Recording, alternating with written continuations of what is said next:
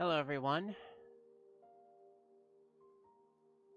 I decided that tonight I wanted to start the stream a little bit early because I want to kind of test some things out and get a couple of things ready to roll.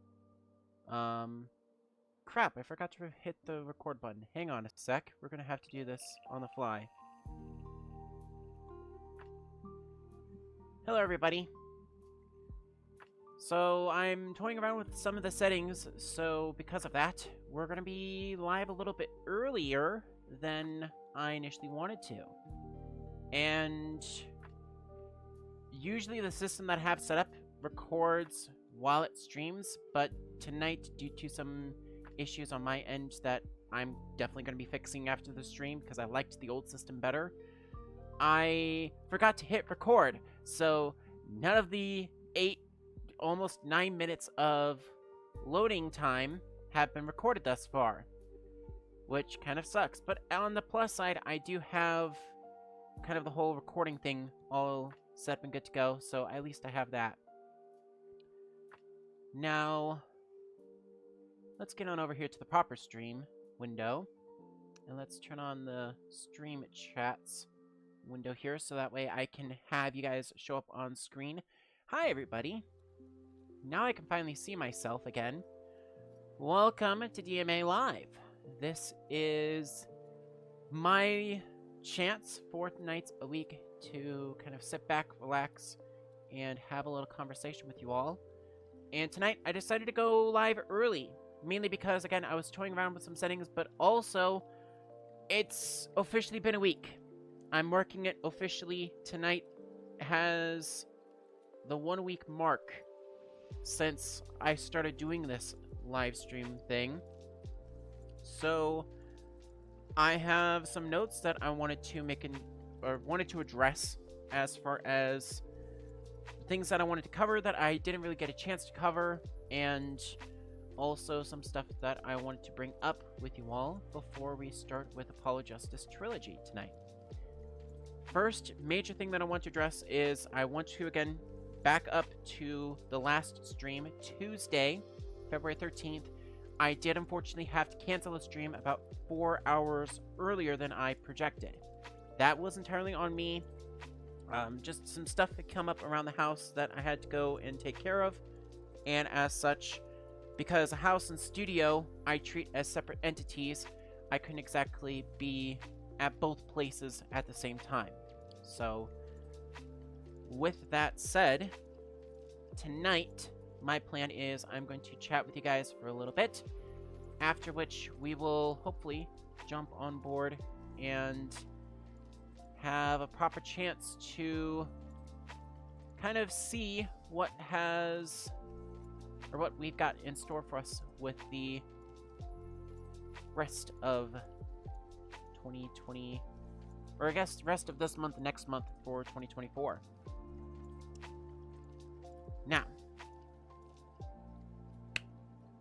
first and foremost that I want to address, beyond anything, is did my ending early screw up anything schedule-wise? And the answer is kinda. My plan was to start episode 3 tonight. And that was the plan for the last couple of weeks, was I wanted to start episode 3 tonight, and the fact that I barely made any progress and had to basically cut my investigation in half was a bit of an unfortunate thing for me. I don't like, and I apologize in advance for language here, I don't like half-assing things. So when I basically came back at like 5 o'clock saying, hey, I'm sorry guys, but I'm gonna have to call the stream here, it kind of hurt. And I took that rest of the night for Tuesday night and all of Wednesday off to reassess and plan things around accordingly, so that way I can get caught back up in a credible fashion and get ourselves back up to my intended place in the Apollo Justice trilogy, which is by the end of this week, Saturday, when I go over to the Sunday stream for Minecraft Survival Sunday, I wanted Apollo Justice Ace Attorney to be 3/4 of the way done. Now, with that said, tonight, I am planning on doing as much as I can, which is partially helping what's helping partially is the fact that I'm going live early. But what's also going to harm me a little bit is because I'm going live early, that means I'm going to be taking a little bit more frequent breaks between now and 3 o'clock, 4 o'clock, 5 o'clock, etc. Usually, afternoons are about the time in which things start getting a little hectic around the studio. And I'm hoping tonight, specifically being Thursday, it's not going to be as big of a deal. So, with that said, let's talk a little bit about the plans for the rest of this week. It is my goal to at least finish Turnabout Corner tonight. My plan for that includes Trial, Former, and Ladder of Day 2, the Investigation for Day 2, and then the Trial for Day 3. That is 4 parts. Each part, I would say, takes about an hour, hour and a half to complete. So assuming best case scenario, 2/3 of the stream is going to be the rest of Turnabout Corner. Then, Turnabout Serenade actually has 5 parts. But again, because of some scheduling that I have, my initial plan tonight was I was going to go through Day 2 Investigation and then start things off with Day 3 on Saturday, since Saturday is going to be kind of a up-in-air shorter stream. If I have to, and this is a major if, red flags are clearly going to be up here for this. If I have to do an extra stream tomorrow to catch up to that point, which is end of Day 2 for Turnabout Serenade, I will come back live on Friday. And I will just get that done and over with, and then we'll call it there. I'm not going to post any notifications about it, so just kind of keep that in mind. I will make a note as well if I'm going to be doing a Friday stream or not, but assume right now that regardless of what happens, the balance of Turnabout Serenade is going to be played out in its entirety by Saturday. So I have, technically, 3 days to get through the rest of Episode 2 tonight, which again could take anywhere from 4 to 6 hours through Turnabout Serenade, which again takes another 3 to 4.5. Because again, I'm just kind of softballing here based off of what I know each segment usually takes. About an hour, hour and a half. Last night, the one segment for the one investigation took close to 2 hours, and that was mainly excluding the startup time, which took about 5-10 minutes. The 2 intermission breaks, which took about 10-15 minutes each. So, keeping those in mind, that kind of levels out to be more about the hour and a half mark. So, judging based off of that, and then Turnabout Trump actually ended up taking about 3 hours, which was an hour and a half per segment, which was almost perfect. So, keeping both of those in mind, I have every reason to believe that I should be able to at least get Episode 2 done tonight and possibly start Episode 3. Now, wherever I get to in Episode 3, my plan is to finish the rest of it on Saturday at the very least. So that is the goal. That's the plan. I'm sticking to it. And yeah, I think that is about it. Do I have any comments in the chat before I transition over to AJT? No, I do not. Alrighty. So, I do also have a couple other things that I need to make a note of. And I'm gonna, yes, too much turnabout, not enough Trump. Trust me, that was episode 1. So, a couple things I want to address specifically before I get started. 1, streams for DMA VODs. I do have them uploaded finally. I do not have the thumbnails though. And I tried to contact my editor this afternoon, and unfortunately, they're not going to be in again until Friday.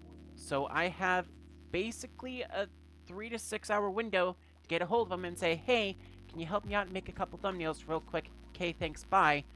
Otherwise, yeah, those might get pushed to like Monday or Tuesday before they're public. But that's the plan, is I'm going to try to get those public onto the YouTube channel. At this point, since it would be past the week mark anyway, it's too late for me to put them on Twitch, sadly. I'm planning on getting everything caught up to YouTube at the very least before I go and start posting VODs on Twitch. That's just how the cookie crumbles, and as much as I hate having to just keep things exclusively on one problem, yeah. That's exactly the way things are. You hear static in the background, goodness. Well, all that static in the background should just be what little music I've got going on here. Let me take a quick listen here real quick. And I will see. Okay, got it. Okay, got each.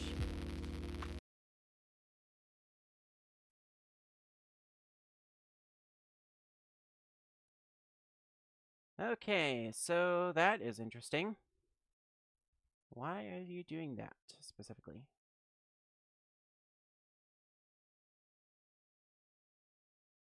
Is it because I did something wrong?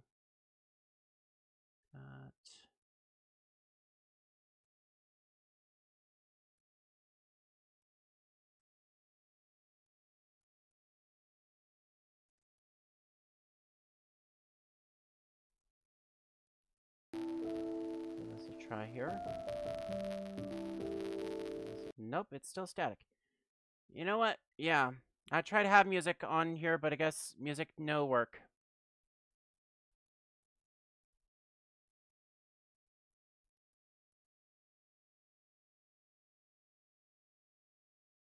That is frustrating, but, you know.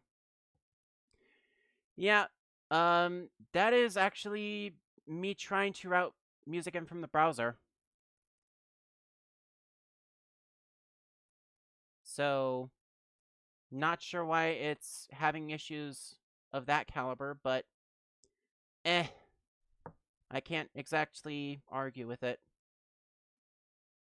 Anyway, where was I? Yeah, schedule for the rest of this week, just to kind of recap briefly, because I completely have lost my note here.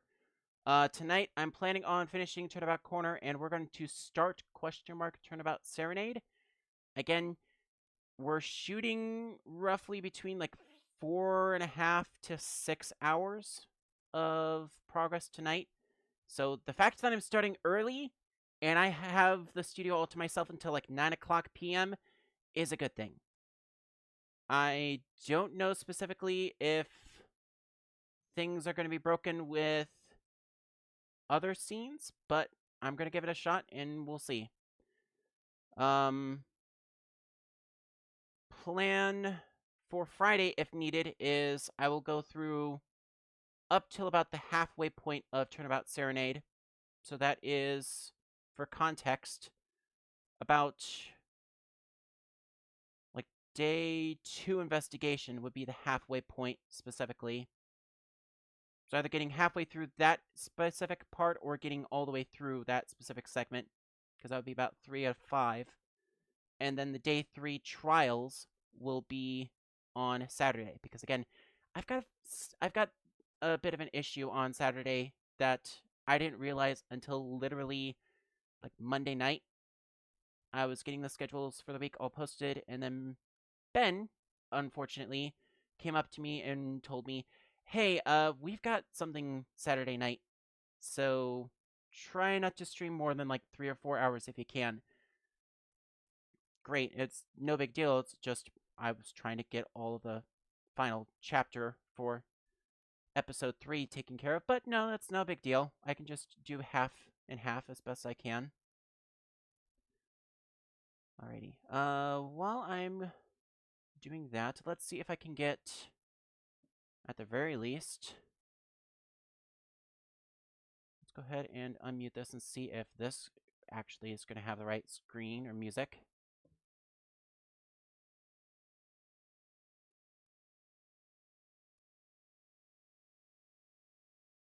Ah, I remember what I did wrong.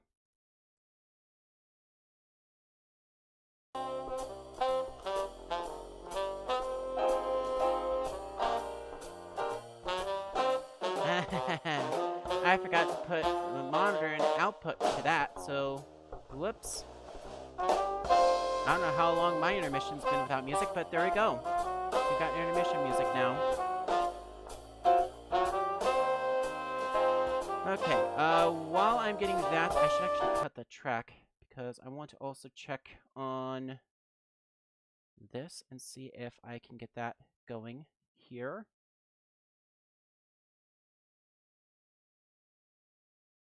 While I'm getting this all set up, I do have a couple other notes I'm going to make. Again, just restate, VODs from last week, February 9th through the 13th, are almost ready to go and will be published once I get the thumbnails uploaded and ready to roll. Streams for the rest of this week are getting directly exported to the DMA VODs channel, and they will be live sometime between now and February 26th. If I accidentally said January anywhere during that sentence, I apologize in advance. It is February 26th. Also, Stream Elements has possibly not been shouting out the incentives for this whole endeavor. So I do want to take a quick second to highlight all of those again. I have 3 kind of incentives that are follower goals for this whole playthrough. They are the 2 bonus episodes from the Apollo Justice trilogy, and those are from the Dual Destinies and Spirit of Justice games respectively.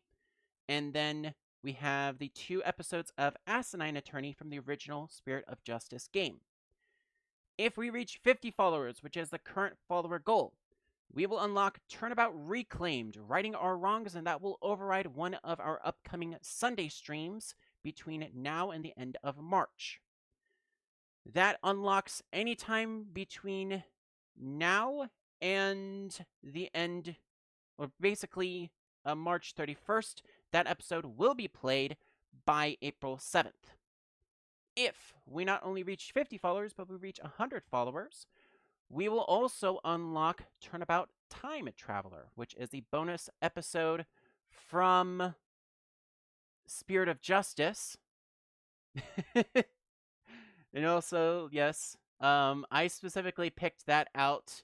So the top left was a Dr. Livesey meme that I actually would like to create as an alert, but I decided against it, but I still had the GIF in my file. And then bottom center is actually from the anime.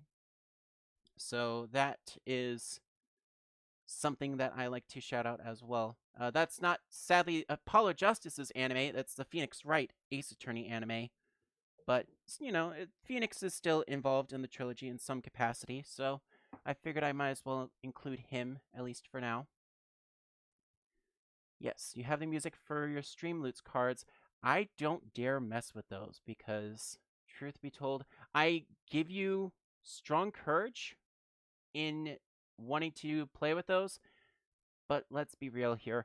It is on brand for me to completely screw something up in that fashion. Alrighty, I want to test some things out here and see if I can at least get some music playing on some scene. So I'll try this out here.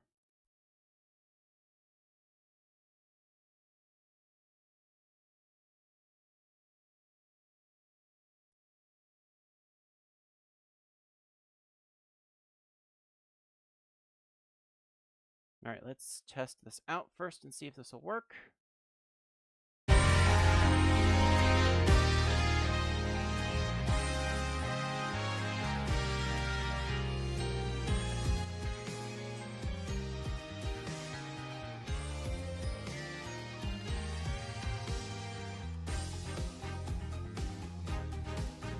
While we are doing that, yes, thank you very much for hanging out, Navasa. We appreciate you tuning in while you do whatever you do. For those of you like Lord Navasa that will like a free on-cast shoutout as well, make sure that you type in !lurk in the chat, and you'll get a shoutout as well. I am setting things up. We're gonna do a quick little sound check and see up.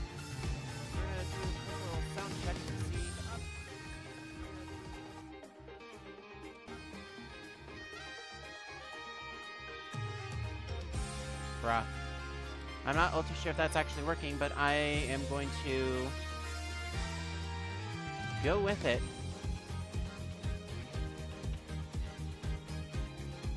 I actually do have... I mean, what I should do, really, is just pull this in here.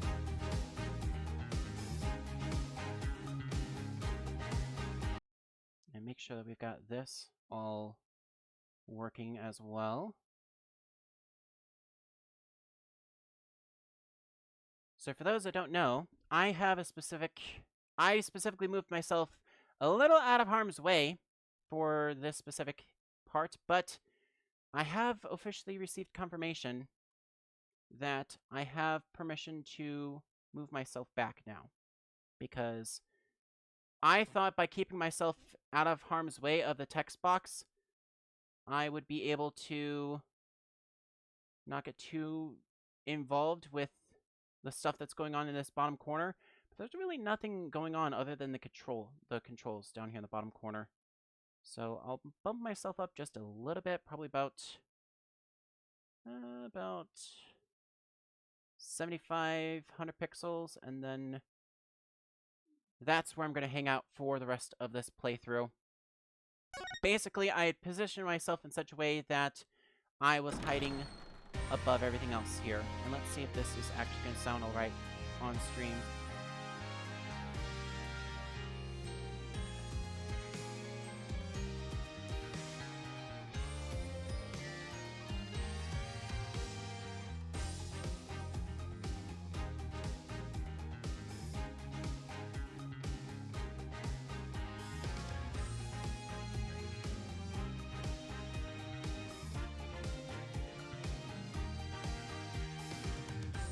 Problem is, I only have one set of headphones to monitor right now because my frickin' earbuds are not working correctly.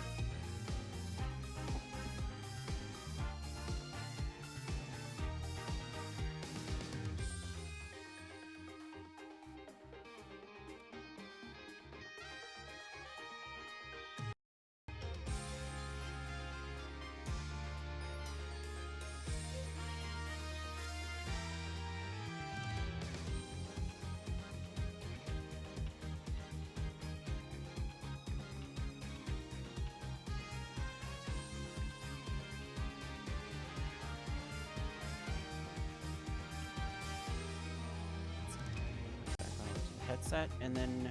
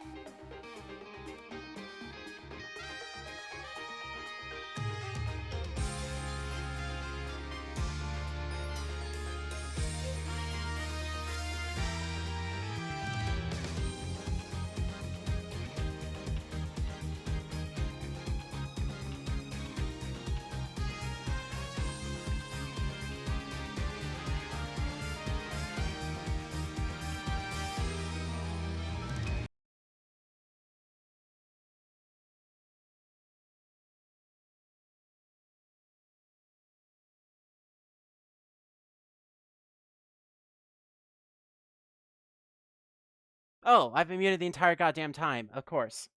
Because I went to go and check some audio. Alrighty.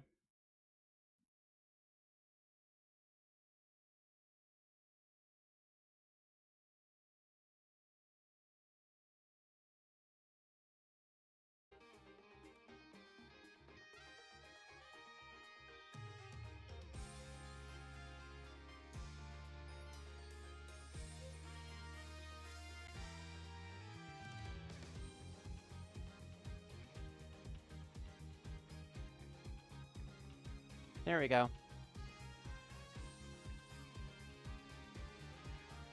Alright, so we should be all good to go now. And I'm going to go and probably break everything again by turning these off, but...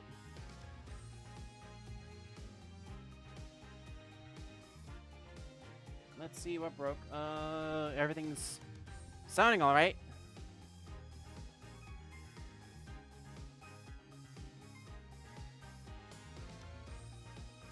Alrighty. So, let's go ahead and finally get all of us updated.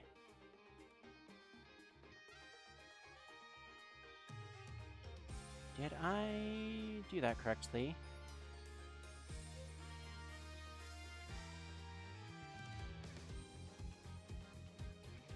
We have cornered into a trial. What game is showing up? Yes. Apollo Justice Ace Attorney Trilogy. Alright.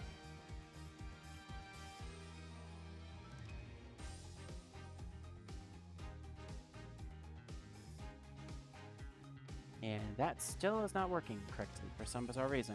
That's fine.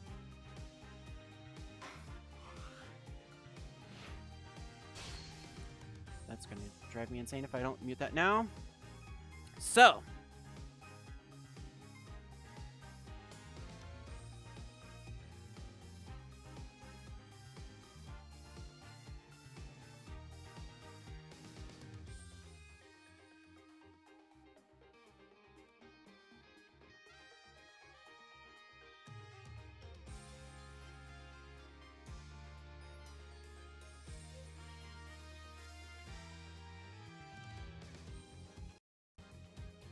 Alright, let's see if I can get this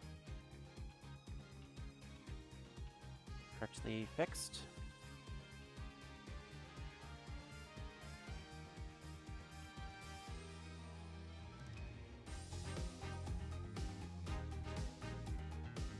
Oh, you know what? It's actually because, no.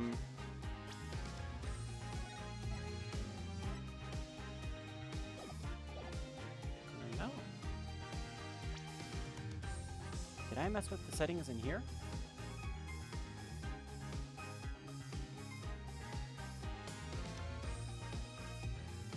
Weird.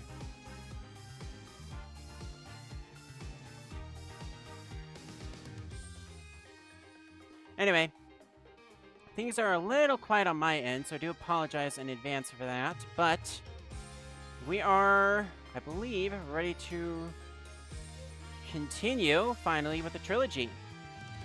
So, like I said, and like I mentioned up at the top, we are finishing Chapter 2 tonight. Come Netherrealm or High Water. Where we left off was specifically Trial 1, Day 1. Right at the beginning of it. So we just got through the first of 5 parts. Now, with that said, at this point, I'm going to impose a please don't backseat because I kind of know what I'm doing, but also I will look it up myself if I really want to know. Other than that, if you're hanging out in the chat, sit back, relax, and enjoy the continuation of Turnabout Corner, where we get cornered right into a trial.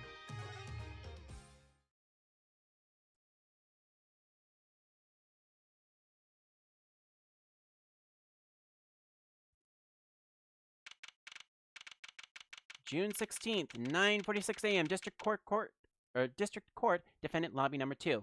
I completely forgot. I need to give you guys a recap for those that missed out on yesterday's stream. And I do have a recap here. I just need to pull it up. So yesterday, in the last part, we had one heck of a day where our new apparent boss, Phoenix Wright, offered us a job to investigate a hit and run that he has become the victim of. He ended up in the hospital, and as such, he most likely will not be in court today. But we did finally get properly introduced to Phoenix's daughter, Trucy Wright, which, for those that know, Trucy is Phoenix's adopted daughter. But I digress. We'll get into that little part of the story at another point. From there, we were bouncing around between People Park, where the whole scene of Phoenix's hit and run ended up with, and then we also ended up dealing with a couple cases of larceny that I dared not go further into, and apparently now we've been sucked into a murder trial. And conveniently enough, we also figured out what happened with most of our other cases in the process. So through some investigations, we find out a number of different things. Specifically, we have Mr. Wright's office, the Kitaki mansion, and Eldune's house, which is next to the Maractus Clinic. I mispronounced that so many times yesterday, so I do humbly apologize. I will try to get that right, but I will most likely F it up again tonight. So, our victim is the doctor of the Maractus Clinic. I need to forward on over here to this. It is Pal Maractus, age 46. He died between 10:15 and 10:45 p.m. on June 14th. This is, of course, the 15th, the day following. Or no, 16th. Yes, 16th. I'll get the dates yet. He died from damage to the brain resulting from a bullet wound. Points of interest, he had, obviously, a bullet entered from the right temple. We also discovered that Wright still has some fingerprint powder left over from an old friend of his years ago, and we got to meet her, now Detective Emma Skye. Also, we found the broken mirror that Wright ended up dealing with, and it fits a car that was found in the garage at the Maractus Clinic, along with one of the said items that was stolen. Again, I'm not going to read this out. Feel free to just read it for yourself. We also found the cell phone underneath the car, and where the body was conveniently enough Mr. Eldune's noodle stand, the third and final item that was stolen. Again, this was item number 2, but that was found in a trash can at People Park. We also allegedly found this knife known as a shiv that was found at the crime scene, and it bears the prints of our client, Walkie Talkie. Yes, I kid you not, I almost burst into laughter because I almost saw this coming. Walkie Talkie is the heir of the family empire, and yes, the family itself, Winfred Kitaki, is the 4th boss of the Kitaki family, Walkie's father, and yeah, don't ask anything else about him because, honestly, I don't know and I don't really care to know. This is Emma Skye. This is the prosecutor, Clavier Gavin, who is also the spitting image and younger brother of our former boss, Mr. Gavin. Comically enough, he's actually my age, which is shocking. I didn't actually realize that until just now. Alita Tiala is a fiancé of our client and was a woman who requested that we defend her. Guy Eldune is the proprietor of Eldune's Noodles, which, of course, we found his stolen stand where the victim's body was. Plum Kitaki is a wife to the 4th Kitaki family boss. And then Dr. Hickfield is apparently Mr. Wright's physician. Other than that, it's the usual suspects, Trucy and Phoenix Wright, and then ourselves, Apollo Justice. So, I think that mostly catches everything up. Let's get right back into it. Huh. Mr. Wright's not here today. He said his old foot injury was acting up. Old injury? He was all smiles yesterday. Yes, he smiles when he said he'd be fine, as long as you're there, Juicy. Yes, fine. We'll be fine. Here comes Justice! I started my voice training at 5 this morning. Woo! Do some now, I want to see! Here! Huh? Oh, okay. My name is Apollo Justice, and I'm fine! That sounds more like a self-mantra than voice training. I'm fine, I'm fine. You know what I'm saying?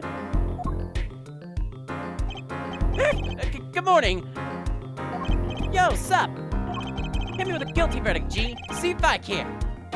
You just hang loose and let things go with the flow. You know what I'm saying? Not really. Walkie, don't be running with your mouth like that over here. See? That's the difference between me and you, old man. I ain't afraid of no cops. Real G's can't keep it real until they spend some hard time in the pen. You have absolutely no idea what you're talking about. Sounds like they've both been voice training too, Apollo. Worst fears realized. Trial starting and I still haven't had real talk with my client. June 16th, 10 o'clock a.m., District Court, defendant, not the defendant lobby, we were just in the goddamn defendant lobby, courtroom number 4. Oh, I love this courtroom. In fact, next game, we're gonna have a blast in the courtroom. I'm getting ahead of myself. Anyway, court is now in session with the trial of Walkie Talkie. The defense is ready, Your Honor. Ready to walk an oath, there, Judge. Ah, it's him! The guy from yesterday! He's a prosecutor? Mr. Gavin's brother. Long time no see, Prosecutor Gavin. Were you taking a leave of absence? You know that little band I started in my free time? The thing is, we go to the popular. Hard to say 9 to your fans when 3 of your singles go platinum, yeah? I see. But to be honest, I was a little concerned. I fear that you might still be distraught over that one trial. Not to worry, Judge. I wouldn't have missed this day in the court for the world. It's worth it no more than my VIP passes to one of my concerts, yeah? How could I pass up a chance to see the true stake of the little boy who bested my brother? It's worth canceling a show or two. Understood. You may give your opening statements to the court. Before that, I was thinking, is the air in this courtroom not a bit serious? Well, it is a court of law. That's no way to get the crowd jumping, Judge. They're not supposed to jump. This is a courtroom. Octone, baby. Today we play it my way. What's that noise? Sometimes you have to get on the up in order to get down. The prosecutor. Crazy. Ethan Talamaractus, director of the Maractus Clinic. The scene that people caught was found pulling a noodle stack. What in the world was a doctor pulling? What in the world was a doctor doing pulling a noodle stack? Yes, I believe you will only find that out by asking the defendant right here, right now. Because it's an undeniable truth that he shot the victim. What do you mean, undeniable? You ought to glare at anyone there, Judge. Glance at the punch in the defendant's chair. This crime was witnessed quite clearly. Very well. Please admit this witness to the court.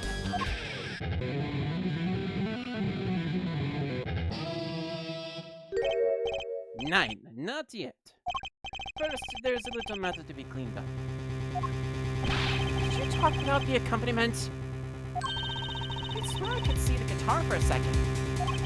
What is it, Prosecutor Gavin? The motive, Judge. Why did the little one do it? Why did he kill the director of the Maractus Clinic? Objection! Objection! Not so fast. The defendant doesn't have to explain that. Oh? But what if the defendant specifically requested him to do so? And he did this morning. I want to give a shout out to all my homies. What? What is right? You always say that on stage. You should hit the crowd with speed and ferocity. Sounds like it got you good, huh, Polly? Well, this is highly unusual, but the court will now hear from the defendant concerning his motive in the crime. Oh boy. Here we go. Hang on a sec. I need to move this over. There we go. Alright. Sorry, I had to move something over real quick. Had a bit of a notification pop up randomly and ended up causing some screwy-ass situation with my setup. There we go. Alrighty. Anyway, back into the game. So, you, son, are the defendant Walkie, are you? I ain't your son, old man. You step to a Kitaki, you best be prepared to step strong. If you step to a public official, you best be prepared to step into a jail. Try to get into him. Walkie sure has guts. It's not his guts that I'm worried about. Well then, the court will now hear a testimony on the defendant's motive. From the defendant himself. Witness testimony from Wocky. Walkie Kitaki's truth. I'll tell you one thing, that doctor was a quacker. Someone had to show him what's right. I was in his clinic about half a year ago. He messed up my old piece of something bad. And then he just lets me go without a word. See you later, bye. So I gotta go in and get another doctor to patch me up again. That was the day I done figured it out. No OG's gonna let that pass. And that's why I went to his pad that night. You know what I'm saying?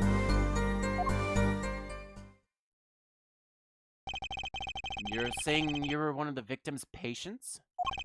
A lot of stuff goes down when you're keeping it real on the street, true that. I'll tell you one thing, that doc was whack. Very well. The defense may begin its Cox's again. Can I please get through this trial without frosting up this text? Anyway. Very well. The defense may begin the cross-examination. I can't believe this is the first time I'm hearing about all of this. Alright. Can I try to get through this without effing up any more of this case? Anyway. Tell me one thing, that doctor was a quacker. Someone had to show him what's what. I was in his clinic about half a year ago. He messed up my up some bet. I butchered that too. God damn it. I should have known. Let's maybe get a little bit more information about that. So, you were a patient at the Miraculous Clinic half a year ago. For what reason? What you might call a mark of honor. Can you explain precisely what is wrong? We had a little run-in with the Rivales family. That's when I pulled a jack move. I ran into an ambush. She busted a cap right at me. According to my sources, you couldn't stand the stress of waiting, and ran in 15 minutes before the appointed time, by yourself. Hey, I was more than a match for those guys. So, you were carried to the Miraculous Clinic from there. Apparently, he was shot in the heart. Shot in the heart, and he's still alive? I can catch bullets between my teeth, but I never learned how to catch them with my heart. Bullet stopped just short of my thumping, you know what I'm saying? It would have been golden if it weren't for that whack doc. Can't even take out a stupid bullet. So as you say, the surgery was a failure. It ain't all of it, Holmes. Then he just lets me go without a word. See you later, bye. Just left without a word? Hold on. Hold it! What do you mean he just let you go without a word? What do you think it means? It's whack, that's what. I'm not sure what that means, but it does sound bad. It sounds as though Herr Doctor wished to hide his mistake. This is why he let the defendant go. He's a liar, straight up. He's a badder G than me. So I gotta go in and get another doctor to patch me up again.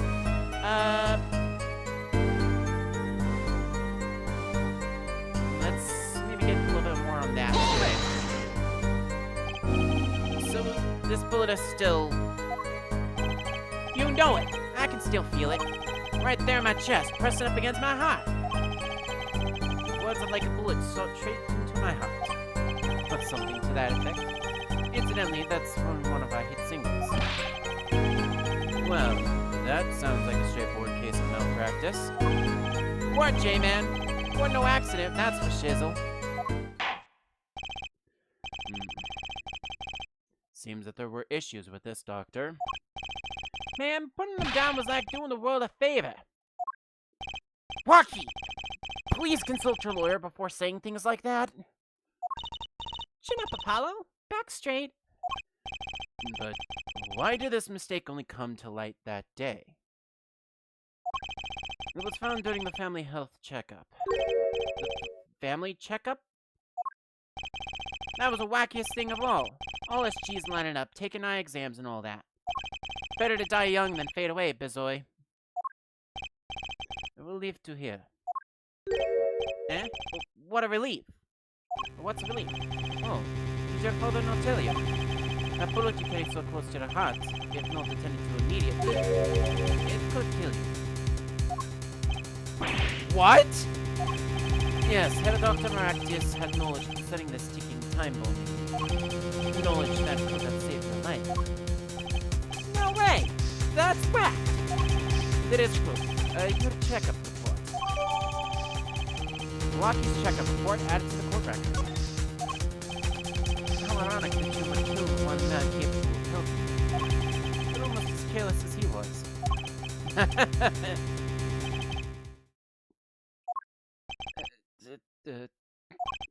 Well, now that the place is hopping, let's get this gig started. Started? We've had enough of a warm-up act, yeah? Time to hear from the witness. Walkie sure is quiet all of a sudden. A little uneasy myself. Is this Gavin's strategy? Apparently. Okay. Interesting. So, you want to tell us your name and occupation? I don't know how to voice this character, but sure. Oh! Okay. It's a shot.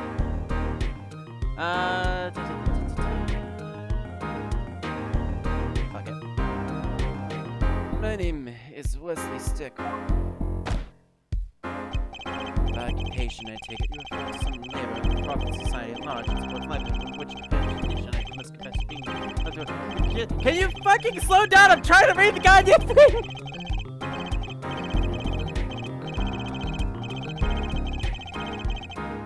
Objection! Can you fucking slow down? I'm trying to read here!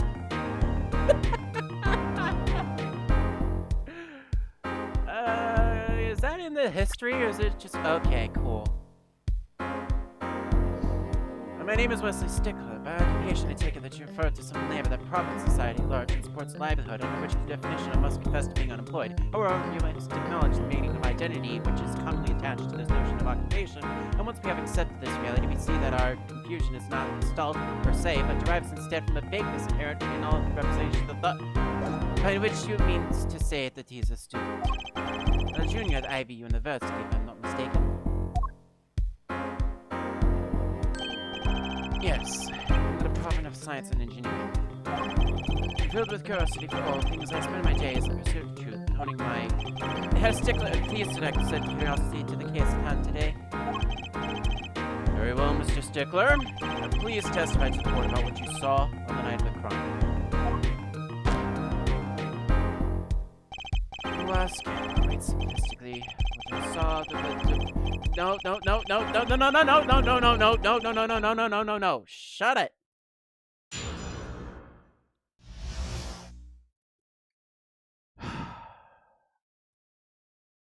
I'm gonna have a fun time with this character, aren't I? I'm just trying to read your effing lines and you keep just rambling on and on. You are no worse than Wendy Oldbag. And that says something. Anyway. You asked quite simplistically what I saw. However, we must understand that Homo sapiens possess two eyes, each of these designed to perceive and interpret data, sending images in the form of signals to the... Fucking hell, he is boring as shit. Again, apologize for the language, but Jesus frosting Christ, that is gonna be a mouthful. Okay, going forward, no more of his rambling, as I'm just gonna babble. When it's actually lines that I can, like, pause and read at, I'm gonna just read those. Otherwise, it's just gonna be babbling for me. That night, I passed through the park on my way home from shopping when I saw them. One man behind the stand, another man facing him. I saw them quite clearly. The man facing the victim was the defendant. His hand held, yes, a pistol. It was pointed at the man pulling the stand. A shot. The bullet hit the man pulling the stand from the front, square in the forehead. Hold the phone. Hold the phone. Wait a minute. Right, Temple. We've got ourselves a winner here, ladies and gentlemen. Was there anyone else in the park at the time? I can say with 100% accuracy that there was not. The pistol was... Can I not? Can I please? Can I just please?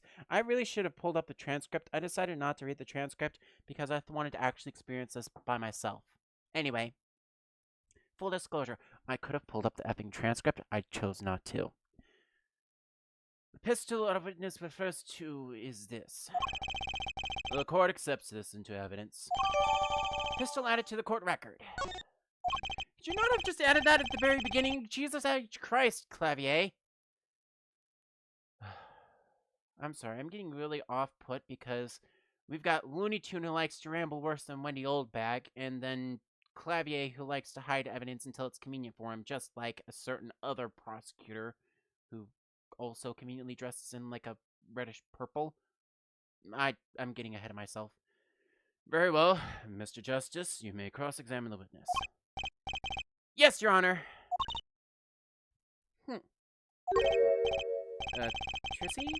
Why are you staring like that at the witness? That man. I can't help but feel I've seen him somewhere before. Huh? Okay. Well, we already know what happened here, so I'm just gonna skip ahead to the part where he managed to blah blah blah blah blah blah blah blah. Can I please get to the fifth statement? I don't want to hear this epic rambling again. Alright. We already know he said it's square in the forehead, and we already know that's not correct because we actually did the smart and confident thing and actually read the effing autopsy report first and foremost. So to that I say, objection! Whew. That's all of it. I think I have a chance. Is that you relaxing? I see, Herr Justice. Huh? Oh, objection! Once is quite enough, Mr. Justice. Apollo, pace yourself. This trial's not over yet. Right. Look at this. Autopsy report. Is there a problem with the autopsy report? Right, a problem. Problem. Yes! The problem is the location of the entry room. Location? You testified that the killer shot the victim square in the forehead, did you not? I have already determined the angle. Allow me to explain. It is quite simple, really. First, understand that when I say square, I speak not of geometrical attributes. What I do mean by this, for example,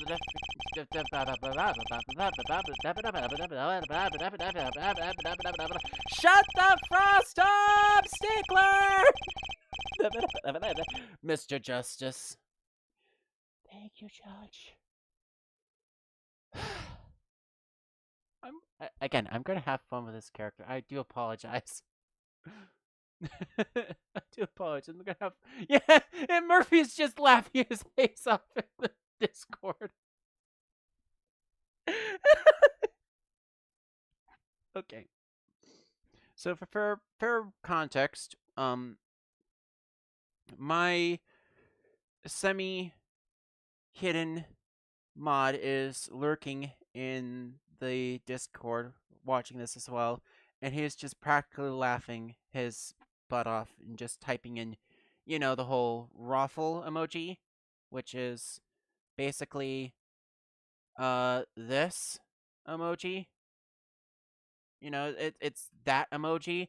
He's just typing that in my DMs, and it's I can't even tonight. So just 13579 this crap, and let's get on with it. Mr. Justice, yes. Was your objection to these krypton particle things? You caught the krypton particle things? I didn't even catch that. This is big time, and you obviously. Again, this is the big time, and you're obsessed with something so small? You disappoint me. No, I'm obsessed with something big. I mean, there's a bigger, less nitpicky problem here. Do tell.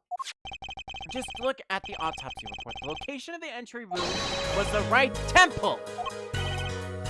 Temple? Mr. Stickler, you said quite clearly that the victim was shot square in the forehead. That's a contradiction. Isn't it? Apollo? Apollo? For one who's usually dressed in red, you sure are effing green tonight. As green as your effing tie. But I digress. It is, right? Finally! Objection! Of course. Herr Justice. Oh, Herr Justice. Yes? Your tactics are outdated. Tried to shake the witness by objecting to stifles? Surely you haven't forgotten the fatal wound your master suffered 7 years ago? He next night, wasn't it? Look, I know the wound was in the wrong place according to this testimony. Yes! Head hit a forehead. Forehead? I just imagine we're walking through the park. You see two men facing each other, one with two silver rings on the other. What would you do with that forehead? Well, I guess I would try to stop them. I'd probably shout, "Stop!" And you, Fräulein? Me?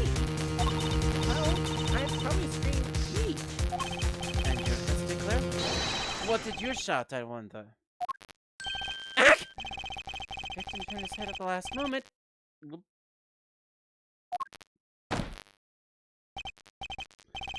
Yes, thank you for jogging my memory. It sounds like an addendum to the testimony is required. Anyway. Night in the park too. Please don't effing ramble again. I don't really want to deal with this again, but anyway, let's see.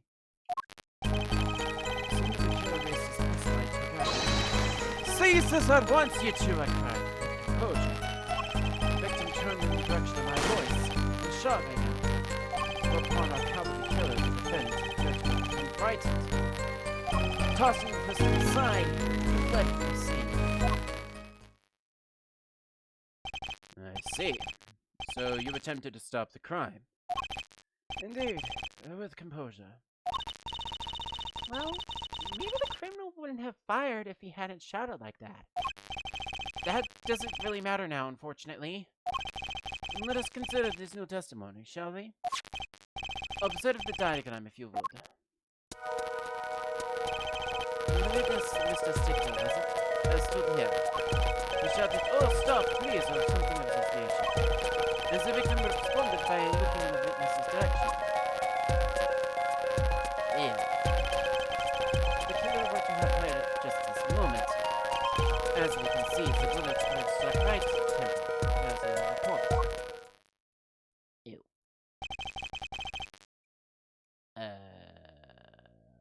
Okay. Well.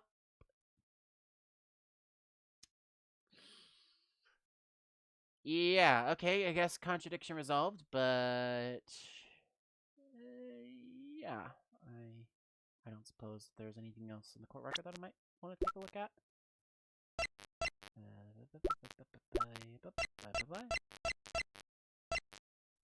Well, that's interesting.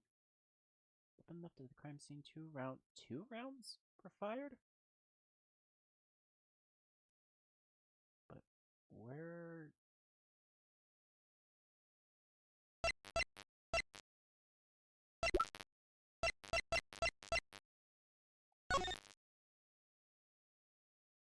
Only one shot, wasn't it?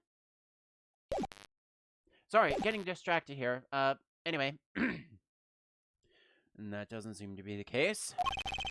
What is the power of a junior in Ivy University's Department of Science? Very well, Mr. Justice. You may cross-examine the witness. Yeah, I'm still a little bit hungover a certain thing.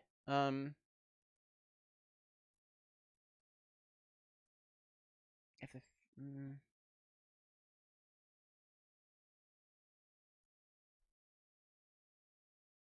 As soon as the killer raised his pistol, once he had private composure, the victim turned in the direction of my voice, and a shot rang out. A shot rang out?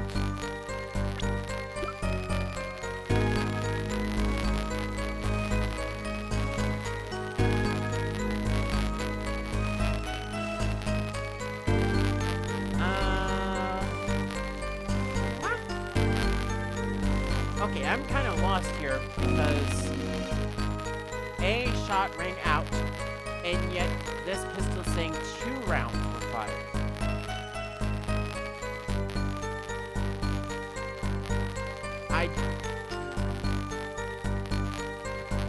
According to my notes, this is not the right thing to press at this time. There is something else I'm supposed to be pressing instead. But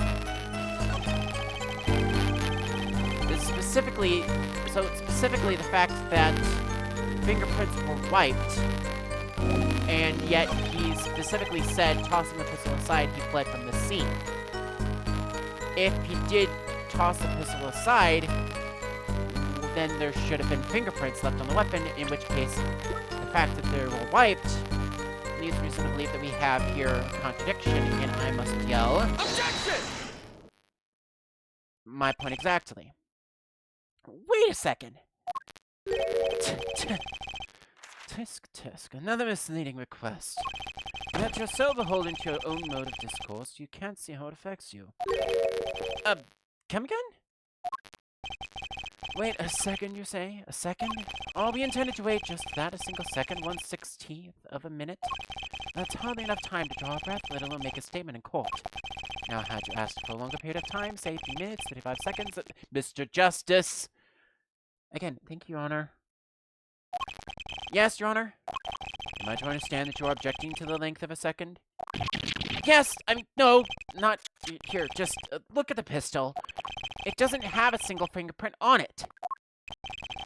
Common ploy made all the more common, I fear, by the prevalence of television. Criminals these days are loath to leave fingerprints.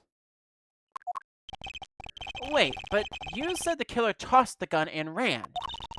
That's right. He didn't have time to wipe the gun for prints. The little ghost tickling into the university student. There's a song in there. I'm not little. Little that sings like a dog, shall we, Fräulein? Huh? Whether the killer, the defendant, was wearing gloves. Gotta admit, I didn't think of that, Apollo. You didn't think of that, Trucy? I'm not even the one that's in the courtroom, and even I know it's most likely doubtful. And we know this because of yesterday's investigation. Could the killer have been wearing gloves? Probably not. Because, again, the record of the murder weapon is very clear about one thing. The fingerprints were wiped, which means some trace of prints remained, which contradicts your testimony. If everything happened as you say it did, he wouldn't have had time to wipe the pistol.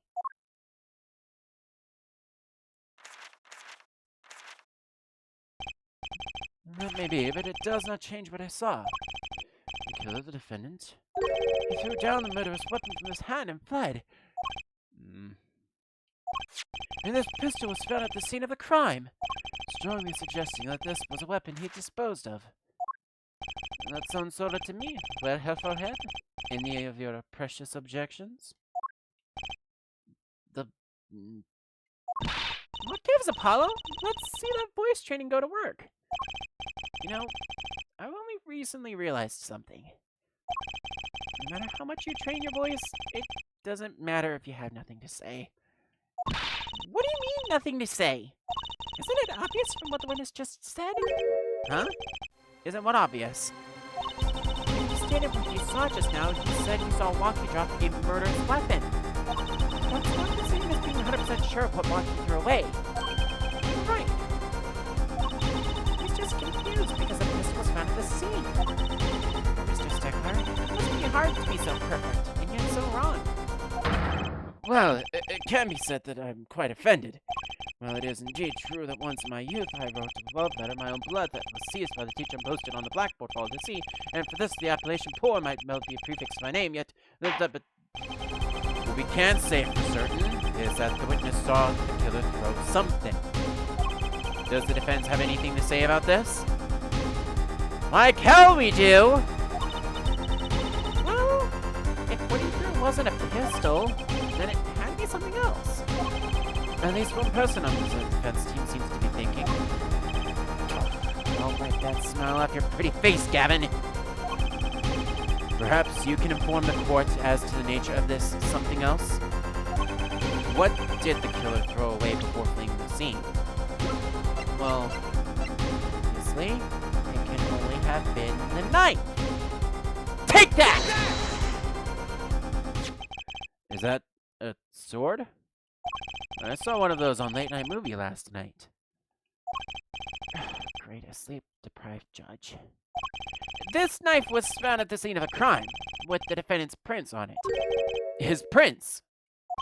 This single piece of evidence proves two important things. One, that what the defendant threw down wasn't a pistol, and two, that the defendant wasn't wearing gloves. Indeed. Oh, her forehead. You're forgetting two other things you've just proven. Huh? One, that the man you saw was the defendant, Mr. Walkie Kitaki. And two, that the defendant was holding a knife to attempt upon finding the victim. Oh! Indeed. Gavin is a lesson here. This court is of the opinion that our witness is fond of making assumptions. In that light, I believe it would behoove us to hear about what really occurred. With less assuming, please. With less assuming, please. Make that a little bit more assertive. As always the same with you people. Mark left the house on foot, and 5 minutes later his brother left him after him. How long would it take for Mark's brother to catch up to him? Assuming that Mark never had to stop for a traffic light. Assuming, yes, that's what I said, assuming. As if that were a probable situation at all. Yet here you are assuming that my assumption is no better. Ahem. What this court assumes is that the witness will testify as to what happened after the shot was fired.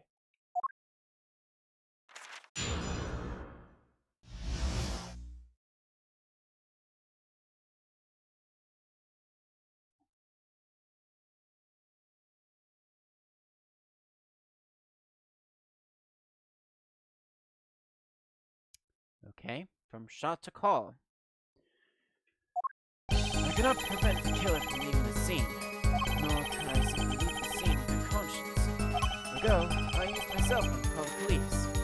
When the police arrived at the scene 10 minutes later, I saw no one else. So why didn't you chase the killer? It was, as you say, a killer. Of course, I could have run him down, yet what would he have done when cornered? It certainly takes more than an aptitude for solving quadratic equations to know that. Did the testimony earlier not prove the defendant's presence at the scene? And do we not also know now? And do we not also now know that there was no one else there? It seems clear that what we have is our killer. Does it not? Does it not, Mr. Justice? I better find a way to take this testimony down quick.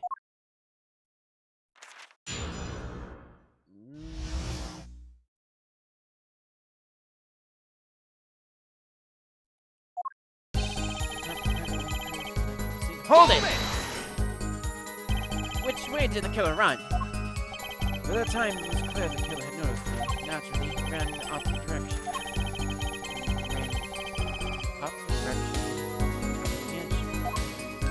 Oh, Tom, don't even think about pointing out that he was going away from his home. All you have to do is move back into the side. Ugh. No, that's where he's going.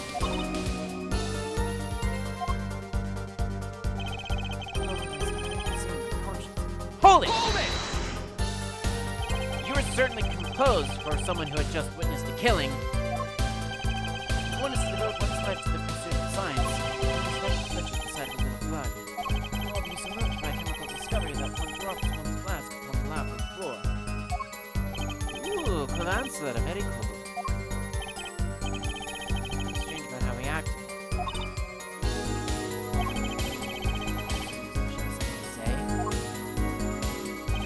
Well, I used my cell phone to call the police. Oh, wait, back up. Hold it! What's your first thought to call an ambulance? It can be said that I had dabbled in medicine. The injury I witnessed named was in the head. That's resulted in death. There was no need for me to call an ambulance. Syllogisms. I cannot English tonight. Approved in 3 parts. Exquisite, simply exquisite. He actually looks like he's going to cry. Until the police arrived, just 10 minutes later, I saw no one else. Hold it! Can you at least tell us in detail about these 10 minutes? I stood in a state of heightened awareness. Anything can happen at any moment. Anyone can appear from any direction. Is that all? Okay. But at all. I saw it all, which is to say, I saw nothing. It was late at night. It's not odd to think there would be people around the park. So, he just stood there watching? Let's go in there. So, if you've got something to say, by all means, say it! Ah! Not a single problem with that testimony. Had enough at last, Jennifer head? I think it's time to back off a bit.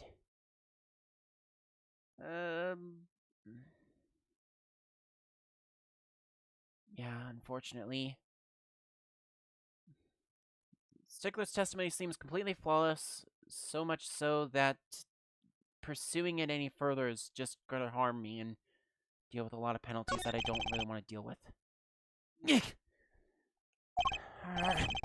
fishy about that testimony at all. It appears there are no objections to the witness's current testimony. There are many number of ways to explain the lack of pins on the pistol I showed you. Perhaps the killer really was wearing gloves which wiped the previous user's prints off. Then after the deed was done, this fell out of his pocket as he was throwing the gun away. A mistake befitting of a small-time punk, in my opinion. No! No!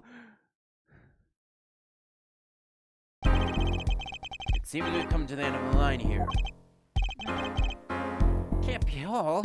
How unfortunate. It seems you would cut out to stand on the same stage as me. Well, you have forehead. I believe this brings the cross-examination to a close. This court will now declare a verdict for the defendant, Walkie Kitaki. Hold it!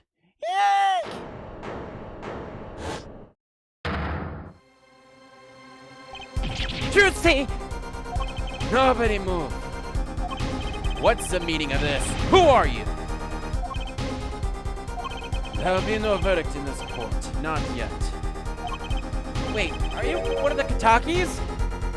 The Kitakis? You mean the notorious gangsters?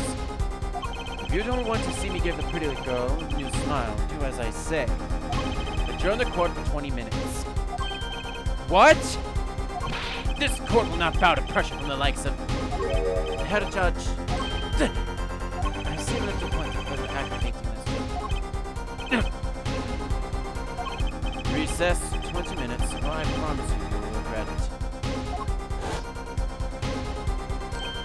Wait! How did he disappear so fast?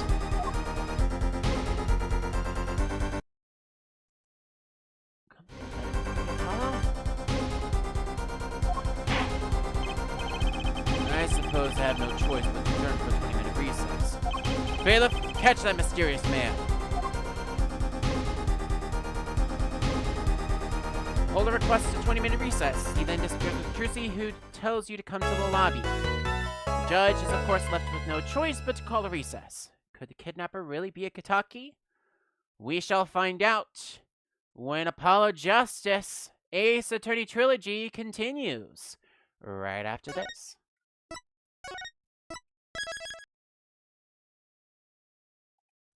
Sorry, I need to actually like properly go onto this screen, and then there we go. Oh, come on, let's not do that. Stop, stop, stop. There we go. Alrighty, we're gonna take a quick little break, the first of probably a few tonight. When we come back, we will continue with Apollo Justice Ace Attorney Trilogy. Until then, I will see you in a few.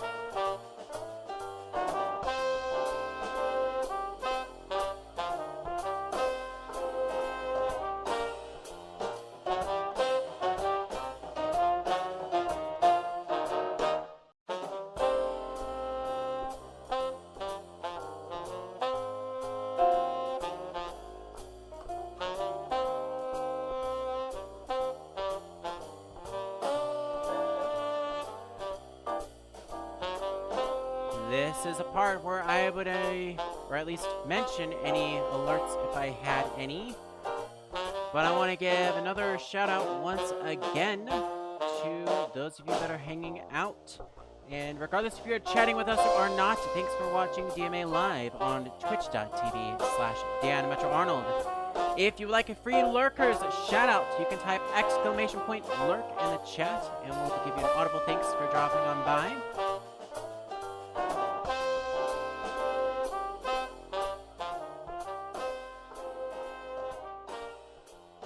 So, we have reached a semi-pivotal point, where this is the second half of the trial for Day 2 in Episode 2, Turnabout Corner.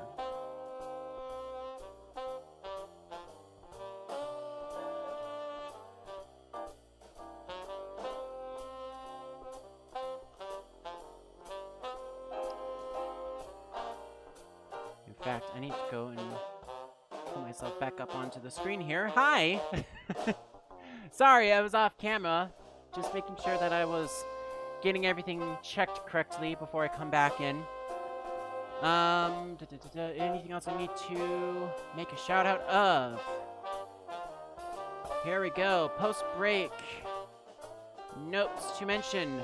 Schedule for the rest of this week. Tonight we are finishing Turnabout Corner as best as we can, and hopefully starting Turnabout Serenade. If we are unable to get halfway through Turnabout Serenade tonight, I will probably do a bonus stream on Friday and get to at least the last couple of segments of Turnabout Serenade, the rest of which will be finished on Saturday. And both of the start times for those events will be 3 p.m. Central.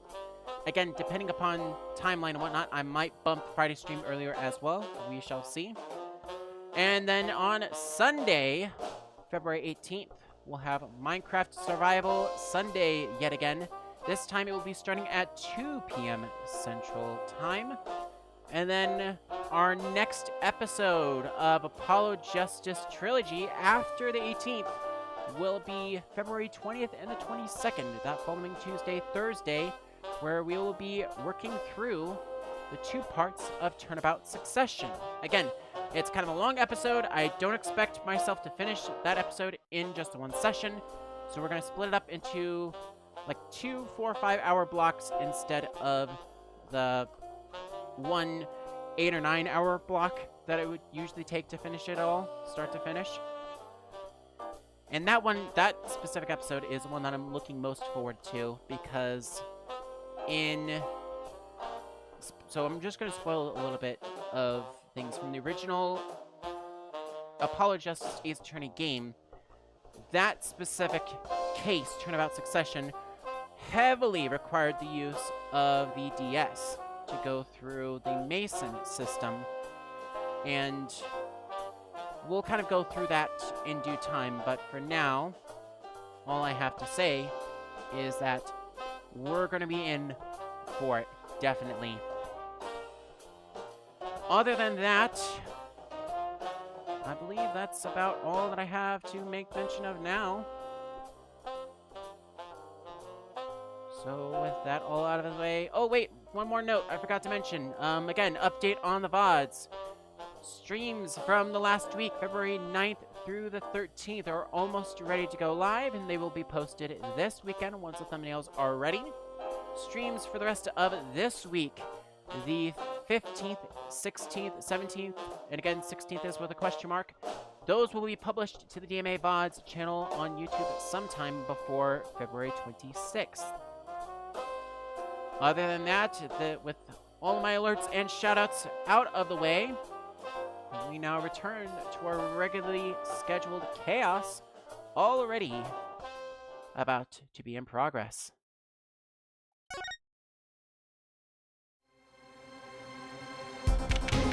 June 16th, 11:17 a.m. District Court Defendant Lobby number 2. Trucy! Trucy! Quick, Apollo. Good show, good show. Trucy, you're okay! I thought... Don't cry, Apollo! good-for-nothing gangsters! There are some things you just don't do! I'm pressing charges! Wait, just calm down, Apollo! Or else...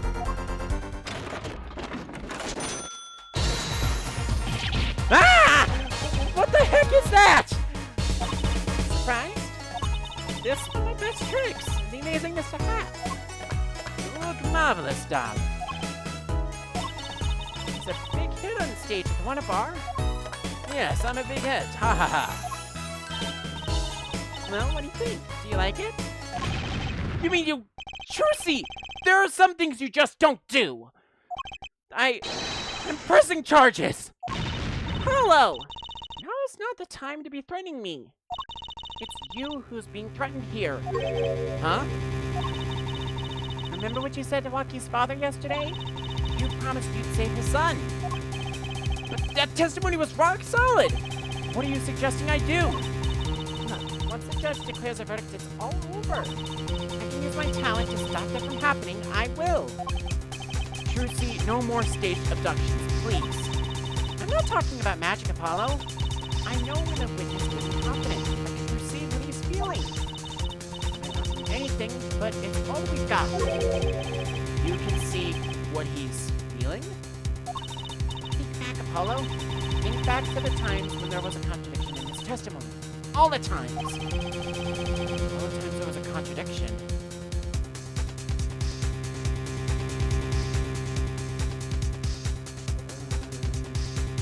Yeah, I think I remember. Them, sure. There were times when you made statements he wasn't confident in. Each time, there was a contradiction.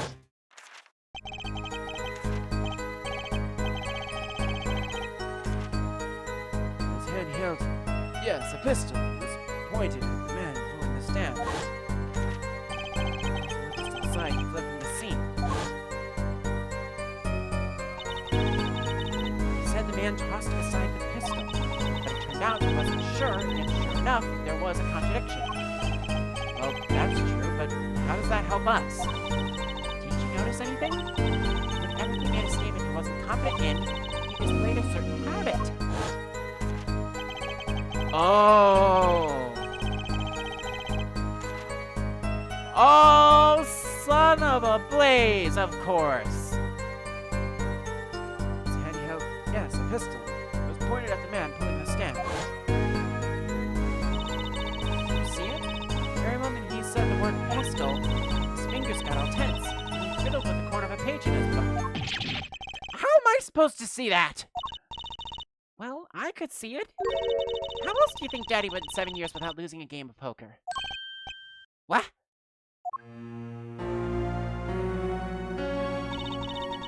Oh, he sat next to Daddy during big matches.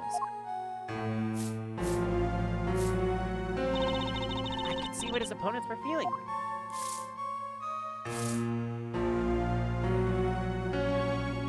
Trucy. You mean that's how Mr. Right won all those games? It's not cheating officially. I wasn't looking at their hands or anything. And I wasn't there all the time either. Danny's quite good at poker after all, but not good enough to go undefeated that long. Great, so he cheated, but what does that do for us? I don't believe this. You have to listen to his testimony one more time. No, scratch that. You have to watch his testimony, perceive the truth. Watch a testimony, perceive the truth? The only thing I'm perceiving is that I'm going to lose. Not true. He said so. He said you have the power, Apollo. Mr. Wright said that? Watch a testimony. See his true feelings. Is she serious? Time's up. Sorry, I can't think of any other way out of this one, Apollo. What was that she said before the trial started? Mr. Wright's not here today? What injury was acting up? Yes, he smiled when he said he'd be fine, as long as we were there, Trucy. Is this what he meant by us being fine? Well, besides, she did avoid one guilty verdict already today. It's time to show this court what I'm made of. Get ready for justice! Let's do it. Apollo, You know, I'm starting to think I can do this. I knew you could do it all along. Oh, one more thing. Huh? Try to cover for Mr. Hat as best you can. I just flew in from the coast, and boy, am I I just flew in from the coast, and boy, are my arms tired. Right. If only I knew. Okay, I think I'm going to bump this down a little bit because I want my headset to be about a little bit louder than the game audio. So just 1 second while I go and fiddle with this again.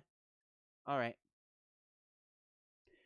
June 16th, 11:40 a.m., District Court, Courtroom Number 4. Again, the one that we're going to have sorry, getting at myself again.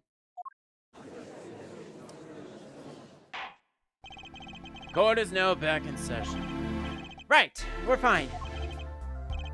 I'd like to say to the young lady standing next to you, Mr. Justice. Oh, you mean me?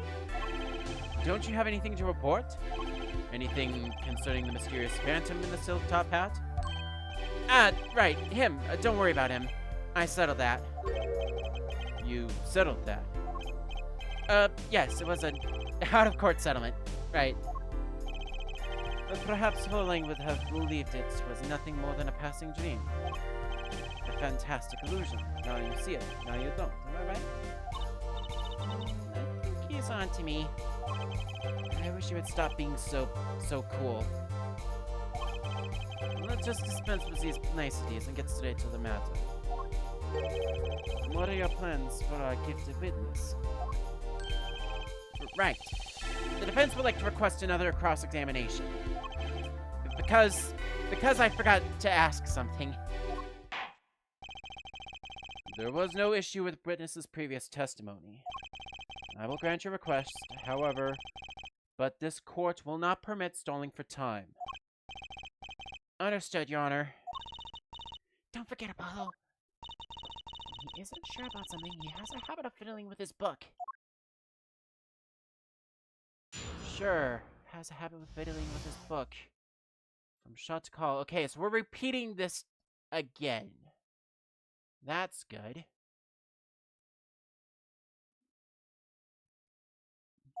Not prevent the killer from leaving the scene, nor can I simply leave the scene in good conscience.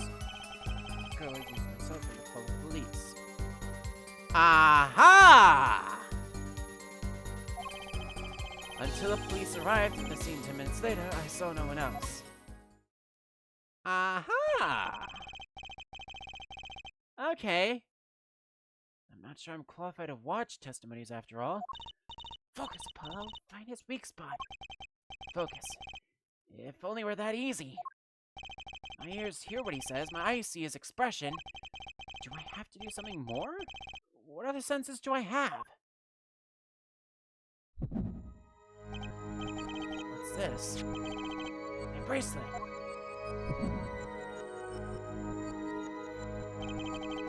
What's going on? The bracelet feels different somehow. I think Daddy was right. You can see it, can't you, Rapallo? You're almost there. Find the weak spot in his testimony. I know this sounds crazy, but my bracelet is trying to tell me something. Alrighty. So now that we're getting this activating, cannot prevent the killer from leaving the scene, nor could I simply leave the scene in good conscience. Go, I used my cell phone to call the police. Hold it! So, you called immediately after witnessing the murder. The police undoubtedly have a record of the call. Why not check with them? Wait, Apollo! This has to be it. Wait, you mean his habit?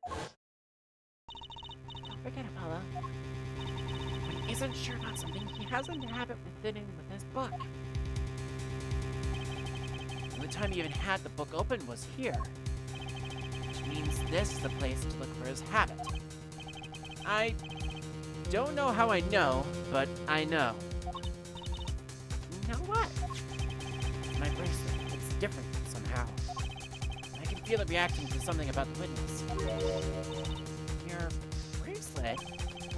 I'm not sure I get this focus stuff yet that you were talking about, Trucy, but I have a feeling that trusting my bracelet is the way to go.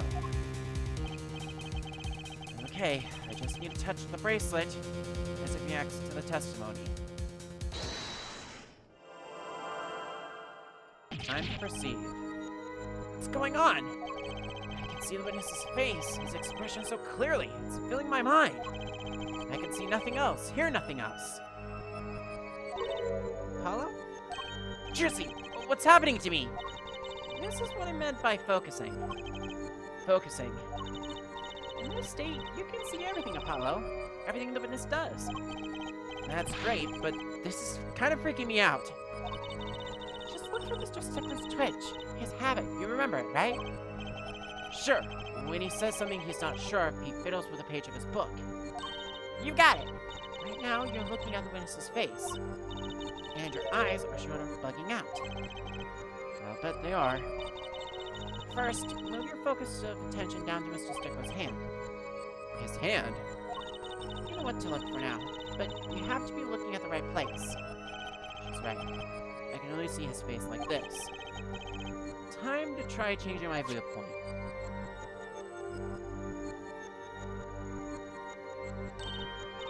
Perfect!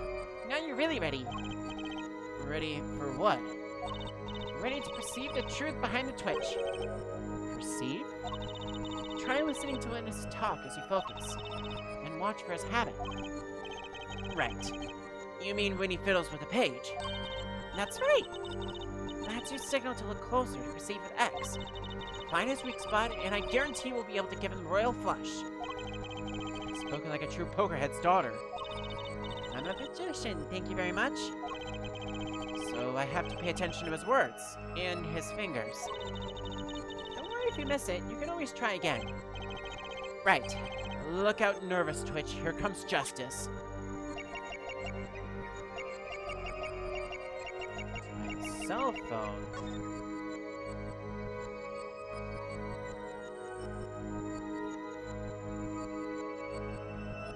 Gotcha! Gotcha! Apollo! That's not... What?! Oh, come on! I was late to that, god damn it! Ah! Frost! If that's not deserving of a scuff, I don't know what will. Used my cell phone. Gotcha! There we go. Used my cell phone to call the police. I was just late on that. Damn it.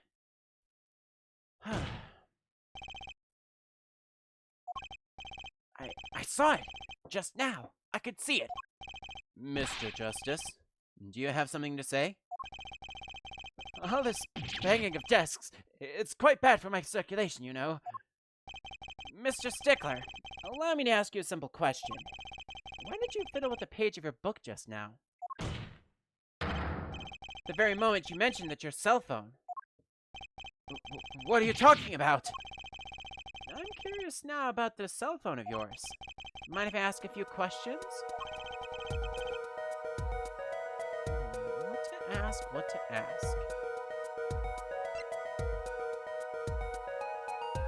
Maybe ask to see his phone? Mr. Stickler, could you please show us your cell phone? Dick! Why? Whatever for? Show me, and you'll find out. Well, I can't. I don't have it, you see. You don't have it? Mr. Stickler, is this your cell phone? Yeah! Where did you get that? That's a phone from yesterday. Look, a cell phone. Someone dropped it beneath this tire. If the car moved, it would be crushed for sure.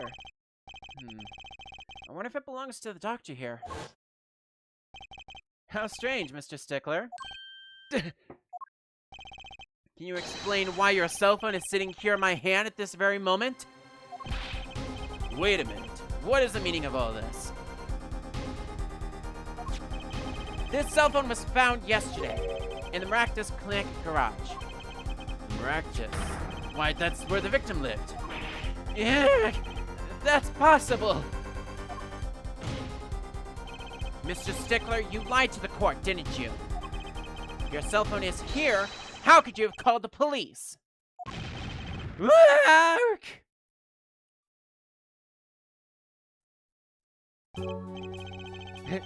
It's true. I didn't have my cell phone that night. That is why it can be said that I called the police from a public payphone. A payphone? So you didn't call on your cell phone after all? Just where was this payphone located, Mr. Stickler? Well, to indicate it with a startlingly high degree of accuracy, it was right around here. That's quite a ways from the park. But why did you lie? Well, there can be only one reason. He didn't want the court to know he had lost his cell phone, because it was found in the victim's garage. What are you saying? Mr. Stickler, you broke into the Maractus Clinic garage on the night of the murder. This cell phone tells all. But that's ridiculous. That makes it sound like I snuck into this fellow's garage to commit some crime. As though I was trying to kill him. Well, Mr. Maractus was killed that night. Well, yes, no. Slang abusing has to be against the rules. Yes, it's true. I lost my cell phone. But you can't prove that I lost it that night. Well, Mr. Justice, if that cell phone was dropped the night of the murder, it does raise considerable suspicions as to a connection with the crime. Now's your chance, Apollo. Connect Mr. Stickler to the crime. Oh, he's already connected enough. I just have to prove it. Well, do I have a piece of evidence that can do the job? Can I prove the cell phone was dropped on the night of the murder? Can we? I believe we can. Of course I have evidence. Ooh, I like your swagger to have forehead. Hit it. The court will see this evidence. Mr. Justice, hit it, as they say. The evidence that proves the cell phone was dropped on the night of the murder can be found right here. Take that! That's a side view mirror. As it so happens, Dr. Maractus's car was in an accident. That took place the night of the murder. An accident? An accident. Happened a little after 9 p.m., just outside People Park, our murder scene. Dr. Maractus's car hit a pedestrian. What are you trying to say? From the absence of a mirror, it's clear that the car was parked after the accident, which means it was parked there after 9 p.m. on the night of the murder. If your cell phone had been dropped before the car was parked in that garage, then it would have been crushed. Essentially by the tire. After all, it was lying on the ground right under the wheel.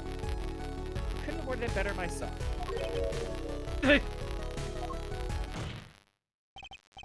Ergo, Mr. Stickler, the only time you could have dropped this in that garage was after 9 p.m. the night of the murder in the park.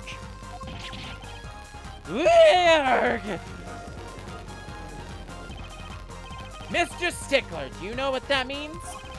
You did break into the victim's garage that night. This is most unexpected, Mr. Justice.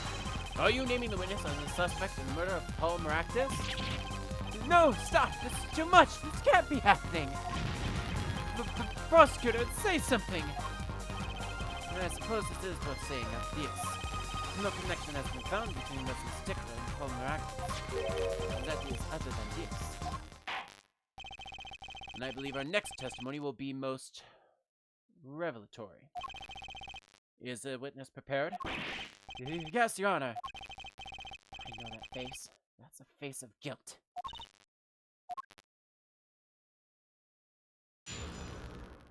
Witness testimony. The Stickler's truth.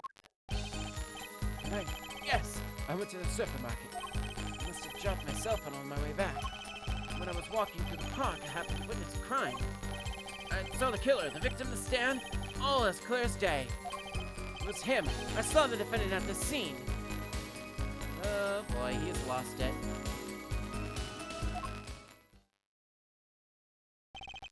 Yes, but your cell phone was lying in a garage. Yes, well, as you can see, my model of cell phone has a defect. It is given to rolling. It's quite a pain when I drop it along the side of the road, you know? Looks like a normal cell phone to me. In any case, Mr. Justice, the cross-examination, please. Well, that's funny. That person didn't react at all during that testimony. His nervous habit must not be acting up. I didn't sense anything either, actually. Looks like you're on your own this time around. Right, no problem. Here comes justice.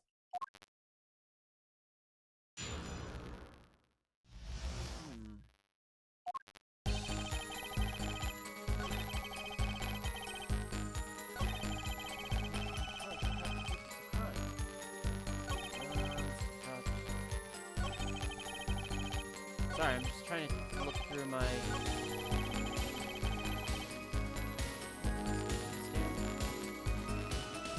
Ooh. Hang on a minute. Hold it! Hold it! Part of the testimony is a key. I know it. Should I press him about the killer, the victim, or the noodle stand?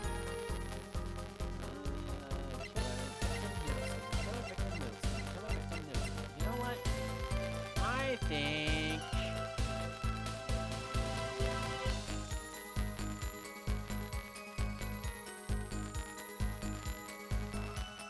Wait a minute.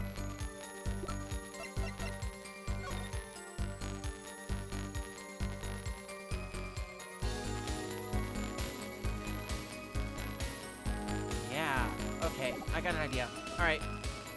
Alright. Full disclosure, I kind of cheated a little bit, but... Do you happen to remember the noodle stand? Quite well, yes. For a student of the sciences, keen observation and healthy curiosity are vital. I remember everything. I could even read the sign. I believe it said, noodle.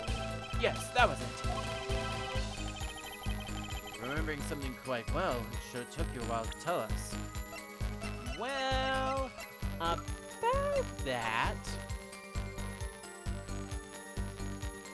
There's the noodle sign. There's Eldum.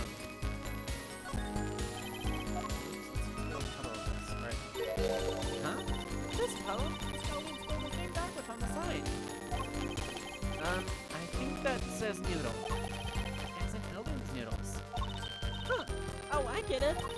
So the name of the store is the same whether you read it forward or backwards. Yeah, I guess it would be. Well, except for the last S. And the store is called Team Meat. Close, but that would be Tame Mate backwards. And what kind of store is that? Why, a store that sells meat. It's not meat unless it's Team Meat. But hang on. He said he saw noodle. And this... Yeah. Remember something quite well, it sure took you a while to tell us. And thank you for telling us that a noodle stand sells noodles. Very enlightening. Well, Mr. Justice? What about that sign? Could that be important? Very. So the sign on the noodle stand said noodle. It appears the defense has just obtained a vital piece of testimony. Is this noodle stand's broth really that delicious?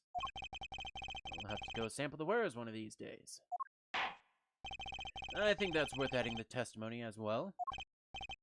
I have a sort of noodles that sells that can't match up to IVU's cafeteria. Some applied to the school merely for a taste of our smart noodles. Well, I wouldn't mind a taste of that myself. You know.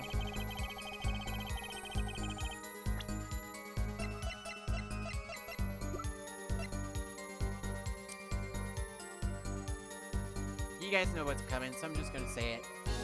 Objection! And you're absolutely sure the sign read noodle? Why, just last week my professor offered me this praise. At least you have good eyesight, Stickler. I'll give you that. It read without a doubt noodle. I see.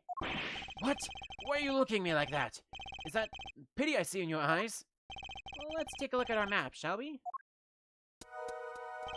So you're claiming that when you saw the sign, you were standing here to the south. Although it would have been hard to read the sign from this spot. You think so? Mr. Stickler, I'd like you to please take another look at the stand and carefully read what the sign says.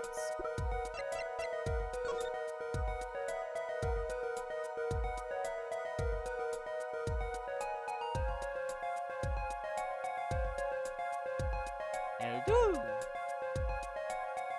Eldos. Eldons.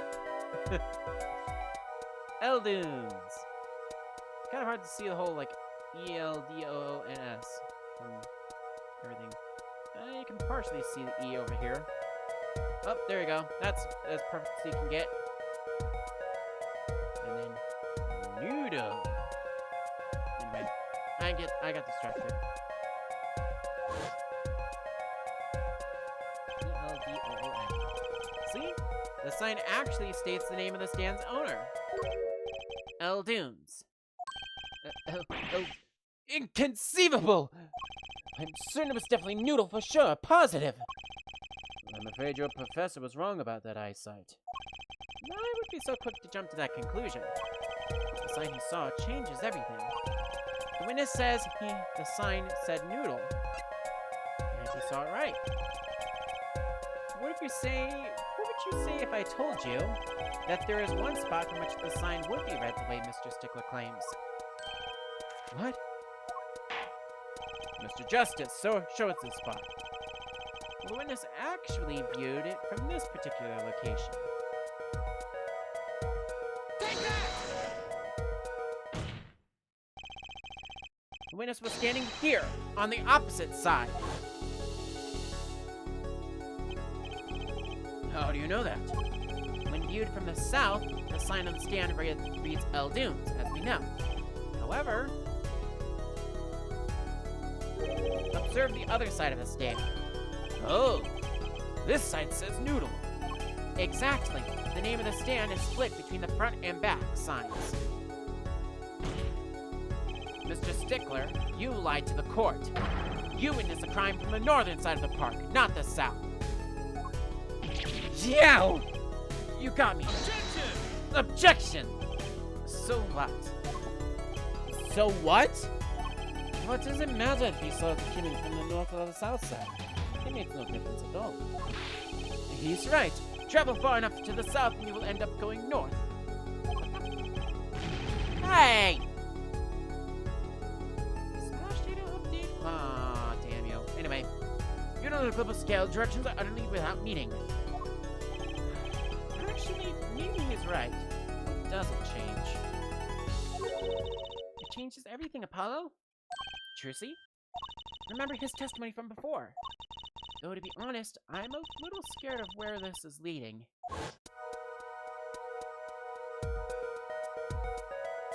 Oh yeah, hang on. The killer and the victim are facing each other here. And at the moment the killer raised his weapon, Mr. Stickler shouts. At which point the victim turns his head to look, and the killer fires his pistol. Bang.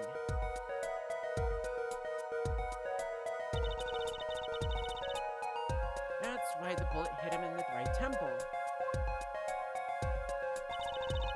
No contradictions, right? Right. But if Mr. Stickler was standing on the north side of the park, that reversed the whole scenario.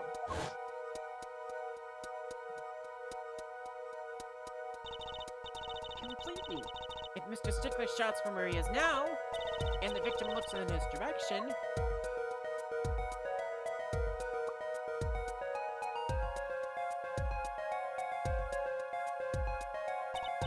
the bullet would have hit his left temple.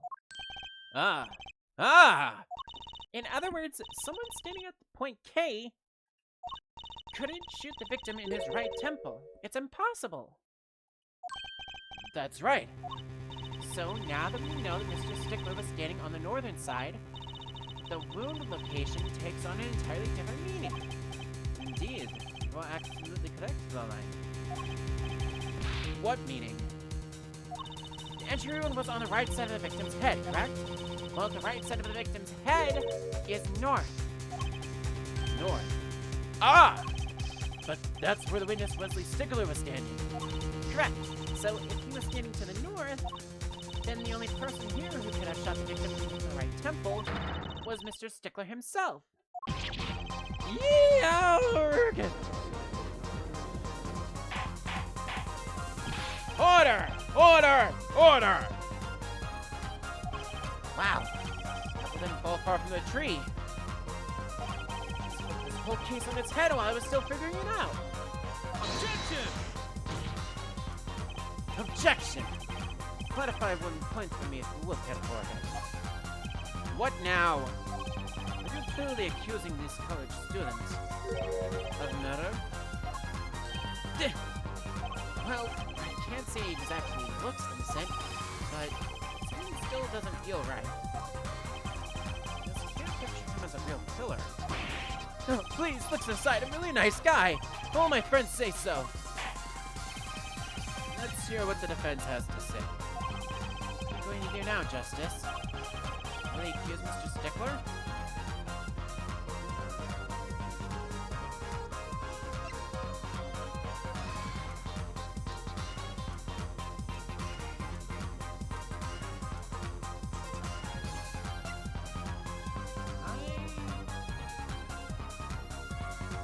Okay, I like to think that he's guilty, but not a murder.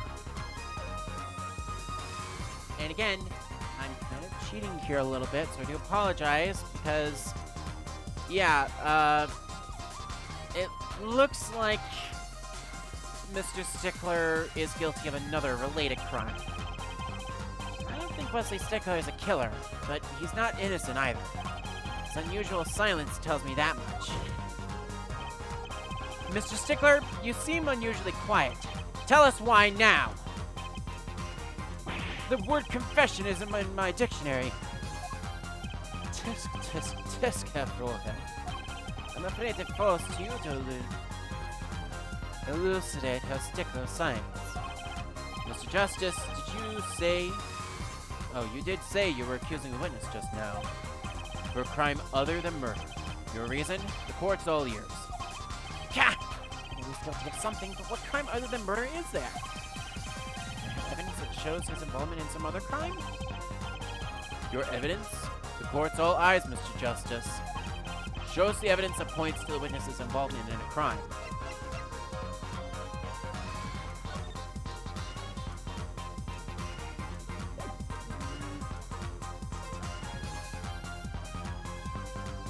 I don't know why, but it says to present these, but...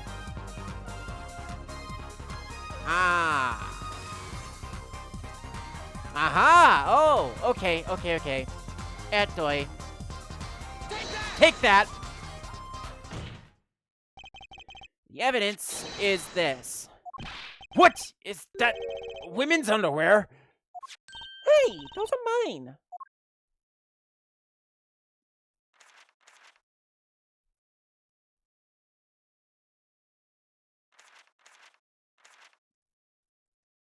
Really? No reaction at all?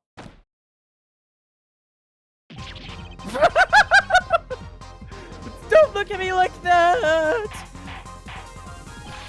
Order! Order! Order! Mr. Stickler!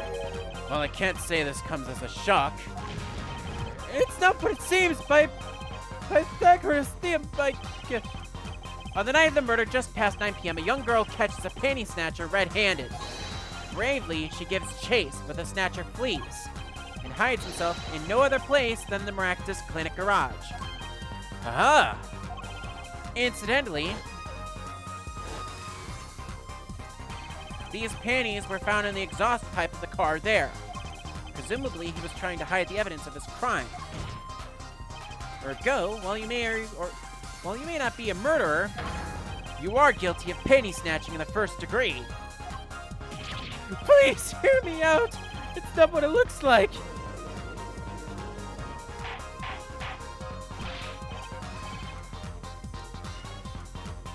Order! Order! Order!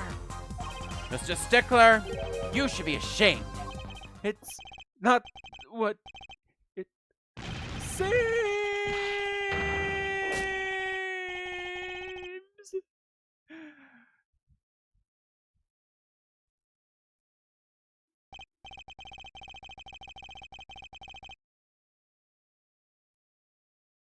So we are to understand that you were silent not because you were guilty of murder, but because you lacked the courage to admit your theft of this girl's undergarments? Perhaps you're not aware that my school's name was originally written Ivy. I stands for intelligent, V stands for valiant. See? Your point? I'm not done! No, I'm a major in the science department. What does science teach if not curiosity? Yes, we have IVU, science department, are valiantly curious. No challenge is too daunting, and what greater challenge is to science than mystery? Objection! Come on! You're talking about a girl's panties here. No, you do not understand. Mystery is the unknown, and the unknown is unacceptable. And my friends, when it comes to mysteries, those panties are the promised land. The moment I first laid eyes on them, I was compelled to investigate, for science. Full-sized car tire was only the first mystery those panties revealed. A tire? Yes, I saw her do it. She pulled a tire out of those panties. But that's not all. First, it was a tire, then a stew pot, and then a frozen chicken. One mystery after another. It was magic. Oh, I remember now. He's one of the regulars in the audience at the Wonder Bar. Huh? He's talking about my magic panties trick.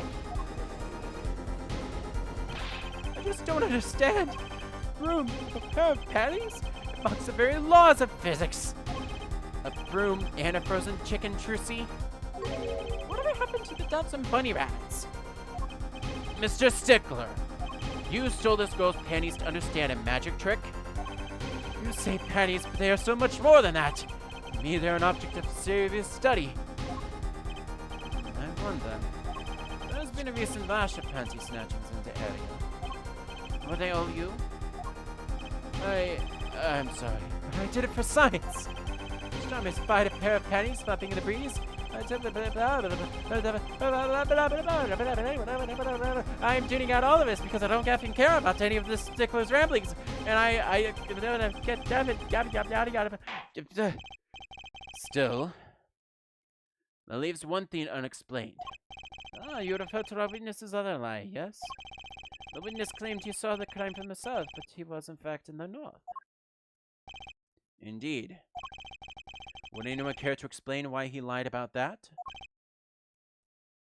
Be my guest, Herr Forehead. Me? Did I not hear you correctly? Did you not say you do not accuse a witness of murder? Why then did the witness lie about his location at the time of the shooting? Or have you no idea?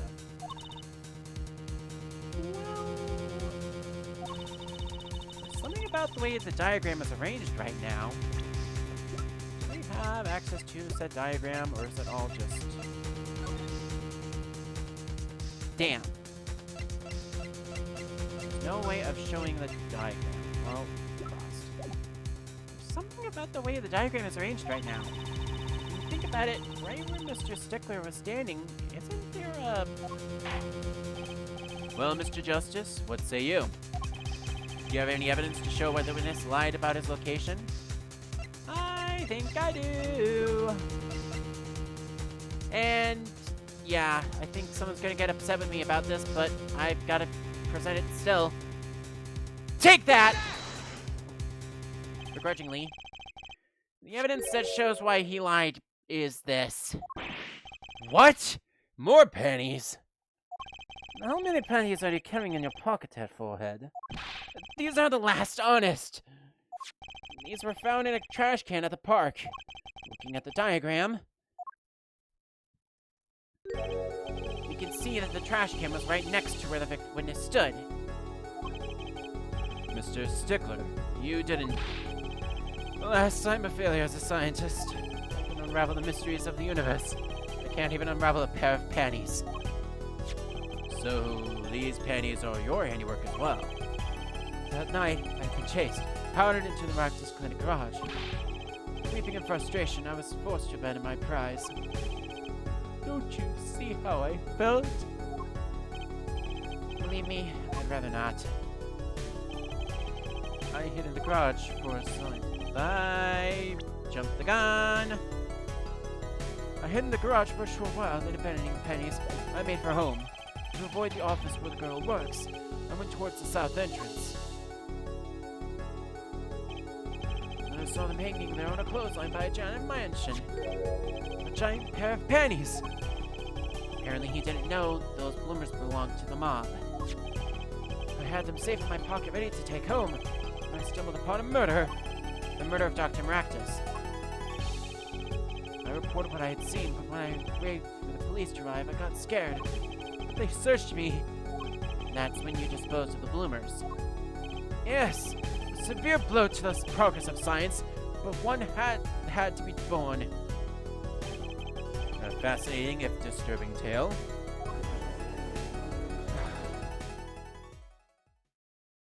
Welp. This is unfortunate. Well, I believe this brings today's proceedings to a close, and I'm more than pleased to dismiss the witness for the remainder of the trial. One last thing, if I might. Yes, Prosecutor Gavin? Regardless of where we ended today, some vital points were made. Namely, that the defendant, Walkie Talkie, was at the scene of the crime, and he was pointing a weapon at the victim. One more thing. Walkie Talkie has a clear motive. Indeed. The defendant Walkie Kitaki is still a prime suspect in this case. The only suspect, in fact, assuming there was no one else at the scene at the time. Yet a mystery remains. The location of the wound in the victim's right temple has yet to be explained. The court requests further examination. The court requests further investigation from both the defense and prosecution. Yeah, baby. No problem. Very well. This brings the trial for the day to a close. Court is adjourned. And just like that, we have officially hit Investigation Part 2. So that's 2:58, almost an hour-ish. No, about 45 minutes to an hour. So okay, here's the thing. I'm going to hold tight on this specific screen. I will continue right after this. I'm not going to intermission screen, but I'm going to mute my headset so I can actually take a proper drink of water because, oh boy, I'm going to need it.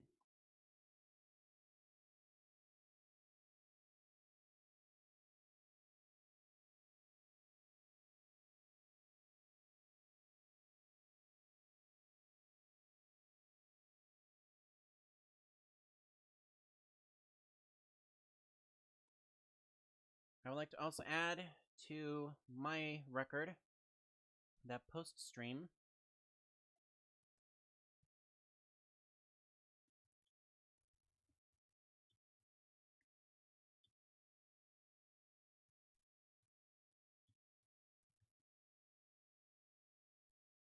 I need to make a command because what I like to do, and I just got this idea as well, is I like people to type a command in to remind me to take water breaks quite frequently. Because with all of this voice acting, I'm going to be losing my voice quite quickly. Anyway, with that said, we go immediately into the next investigation for the day.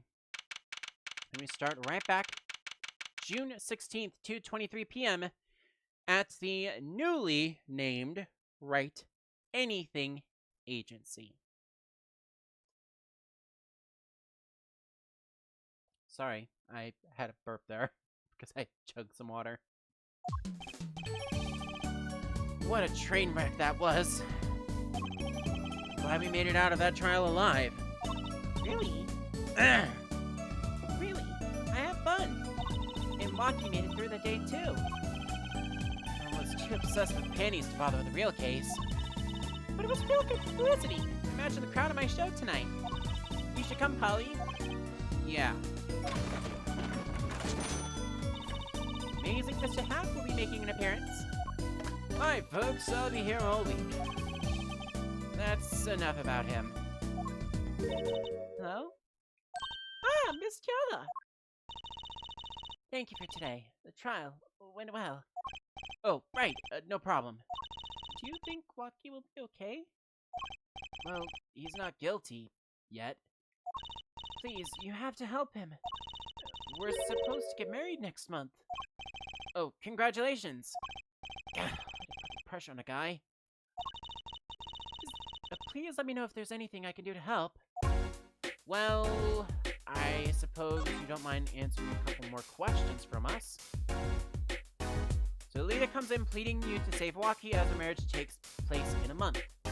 For now, let's have a little conversation with her. First of all, the marriage.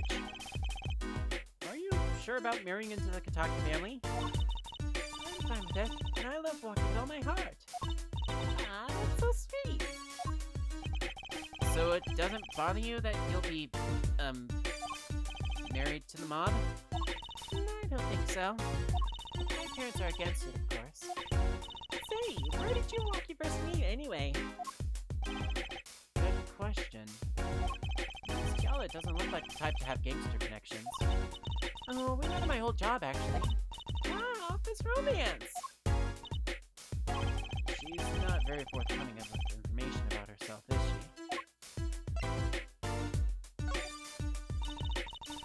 Did you know that the boss is trying to get out of the business? Really? Kitaki wants to quit being a gangster. He's trying to transfer his assets into a normal company. He only announced it recently, out of the blue. I hear there's quite a lot of confusion in the ranks. I wonder if this explains that apron. Can't imagine Walkie going along with that. He's highly motivated, isn't he? That's not the word I would have used. He said, I'll be the next big boss and keep the family alive. I think he's at that age when boys want to make a mark on the world. That's not the way I would have put it. His father moves in a lot of circles. He's really focused on profits. The Kitaki family has been making a killing recently. Again, not the way I would have put it. Paulo, quit repeating yourself. You sound like a freaking parrot. Oh, I guess now we get where Trucy has his nickname. I'm sorry, I had to. Okay, I need to make a note. Maybe I need to make a pun counter too. Counter is not spelled with an H, Metro. Okay, pun counter. And I'm gonna have to go through hours of archives to make a note of all the puns that I made in this trilogy, but we'll see. Walkie says it's not about the money. They have the gangster tradition to uphold. Ooh, a generation gap! They even got the ever classic what about the family business thing going. Usually, it's the father worried about tradition. Walkie's operation. Can I ask you a question about Walkie? I understand he was operated on by the victim, Dr. Maractus. Apparently, yes. I was in his clique about half a year ago. He messed up my op something bad. And then he just lets me go without a word. See you later, bye! So I gotta go in, get another doc to patch me up again. Yes, it sounded horrible. Walkie has always been fond of fighting, I'm afraid. I'm not sure it qualifies as fighting when pistols are involved. Mr. Gavin was saying his life might be in danger, wasn't he? No, that can't be right. I'm sure he was just trying to scare us. It's scary to think that a surgeon might make a mistake. But it's even scarier when he tries to hide it. I mean... metallic object found in your heart. Urgent exam needed. What else is there to say? Oh wait, hang on. What's the date on that report even? Report filed June 14th, yeah. I'd like to know a little more about this operation. Maybe it's time to pay the Maractus Clinic a visit. I should be getting home now. Walkie's in your hands, Mr. Justice.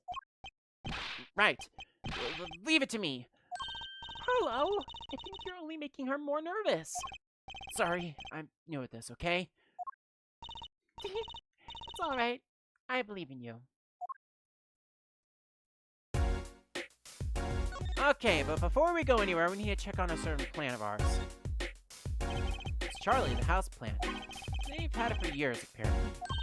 That's Mr. Charlie to you. He's been here longer, after all. Right, sorry. I'm sorry, Mr. Charlie, when he was raised by a tribe of heathens.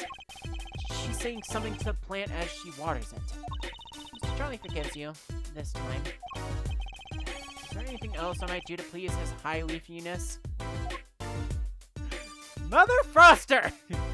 Apollo, you don't get to make punts, that's my job! I'm sorry.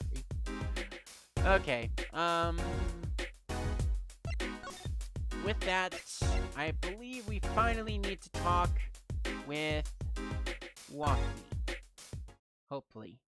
Question mark? Or... looks like Walkie's out for questioning. God damn it! Ugh. Well, so much for plan B. I really need to talk to him. I guess we can come back later. What to do in the meantime? I don't honestly know. Excuse me. Yes?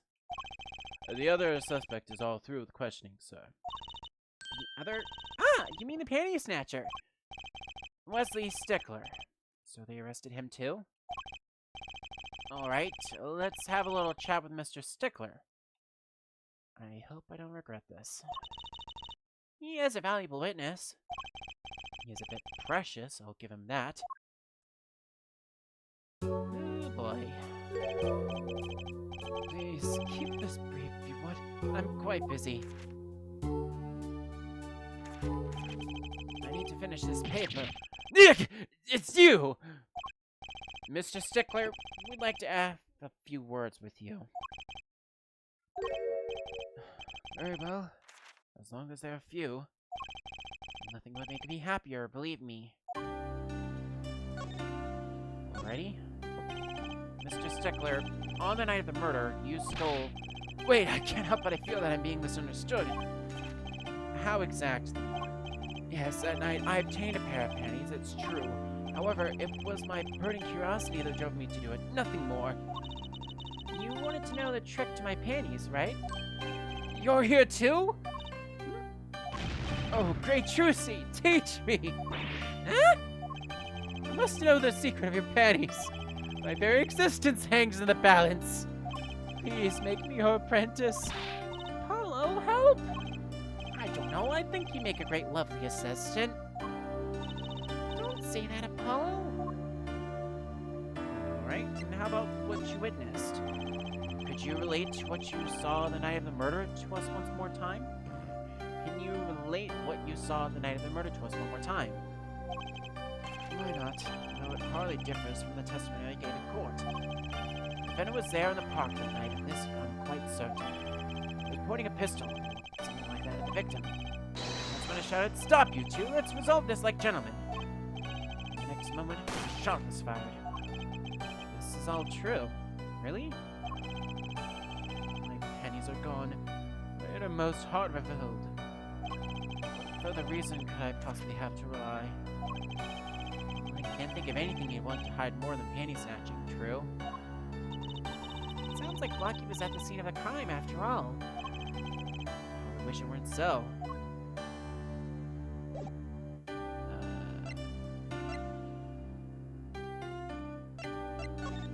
Is there seriously nothing else that we can... Maybe if I go elsewhere and investigate, I might have better luck. I should probably head to the Kitaki Mansion first and foremost. June 16th, Kitaki Mansion.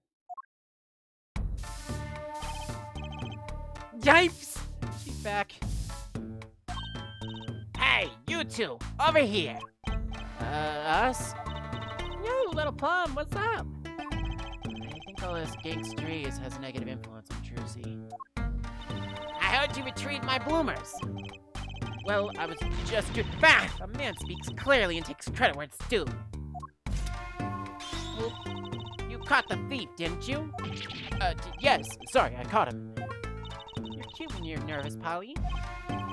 I'll deal with you later. Enough about Bloomis. What about my son, Walkie? Walkie? Well, he's... Clearly! Hang on, what? Oh, he's clearly... Yes, ma'am. This is why I was kind of hoping we would avoid coming back here.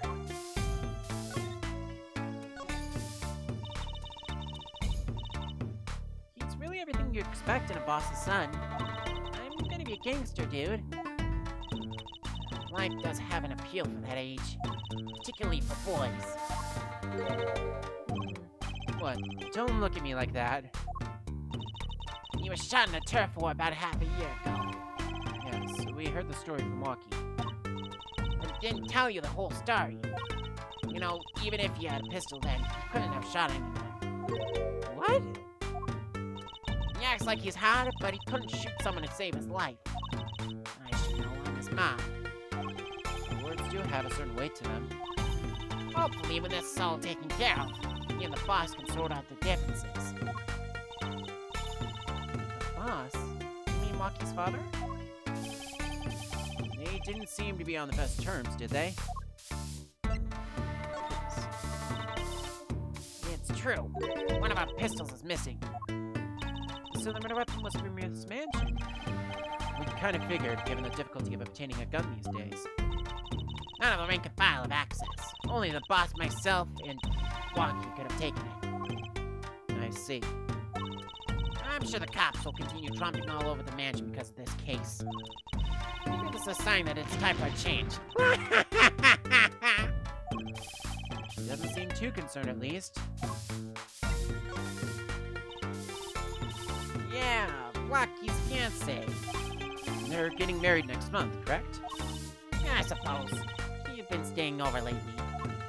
You don't look too happy about that, little plum. How'd you guess? Even I could tell that. Could you tell us more about her? Wocky brought her home one day. Says he wants to tie it in knot. I didn't see why. She's so pretty. Oh, she's pretty enough, but, you know. Yeah, it's probably just me being suspicious. Stay in this business too long, and you start to only see the darkness in people. You get a nose for it. A nose for people, a nose for trouble. I wonder what the problem is. It's like a gangster's only version of female intuition. My son. The boss may act tough, but the boy means a world to him. But Wocky seems, well, it seems like he's against his father's position. That's to be expected. We're in a bit of a transition now. Trying to cut out ties to the shady side of the street and do more on the up and up.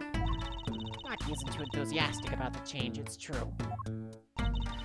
But why the change? Is a gangster thing just not paying the bills? It pays, but we need a lot of money right now. Clean money, that is. I see. Something must be up. You'll see things the way the boss sees them someday. Okay.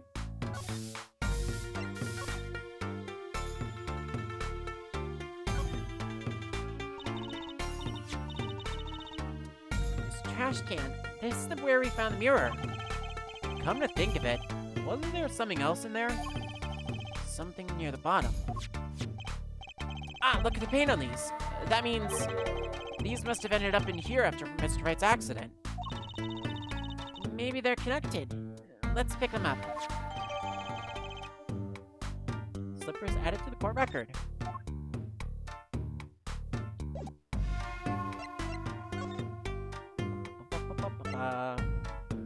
Let's head on over to Eldune's house. Oh crap, I just realized something. Okay, so in my last stream, Guy Eldune had kind of a gruff and semi-military-ish voice. For the sake of my own voice's sanity and me not wanting, or me wanting to actually stream longer than like 3 or 4 hours, I'm going to change up Guy's voice, and I do apologize in advance for that. I made a note of this to cover it whenever I got back to Guy Eldoon because I know I was going to get back to him eventually. Hey, it's Mr. Eldoon! Oh, Mr. Eldoon! What's wrong? So, you found my stand. That's why I'm here, to thank you. Ah! But now it's a crime scene and they won't let me have it back. That's also why I'm here. I got no other place to go. Ah, I see. How can a newsstand be a crime scene? That's what I don't get, Trucy doll. Even in death, he's after my neck, I tell you. Bah. Can't even cook an honest noodle. He? Even in death? You mean the victim, Dr. Maractus? I tell ya. It's enough to drive a man to make his soup even saltier. Remind me never to eat his noodles when he's in a bad mood. Okay. Well, we've got to check out this clinic, that's for sure. Yeah, but what about the guard? No harm in asking. Excuse me. Hey, it's you two from yesterday. That's the same officer that was standing out by the park yesterday. Your business is over in the park, isn't it? The clinic's off limits. It's not involved. But what part of off limits do you not understand? Show me proof that the clinic is connected to the incident in the park, or beat it. No harm in asking. No gain either. No point in sticking around here, I guess.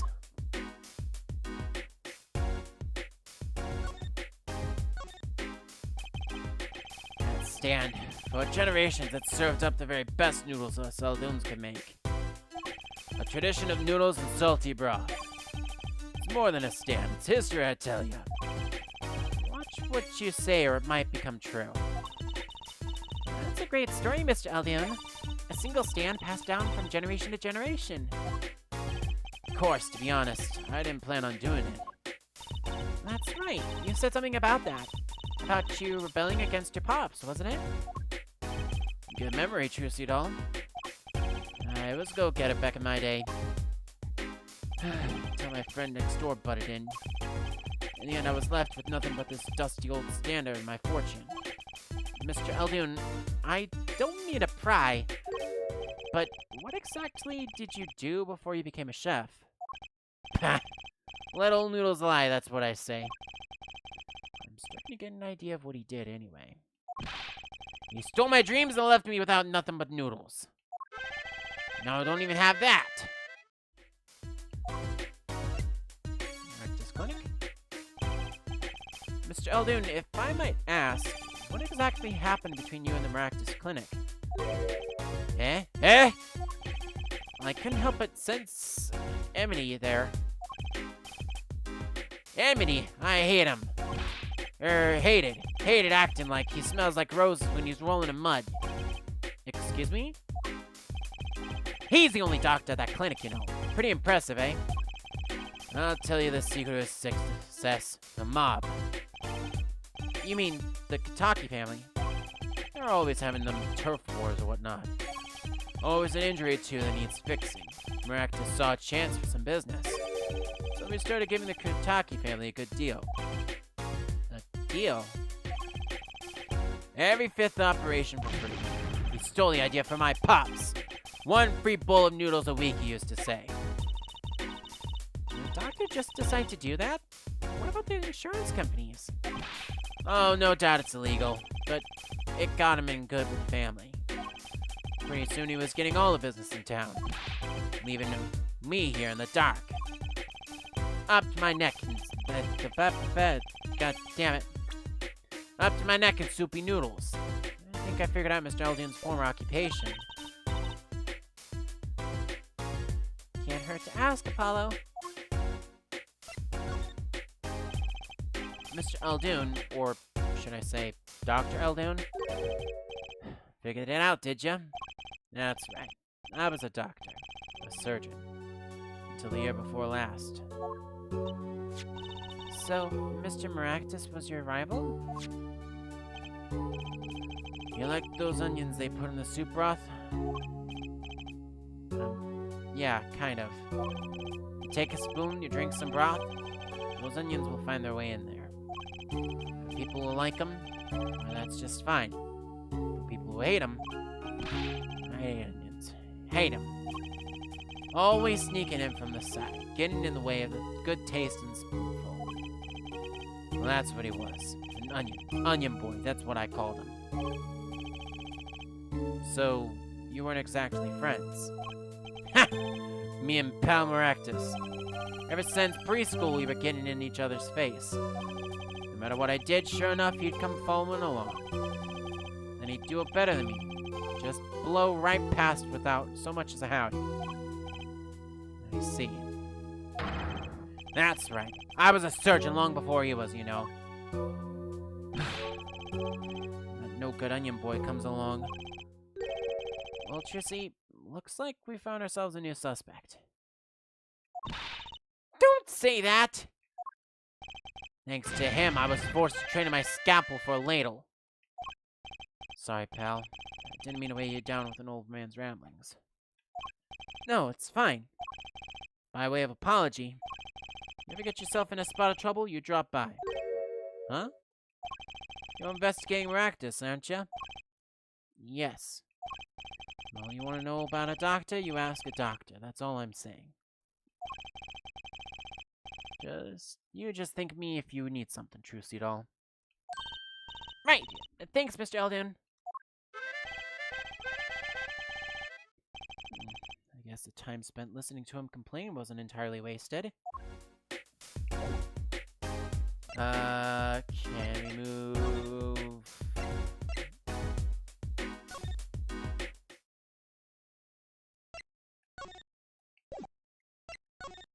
Anything else worth investigating in here? This is where we found your panties, isn't it, Trissy? I can't thank you enough, Apollo. Well, thank you for saying thank you. Oh, I'm always polite. It's part of believing a performer. Oh, I'm always polite. It's part of being a performer. You know what Daddy says. It doesn't cost anything to be polite, and it could bring you more business.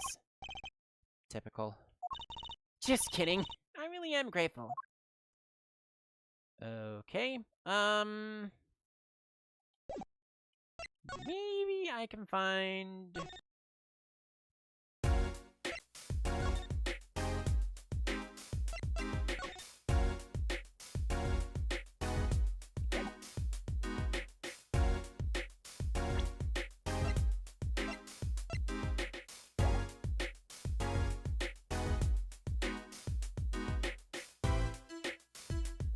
Nope, that's autoplay. I don't need that.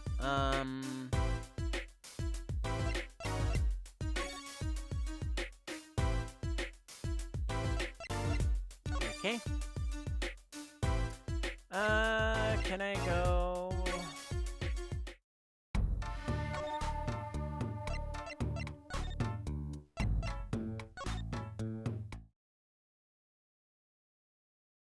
Nope. Okay, well... 'Twas worth a shot. 'Twas worth a shot. Anyway, I guess...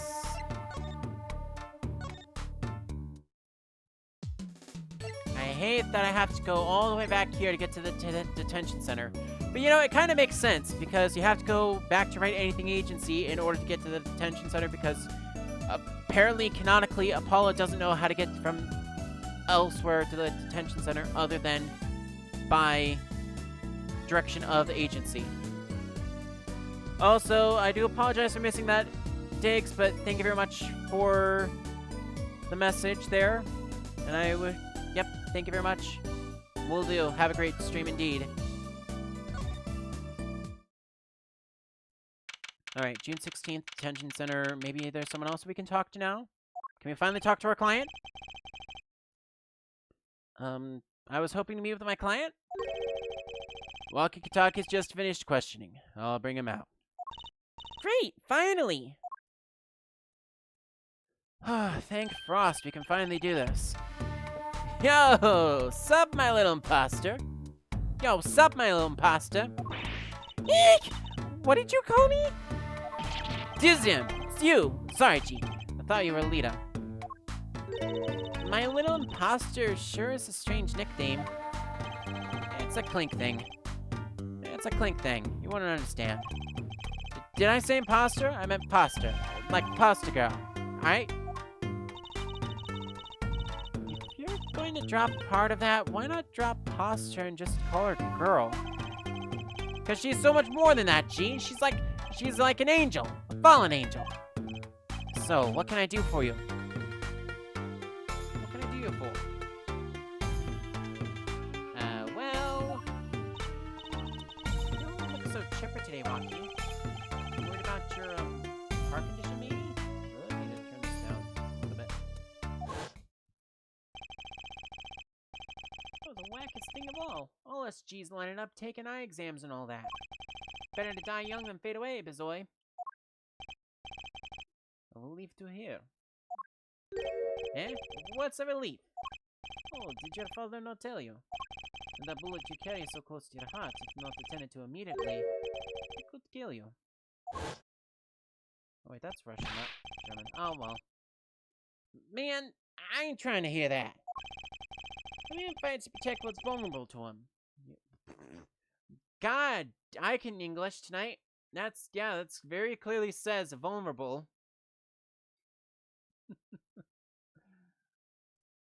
Man fights to protect what's valuable to him. You know what I'm saying? I miss my fallen angel. Hey, you go get Alita for me. You're my lawyer, aren't you? Lawyer, not gopher. But we have some questions we'd like to finally ask you, and it's taken like a day and a half to finally get around to asking them. So I hear you're to be married next month? Straight up! We poured the Nuptil 40 on the stoop. Alita, oh snap the cakes. She's so fine. I think he's smitten with her in his own weird way. I was wondering, how did you two meet? I asked Yala, but she was very vague. Huh? Oh man, if she wouldn't tell you. I best hold my tongue, you feel me? What? Man, past is past. She knows that. When I'm with Alita, I feel like there's things worth protecting out there. You feel me? Come on, Alita. She was down on that all the way. So both of them are mum about the past.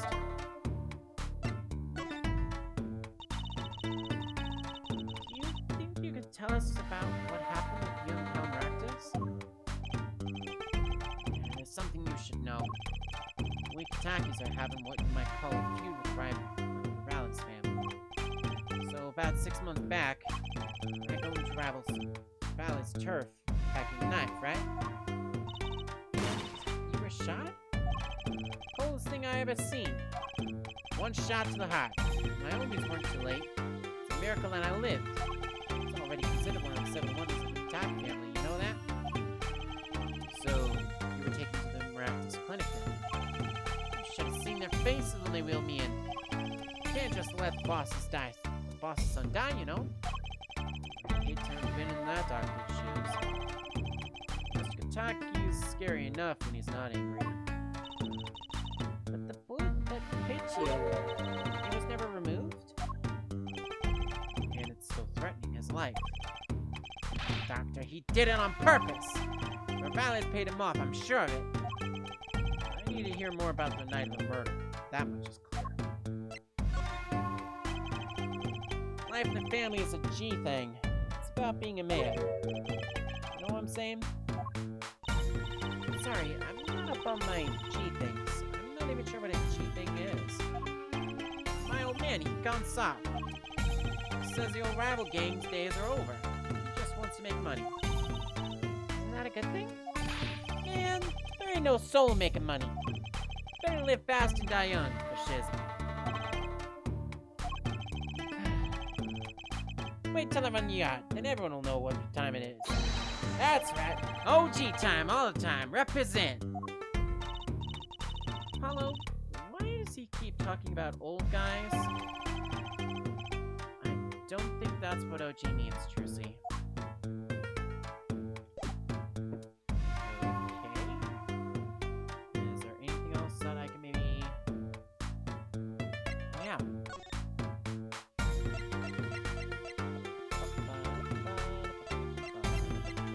Let's talk about the knife. So, about these weapons, the pistol and the knife. They belong to the family. Snuck them out that night. So the killer, Mr. Stickler, says he saw that night was... I guess it was me. I was there after all. Yeah! We're finished. You're Wocky. You think you can tell us exactly what happened that night? Heh. You don't beat around the bush, do you? I like your style, shorty. Well, at least it worked. Night of the crime and stuff?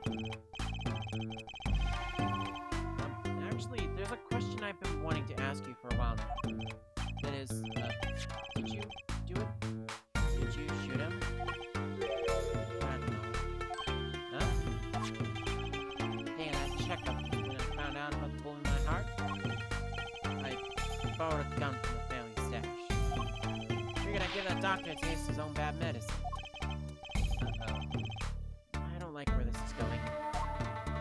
But you were carrying a knife, weren't you? Oh, that? Yeah, well, you never can be too careful, I say. I'm on my way to the clinic, right? I run into him in the park, and he's dragging this noodle stand behind him. Wait, you didn't put him up to that? Like, you know, in the movies? If you value your life, you'll bring the stand? Shorty, you're more whack than I am. That's saying something. I was serious! The thing is, I don't remember what happened next all too well. You don't remember? But the way I see it, if there wasn't anyone else there that night, then I guess it probably was me who did it then. You know what I'm saying?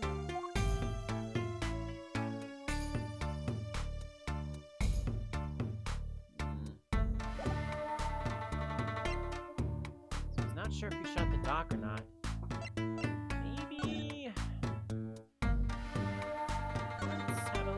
Back at the office. Head back to the mansion. Because again, we can't go straight to the mansion from the detention center because we don't know how to get to either place from each other, even though we know how to get to the Right Anything Agency from both places. It makes no effing sense. But you know what? I'm not going to complain about that anymore. It's just getting out of hand.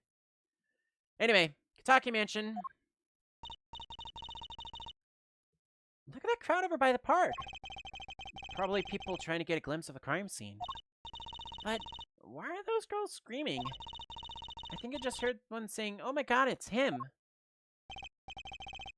Wait, that motorcycle. Ah, if it isn't their forehead. Prosecutor Gavin. Some fans found me on the way out. This metal. Oh my god, it's so cool! Thus, the screams. The new album just came out, you know. Try waving to them. They love it. Oh, he's so cute! They're so excited. It doesn't matter who waves to them, see? This is surreal. So, you were here investigating? And I was on my way home. My hog gave up the ghost. Your hog? My motorcycle won't start. Hog exhaust pipe.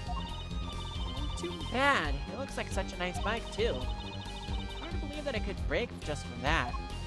Ugh, it's my fault. I think I was using the wrong oil. Cars, motorbikes, they're all the same. Well, the exhaust and they won't run. Oh. Wait a minute. Cars and bikes, if you clog the exhaust, they won't run. That's an interesting fact to note. Machines. Tell me you're showing my ink instead of forehead. I ride a bicycle, actually. Wait, you do too? Huh. In any event, I'm off to the shop to get her fixed. The detective in charge of the scene is in front of me in any case. The detective? You mean the one in the lab coat? Yeah, she is in a foul mood too. Be gentle. Auf Wiedersehen, baby. Oh my god, there he goes! And yes, I'm having too much fun with the whole fangirls. And the forecast for the park today, gloomy skies. Well, nothing to do but head on in. Let's hit the park, Apollo. I was there earlier, but I didn't see Emma there. Okay, I guess. Might as well go in now. June 16th, People Park. And... Huh? Does something about this scene look different to you?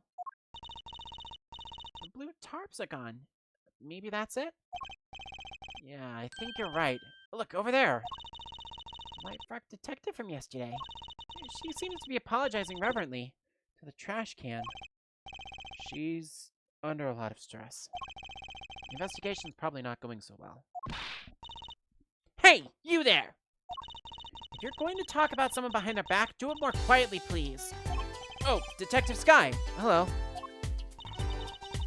You seem as gloomy as ever. This is miserable. Miserable! I just got a new kid, and I can't get this stuff to work. Everyone's all smiles for that glamorous fop. Glamorous? Does she mean Prosecutor Gavin? More to the point, doesn't she mean glamorous? She walks in as shiny chains catch the sun and glimmer in my eyes. It's distracting. Oh, Emma, I could go for a sec right about now. Unfortunately, I still have the rest of this investigation to do first.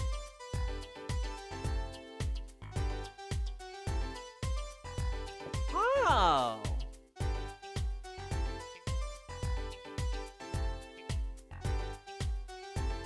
Okay, that's interesting.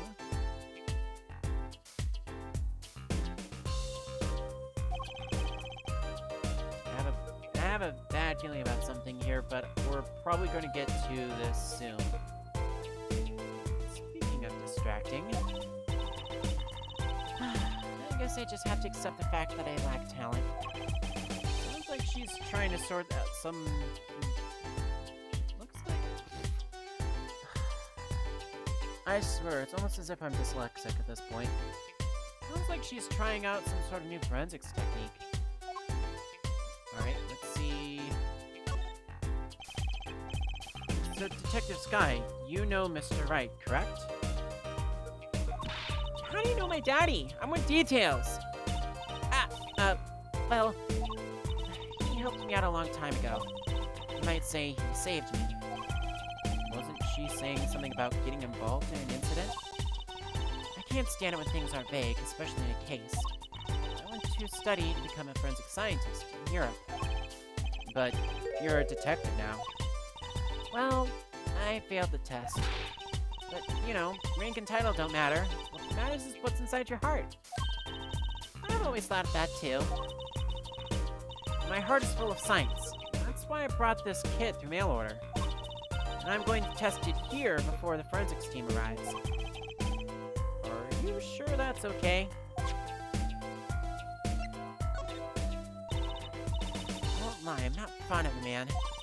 Those glamorous types always rub me the wrong way. Glamorous. Right.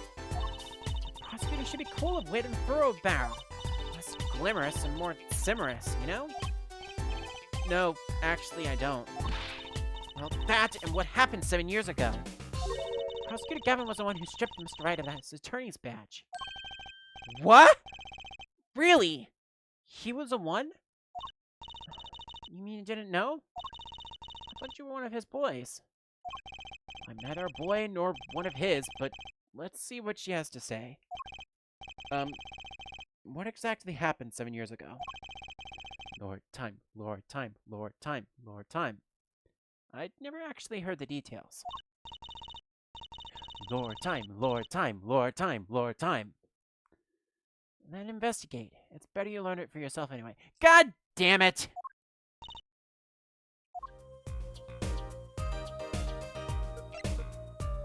Lord, time, Lord, time. Ah! Okay. So what about this new kit? So, do you mind me asking asking exactly what it is you've been doing? Squatting down on the ground like that? Oh, you want to know? You? Oh, you want to know, do you? Well, I splurged on a new toy. You splurged? You mean it wasn't police issue? What is it? I see a roller and grill? This is a footprint analysis kit. Footprint? It was raining on the night of the murder, which means that footprints were left. Oh. Does it have anything to do with those blue tarps? Right. The ground was muddy, so I had to protect it as it was that night. Ever wanted to know exactly where someone was standing? Like your panty-snatching student witness, for instance? Aha! So, with that kit... Right. What? You want to try this stuff out? Huh? Are you sure? I mean, we're sort of on opposing teams and all. Oh, Pshaw, you're friends. And, to tell the truth, I'm not so good at doing this. Guess I'm a little clumsy. I could use your help. Woo! I'm good at stuff like this. I used to make magic bunnies out of paper mache. Footprint analysis, huh? Well, should we give it a go? Sure, we'll try it. Okay, might as well give it a go. That's the spirit. Right, allow me to explain. One moment. She's reading the instructions for a kid. Why does this not fill me with confidence? First, we have to pick the footprint, or in this case, shoe print. Hang on a minute. Hold the phone.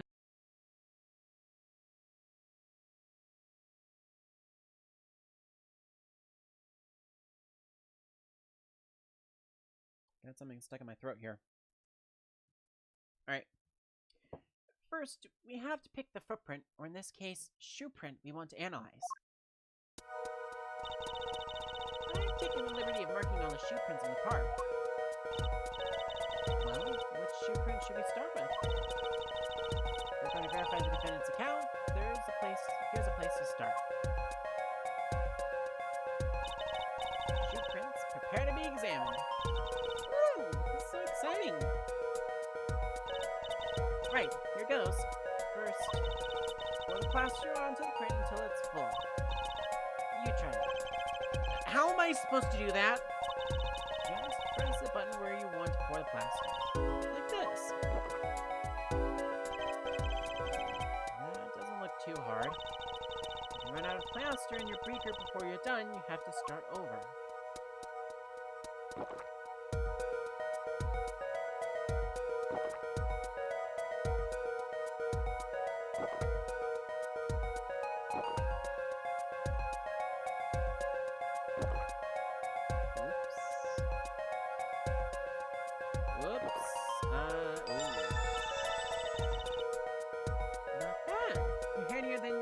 You're handier with that than you look. What's that supposed to mean? On to the next step.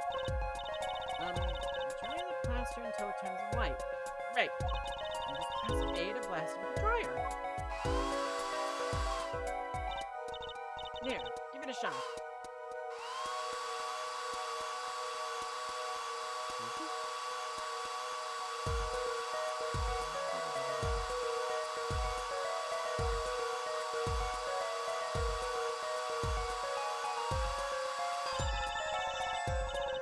Nicely. Let's take a look. Yes, that's a good one. Next to ink. Ready for the next step? Use a roller to ink just the... I need to stop pushing buttons so quickly. Use a roller to ink just the shoe print part. Hold on to that roller tight now with A, and roll it up and down. Keep going until you get enough ink on there for a good print.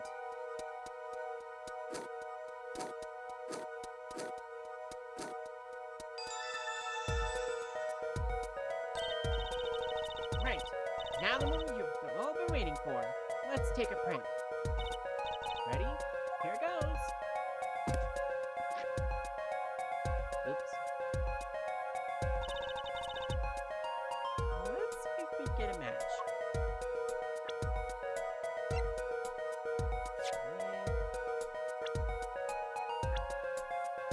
Of course you would have that. There's Emma's, guys, Winifred's. Yep.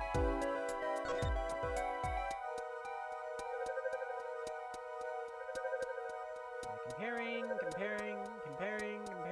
Comparison complete. It is a match. Tell freeze. So the shoe prints belong to Walkie Kitaki after all. He was in the park on the night of the crime. Wow! I can almost see the science at work. Don't you love it? Ah! Nothing feels better. She's definitely way more into this than I am. Just let me know if you want to do some more.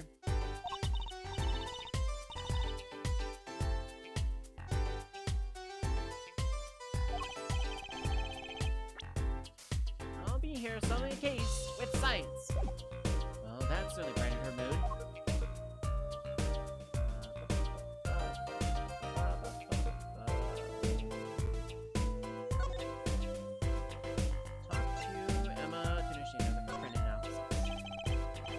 Detective Sky, mind if we give it another go?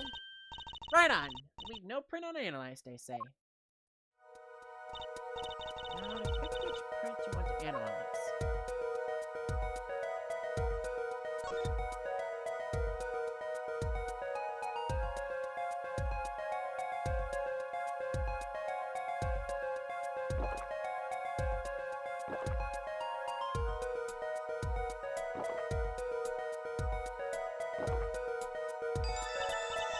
Okay, looking good. Next, to dry the plaster. Oh, please tell me I'm not gonna have to do all of this manually.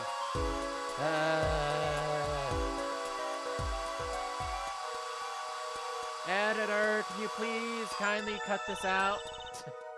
Just kidding. Alright, hang on. Okay, take on the mold. Yes, that's a good one. Next to ink.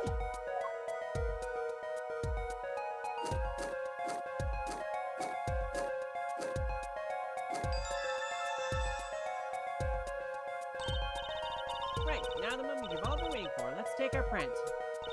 Ready? Here goes. 1, 2, 3. Okay. Sorry, I can't help myself. Let's see if we get a match.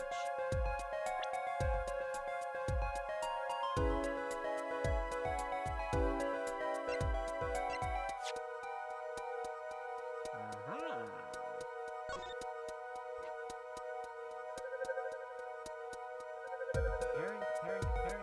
Looks like a match. Is it a match? Match found! Yep, it is. Alright. So these shoe prints belong to Wesley Stickler. This confirms his testimony. The final version of it, at least. And now we know where the panty snatcher was standing. Maybe...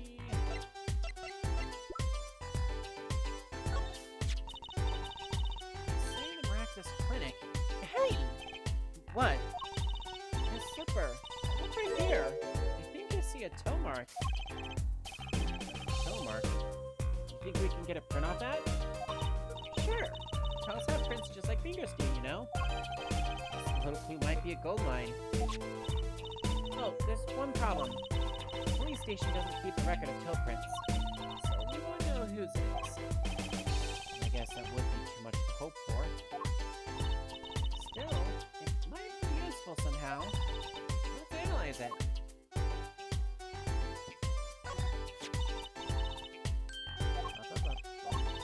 Frost.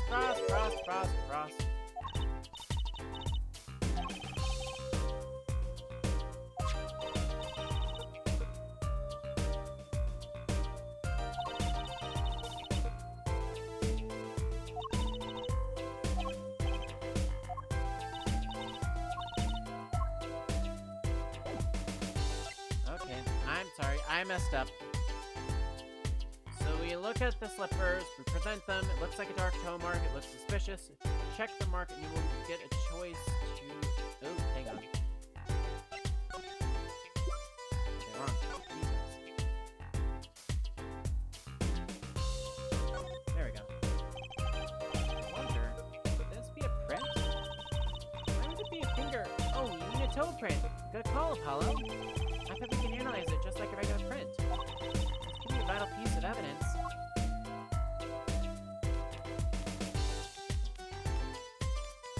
This part we get to spam and practically dump all of the powder all over which way.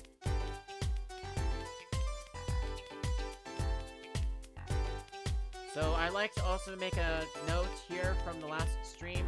I had also made a joke calling this a particular substance of which I don't really want to address again on this stream. But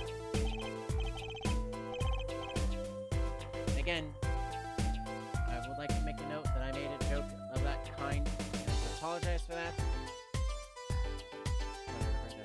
Anyway. Hey, it worked! It looks like a big toe, maybe. Wow! I feel like the case is solved already. Well, what's next? We have to match the print, right? Right. Let's match it. Wait. The detective didn't give us a list of toe prints, Apollo. Oh, good point. Maybe we should ask her? Get some expert advice? I guess so. I'm not sure she really qualifies as an expert.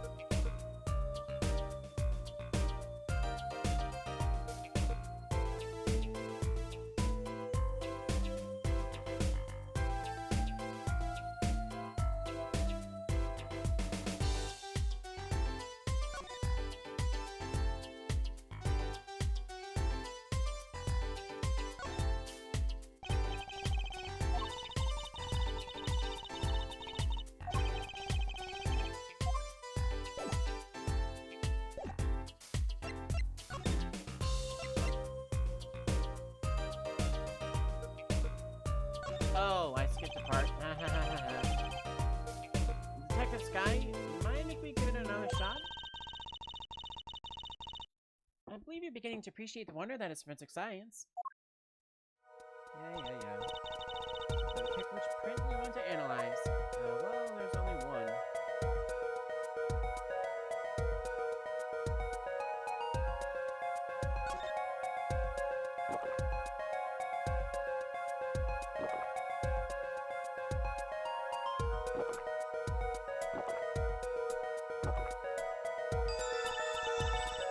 Okay, looking good. Next to dry to plaster. Blah, blah, blah, blah, blah. We already did all this stuff already. We're gonna do this again because forensic science.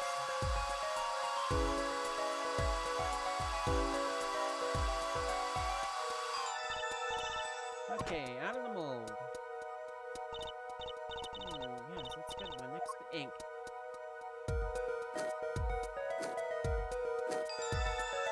I didn't even get 2 pass-throughs. Alright, cool.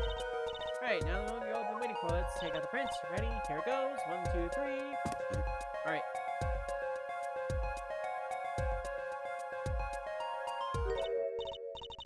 Huh. That's a funny shoe print. Is that even a shoe? It is strange. It's so smooth. Except for the part with the leaf. I can say without even looking at this print doesn't match any print on our list. Mystery print.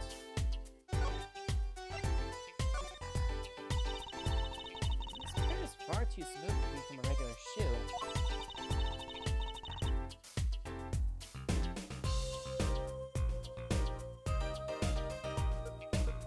It is a shoe print of some kind, though, that's certain. Still, you have to wonder what it's doing here. Right next to Ellen's noodle stand. It does make one wonder. Hey, you. Yes? Why are you so quiet all of a sudden? You wouldn't have to have something in mind. Something that might have left this mystery shoe print? Well, this mystery shoe print does remind me of something.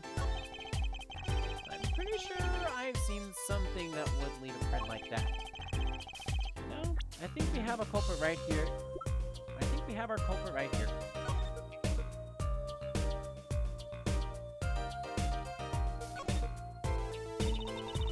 Bottom is covered with paint, huh? What's this weird shape here? Looks like a leaf was stuck to the bottom when the wearer stepped in some yellow paint. The outline was left when the leaf was removed. Ah! I got paint on my hand. Hello. I saw you try to wipe your hand on my cape. Oops. Take that! Take that! Well, I think it's these slippers, actually. Slippers? What would slippers be doing out here? Look at the bottom, see? It's covered with paint, except for... See, right here? Hey, that spot is shaped just like a leaf. What if a leaf was stuck on the bottom and came off when the slipper stepped in paint? Makes sense, doesn't it? Wait, something was written on them. Miraculous Clinic. Exactly, the victim's clinic. Wait, then that means that someone from the clinic was involved? Why should be just standing there eating? Detective Sky, I have a favor to ask. What? Can you get us access to the Miraculous Clinic? Police won't let us in. They say the murder and the clinic are not connected. And it's off limits until we prove that they are. I should be able to do something for you, yes. Huh? Really? Well, you did my work for me here with the shoe prints. Seems like I should return the favor. Thank you, Detective Sky. Here, show this to the police officer on duty. Detective Sky's orders allow clinic access to this magician and attorney and prosecutor Gavin's name. Right, Miraculous Clinic. Here comes justice. And I hate to do this, but I kind of have reached the point where I kind of need another break. So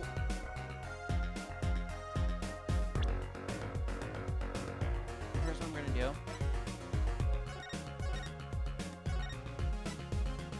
I'm going to save that's in this time slot here. And I believe I can go back to the menu really quickly here. Yes. Oh, you save. Yep, save that. Yep, okay. Back.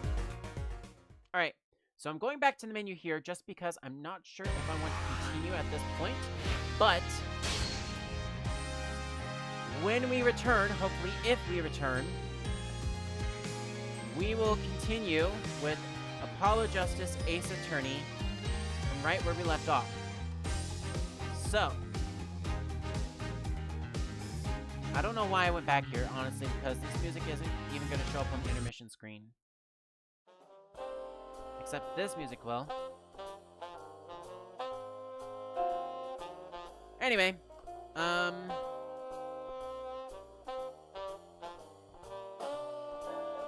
so yeah, when we come back,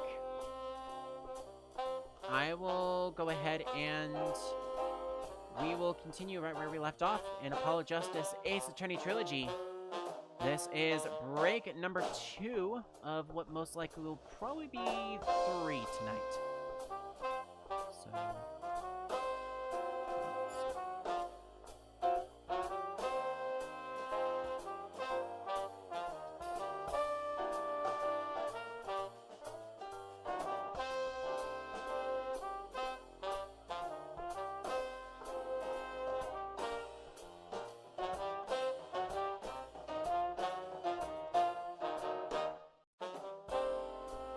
Alright, so we'll be back. I'm going to try to clear my throat a little bit and maybe take a lozenge or something. And then we will get to the last part and a half of this chapter. I will see you on the flip side.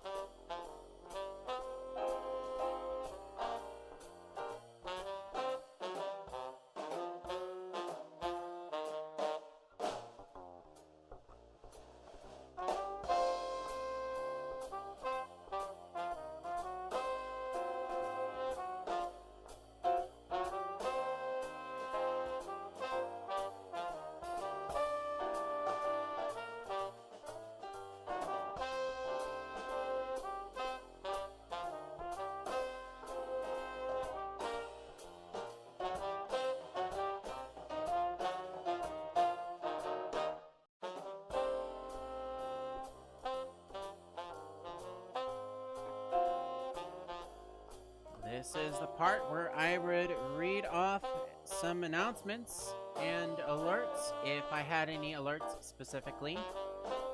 But as I do not, then I'm just going to jump over to my announcements, and then we're going to proceed.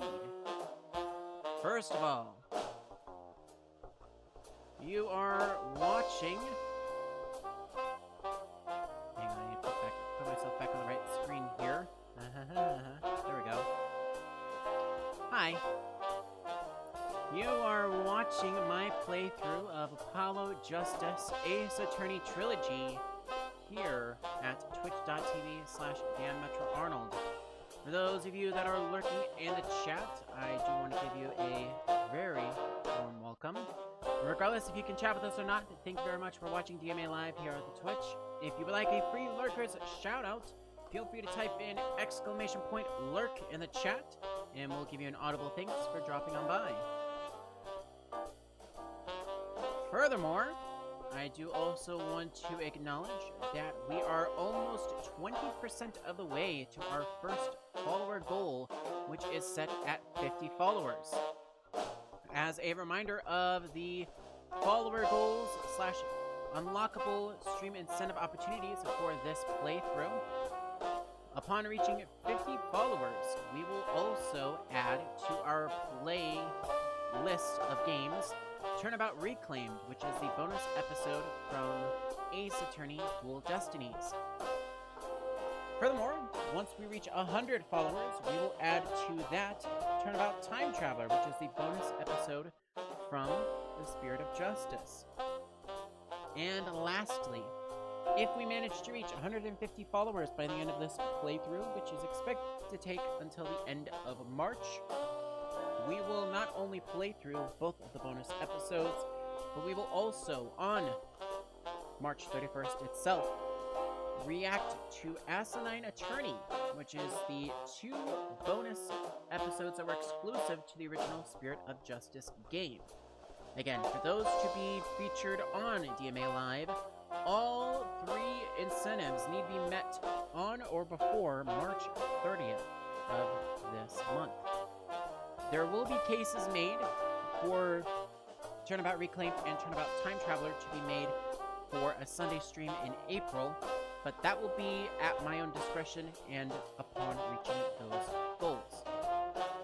Other than that, I don't have much else to say, unfortunately. Again, if you aren't able to watch the stream live, that is perfectly fine. I do have a VODs channel, which you can find down below the stream, rather. It is youtube.com/@DMAVODs, and live streams from the last week are going to start showing up as early as, I believe, Friday or Saturday this weekend is what I got here in my notes, so do keep that in mind. With all of that said and out of the way, break 2 of 3 concludes, and we are now into the final chapter and a half of Apollo Justice Ace Attorney Trilogy for Case 2 in Apollo Justice Ace Attorney Turnabout Corner. So where we left off, we had received Detective Sky's orders, which have been added to our court record, and we now need to proceed on over to Eldune's house. But in order for me to proceed, I need to actually get back into the game first. Come on, computer.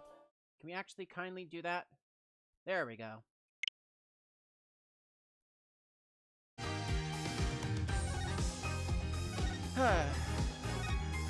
Fickle technology, I swear. Anyway.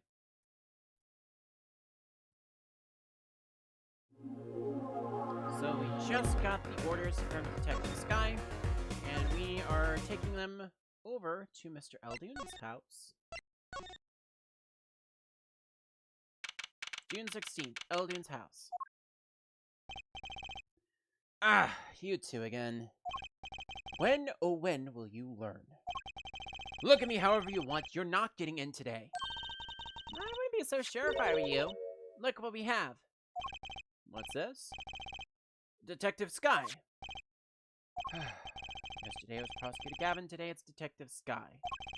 Who are you two, really? Now he's suspicious again. Well, you got the orders. I'll let you in. Have fun. Thanks, Mr. Officer. Let's hit it, Apollo. Okay, so we can finally get into the clinic. Let's see what that has to offer, shall we?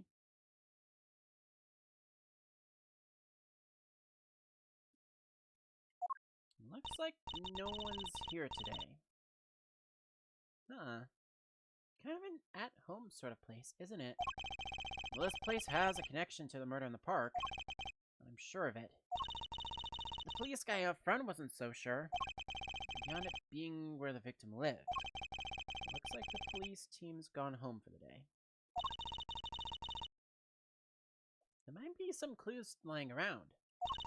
Let's get cracking, Apollo. So.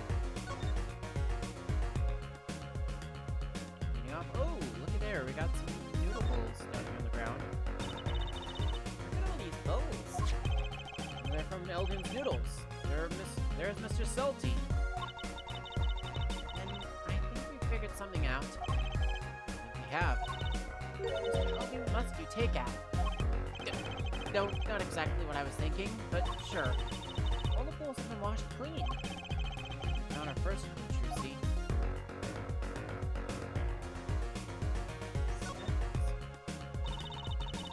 There's a single print of sandals here.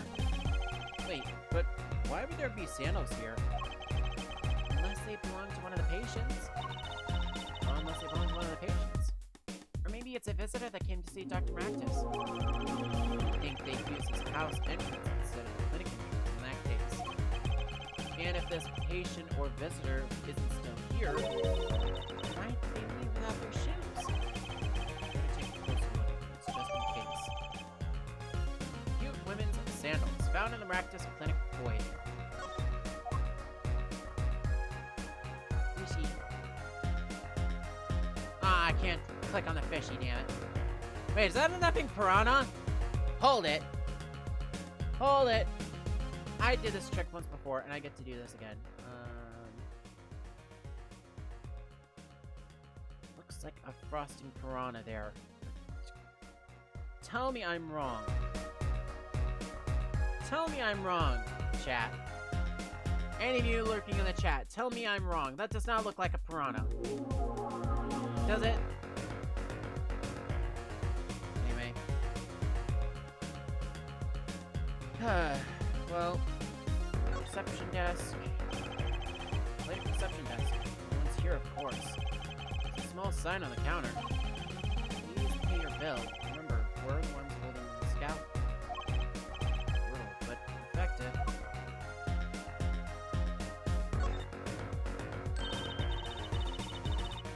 These must be the slippers for the patients at the clinic. The same as the pair we found, of course. Look, God damn. Look! A single pair is missing from the rack here, too. Ours have paint on the bottoms, which means they were taken out of here on the night of the murder. Right. Paint's from the hit and run, after all. But what were a pair of clinic slippers doing in that trash can? What were they doing at the scene of the hit and run? Got the sandals. Got the slippers. Got the bowls. Anything else that I can look at? Art? Nope. Examinations? Oh, there's a door over here. Let's click on that. Look! This door says doctor's office. Think this is a victim's private office? It's not locked. Too bad. Why too bad? I like opening locks. It's kind of a hobby of mine. Like those little bike locks? Don't even bother putting them on when I'm around. That's probably not a hobby you want to tell too many people about. Yeah, not gonna lie, that is kind of a semi-useful hobby. I'm not saying don't... Okay. Full disclosure here. Legally speaking, I have to disclose, don't go randomly into other people's stuff without their permission. But if you accidentally get yourself locked out, and you do have the means of getting yourself in through the means of lockpicking, and you have the person's consent to open up the lock for them, by all means. It is actually quite a useful skill and can actually get you many places.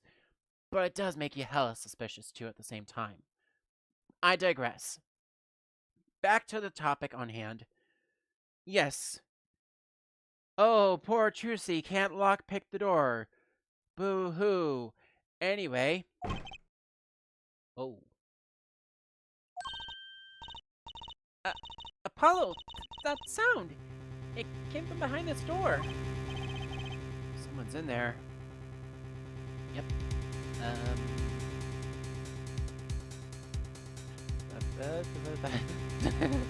Don't mind me, I'm just... Okay, I did that for a bit. I did that for a bit and then immediately regretted it. I tried hiding, but I'm not doing that. Let's check it out, Trucy. A break-in! They left through that window!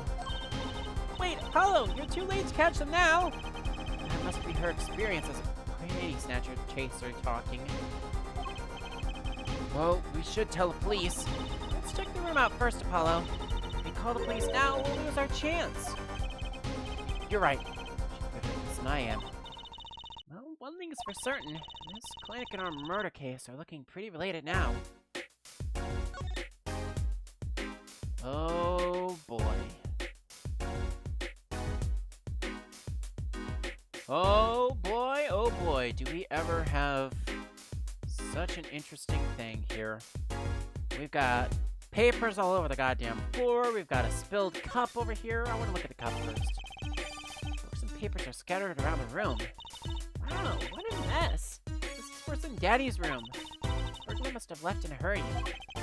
Even the cup on the desk here is lying on its side. Huh? The juice is spilled out of the cup. It's dry. So the messy one wasn't our burglar just now. Someone knocked this cup over a while ago and left it. Okay, good to know.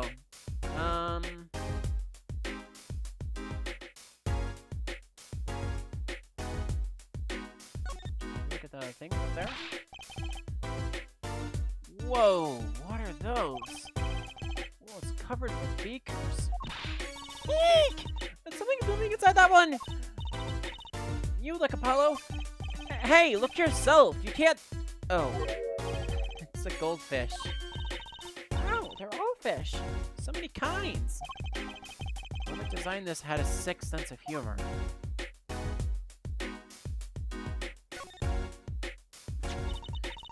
Kind of an expensive-looking lamp, isn't it? Hey, the bulb's broken. Broken? Don't you mean burned out? No, our cap flicker must have dropped it. But why is it standing up on the floor like that, then? Hey, look at the cord! Huh? There's a red splotch on the part of the cord. You think that's... blood? It's a little bright for blood, almost pinkish. Something's definitely odd about this lamp, that's for sure.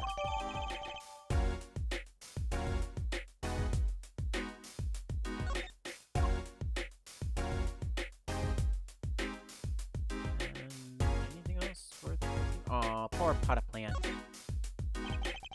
Potted plant has seen better days. That doesn't make sense either. What doesn't? Normally burglars are looking for valuables, right? That's true. That's what I would do if I were a burglar. So why look under a potted plant? Maybe they're looking for a key to the safe?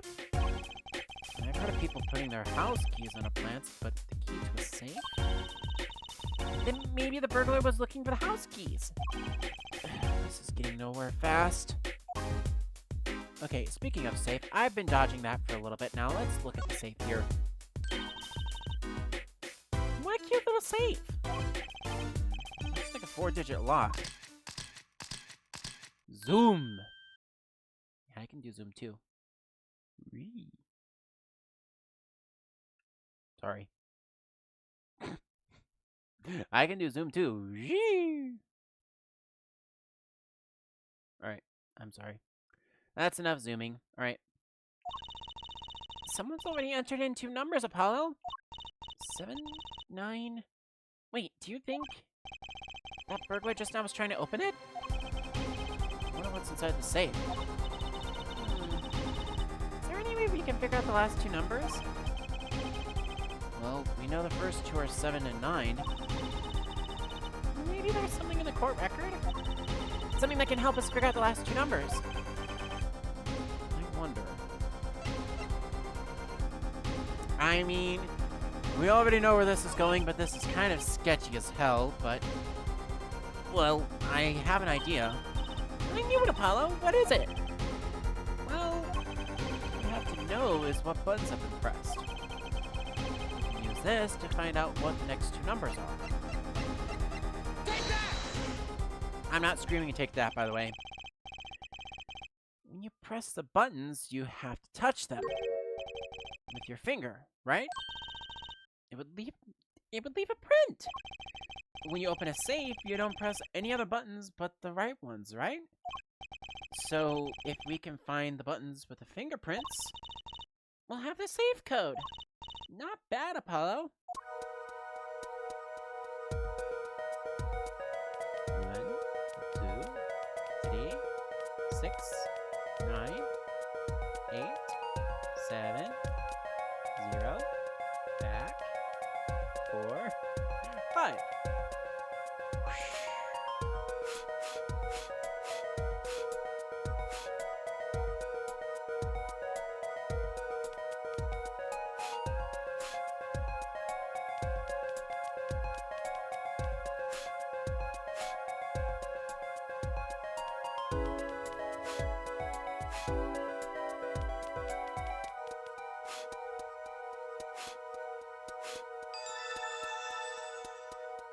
Okay. Look! You can see the oily finger residues clearly. Look at 7 and 9. These are glove marks. The burglar must have been wearing gloves. Well, we might not be able to identify the burglar, but we can open the safe. Let's give it a shot.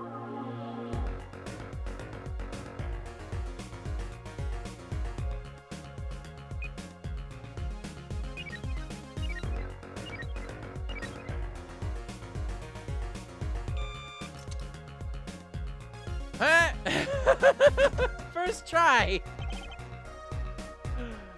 Damn, I'm good. Alright. It opened. Well, we've got Lucky Cat, we've got another safe, we've got some papers.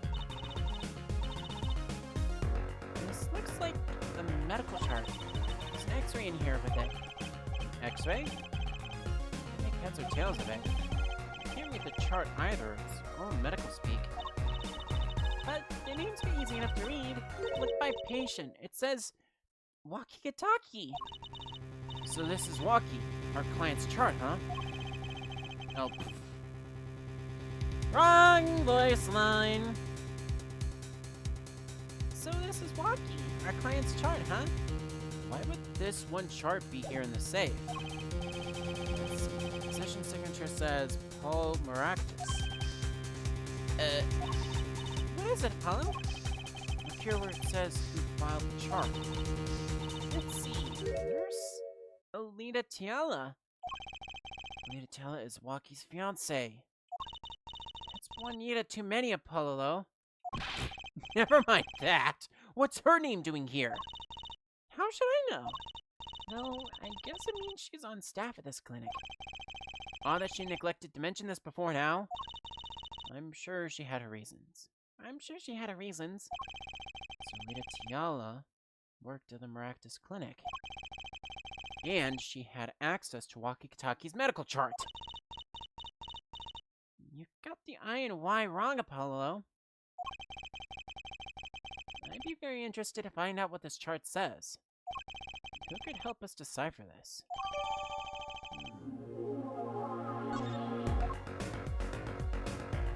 Who indeed? Who could help us decipher the chart? It's almost as if we We need another doctor.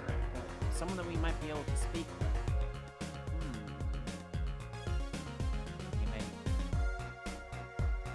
There's also this up here. I want to take a look at that. This looks like a bullet hole.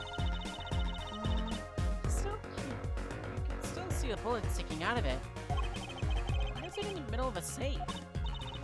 Hey, the bullet came out! The tip was all squished. Not surprising, given that it was fired into a metal safe. This bullet's got a story behind it, that's for sure. Bullet added to the court record.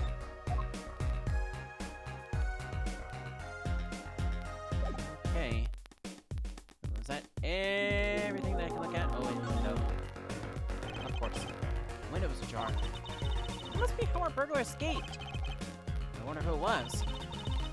Maybe it was just a burglar who happened to pick here?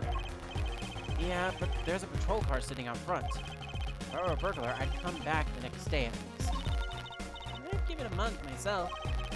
Whoever broke in obviously needed to break in today. Alright, well. I'm not gonna get any more clues to move from this location, so I think at this point we're just gonna move.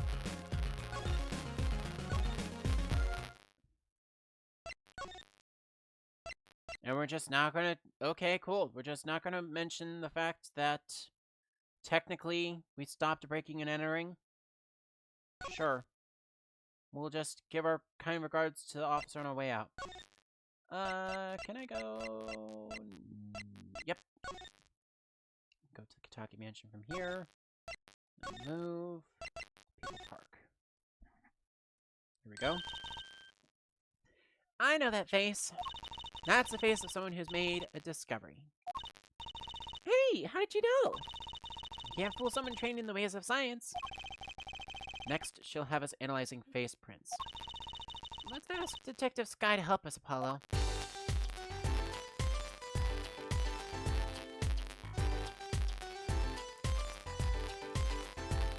First, check the slippers. Okay, so we need to... So first things first, I need to double check and make sure that we have toe prints on the slippers and the sandals.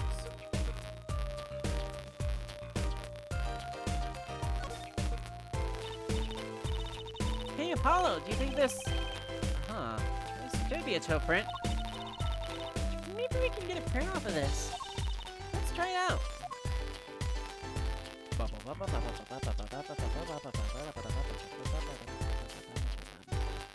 Dusting, dusting, dusting. All the dust. All the dust. So much dust it will give me as best. Sorry.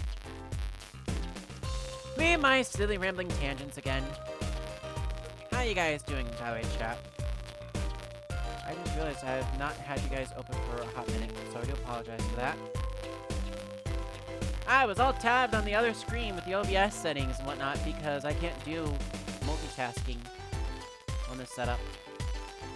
I need a third monitor. Anyway, I think that's good enough.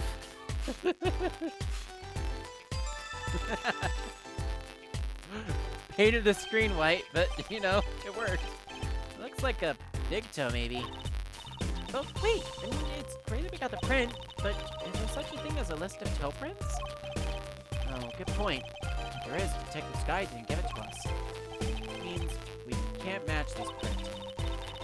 It seems like a good time to ask for the detective's advice. Yeah, good idea.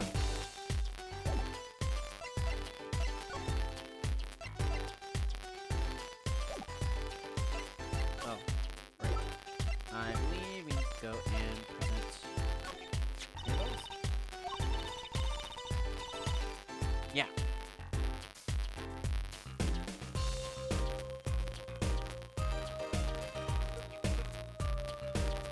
Present either the slippers or the sandals. That's quite a clear print there. Toe print. Too bad we don't know whose toe it is. Well, there is a way of finding out, of course. There is? What? All you need is a sample from the same toe print off another shoe, for instance. Oh, right. So if the prints matched, you know, the same person or both. Do I another shoe worn by the same person? Maybe we can check the other room? Oh wait. I think I just might actually. Really? I'm getting suspect over here. Detective Sky, can you compare this sample with this other print? Take that! Take that! This pair of slippers, toe print and all. Ooh! The print on these is nice and clear too. That makes our job easy. Can you analyze it for us? Of course. Hang on. Boop, boop, beep, boop, boop, boop, beep, boop. Bingo! Gosh, I'm good. Hey, we were the ones who found the prints. A perfect match. The same person who wore these sandals and slippers. I was afraid of that. All I have to do is find out who these sandals belong to. Or you already know. I can't say. Not yet. Well, that's one big step closer. True. So both of these shoes were worn by the same person. But who? It might be in our best interest to talk to Wocky about this, but for now, I believe we need to move over to someplace else. Specifically, not just the Right Anything agency, but to the Hickfield Clinic.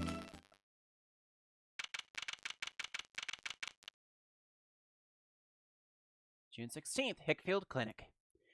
And now, we get to the part where I finally can maybe get some rest to my voice, but we'll see. Ah, prodigal attorney returns. Welcome, Apollo. I heard you did well in trial today. You to discuss something? I could use a little diversion. What did Detective Sky say? You want to know something? You have to investigate it yourself. Mr. Wright, tell me what happened 7 years ago, please. I want to know. I need to know. You certainly didn't waste any time getting to the point.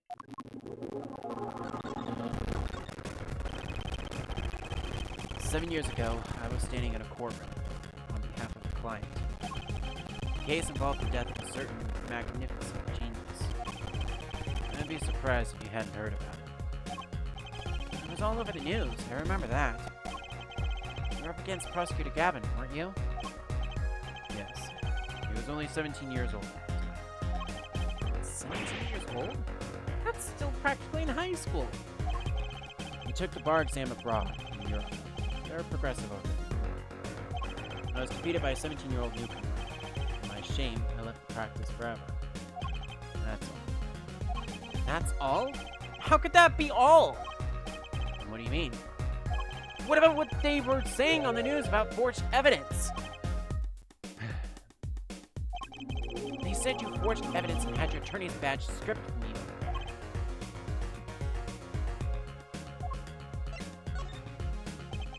Tell me, how does it feel?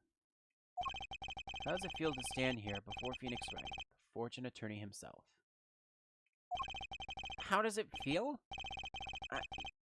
I don't want to believe it's true. But what about what happened in my first trial? Did you notice in today's trial? There's a single piece of forged evidence. Talking about evidence that shouldn't have existed. Not a magician's trick. I don't see you jumping to my defense on this one. Maybe I did forge evidence. Maybe I didn't. It doesn't really matter, does it? But I'm not an attorney anymore. That's the only truth you need to know. Mr. Wright, so he doesn't want to talk about the accusations of forgery. Now.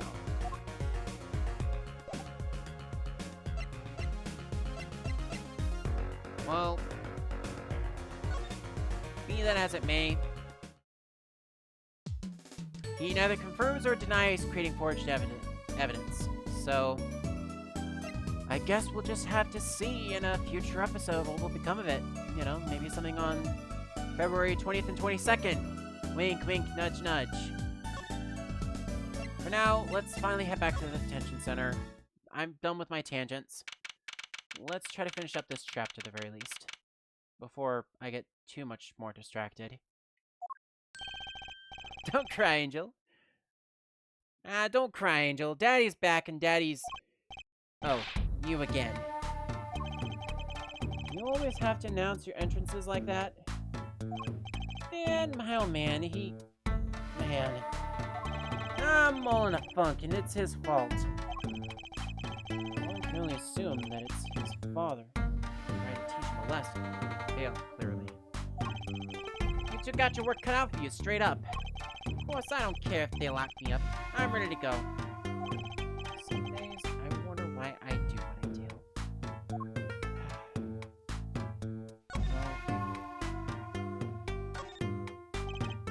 Hey man, you won't see me bugging them out 1 or 2 guilty charges.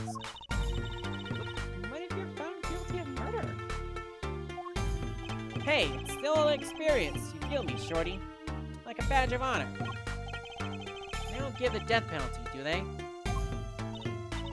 You didn't really do it, Jill? Maybe I did, maybe I didn't. Learned one thing today, it's that silence speaks louder than words. Yeah, my old man is wacky. Disappointing, that's what he is. I heard he wants to leave the mob? Over my dead body! I spend my life trying to keep it real, being an OG and never stepping down. Now my old man wants to go soft?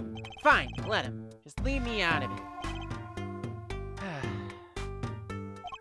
The day I get out of the clink, that's the day Alita and I start the next generation of the Kitaki family. Please don't talk as though it's assumed you're going to jail. For my sake.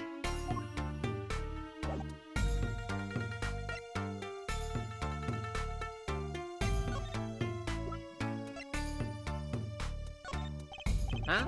What's that? Some kind of x-ray? Wait. That's right, Wocky.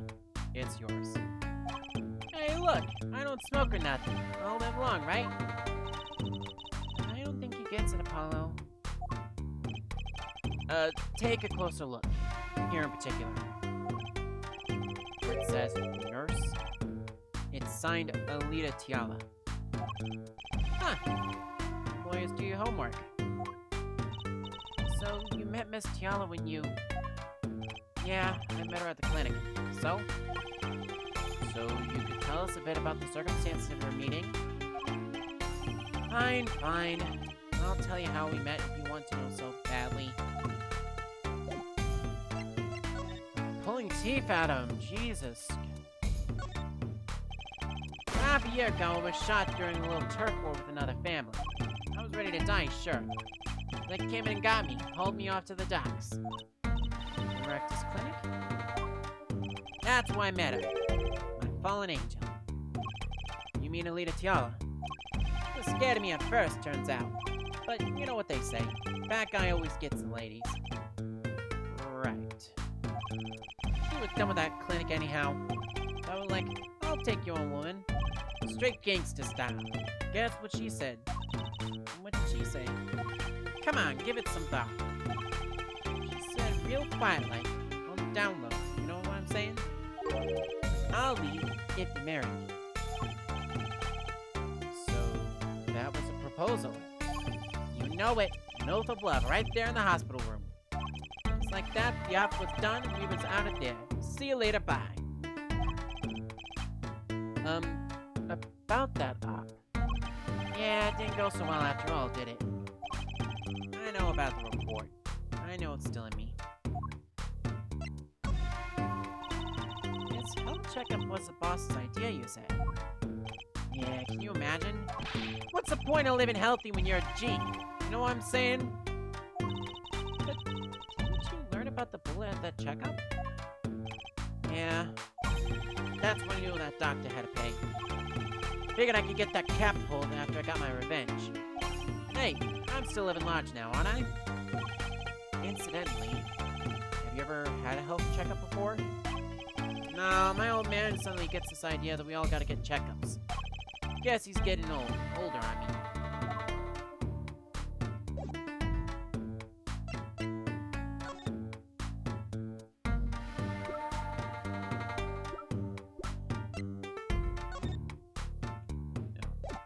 wrong button. Walkie, you don't happen to recognize these, do you? Hey, sure I do. I was the one who bought them for her. For Miss Tiala? Yeah, birthday present. Got mad little feet. Man, it's so cute, man. So these sandals are hers. Yeah, I kinda had a feeling. What's up with the funky vibes? Sandals updated in the court record. Yeah, that's gonna be fun, having to deal with that. You know, we're almost finished for the day.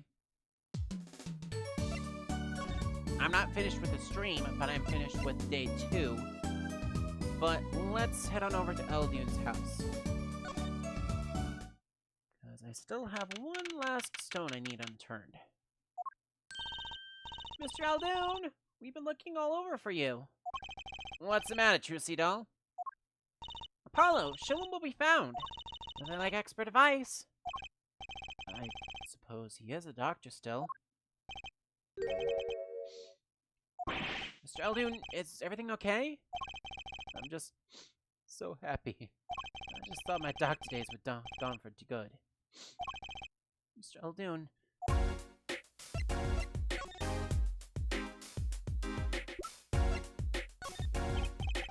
Mr. Eldune, could you take a look at this? Medical chart. Hey, you shouldn't go around taking these from clinics. Why the sudden silence, Mr. Eldune? What? What's going on here? That's what we want to know! That chart belongs to my client. He's on trial on suspicion of murder. On trial? That's crazy! You can't put him on trial! He is ABD!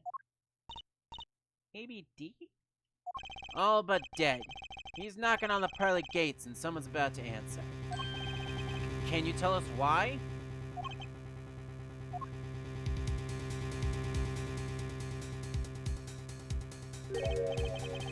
Well, permit me to speak as a surgeon.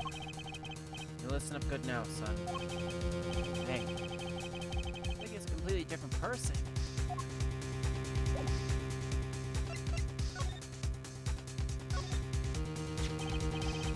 Well, according to this chart, this Walkie Talkie fellow is not doing so well. You got a bullet right upside his heart. That's right. Yeah, but this chart talks about the post-op. In other words, the operation is already finished. You can still see the bullet stuck in there. Why would it still be in there after the operation to remove it? Well, about the only reason I can think of is it's too tricky to operate on. What? The bullet's snug as a bug in there next to the aorta, which is connected to the heart. Heck, that scrap of metal is just surrounded by blood vessels. Kind of a miracle. 2 millimeters either side and there'd be some serious bleeding going on in there. Not something your average doc would be eager to fiddle with. You mean... It took a miracle to get that bullet stuck where it is. It took more than a miracle to take it out. Take it like a magician. I'm sorry. Kinda wanted to do that, but, okay, it'd take a magician. Anyway. I'm moving up to making rabbits disappear. I haven't learned bullets yet. Of course, with the heart pumping and lungs working, that bullet's on the move. I'll give him another half a year, tops. But Walkie's operation was already half a year ago. That's why I'm saying you're out of time. This kid shouldn't be on trial. He should be on an operating table. Great. Just great.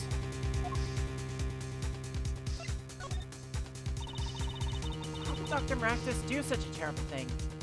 How could he just leave that bullet in there? I got a pretty good idea of how he felt. An emergency operation. He's got the kid's chest open on the table, and he finds that bullet. That's despair right there, Trucy doll. Cold despair. Despair? About the only thing he could do is sew the boy back up. It wasn't exactly a situation to go admitting he couldn't take it out. Kitaki's. Bet. This kid's their only son, I hear. He skips the operation and Walkie's back on the street living his life. It's only a matter of time before his heart hemorrhages. He drops cold. How awful. Which doctor would they take him to? Practice. No ties to them. They'll probably cover up the whole truth of what happened. That's just horrible! He left Wocky to die! There's a darkness in this world, chase it all. Made you hungry. Compared to it, these gangs, turf wars, and the kid games.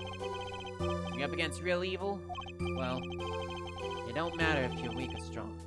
They'll take you all the same. You were a surgeon, right, Mr. Eldoon?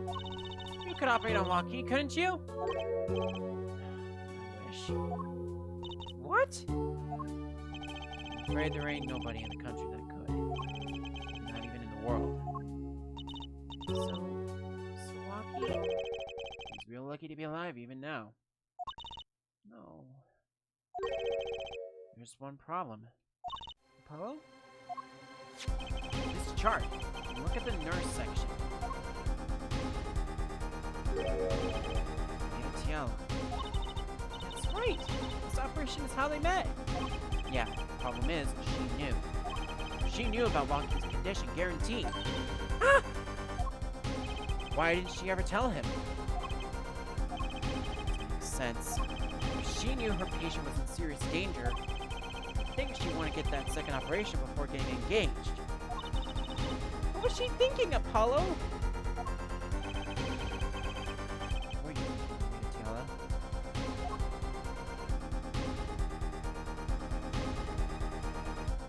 She knew that Walkie was in serious danger, so why didn't she call for another operation rather than propose a marriage? What was she thinking indeed?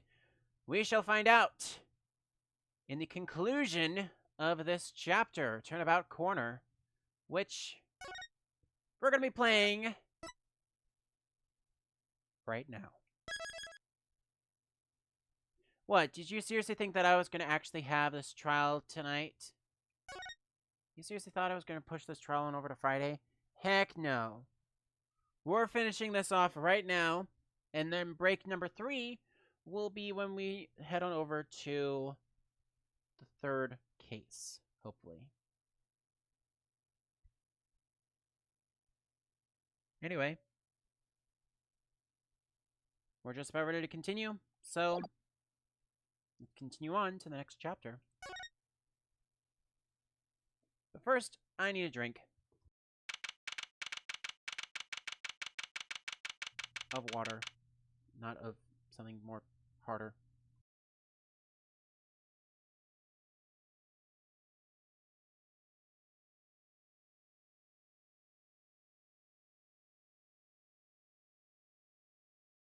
Also, I just noticed, were we in lobby number 2 for the last trial?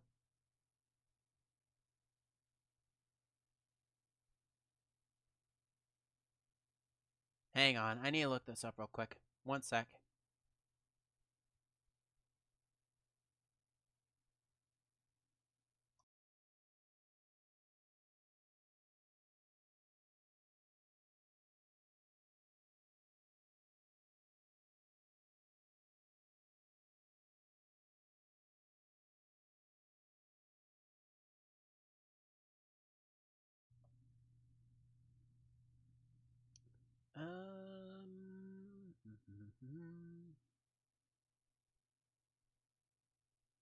Do apologize. I'm kind of looking back here, in my records. Yeah, okay. Does not say, but I'm going to go on the assumption that, yes, we were in the same lobby, because they try to keep that fairly consistent. Or at least they try to keep the same lobby and courtroom throughout all of the trials. Anyway, June 17th, 9:52 a.m., District Court, Defendant Lobby number 2. This is it, the big day. Did you get any sleep? Yeah, I went to bed at 1 a.m. or so. Oh, what time did you wake up? 3 a.m. It's Only 2 hours, Apollo? But at least you have me. And the amazing Mr. Hat. Here's looking at you, kid. Good luck today, Apollo. That voice! Hey, getting any sleep? Mr. Wright! I was going out of my mind, so I assigned myself out earlier today.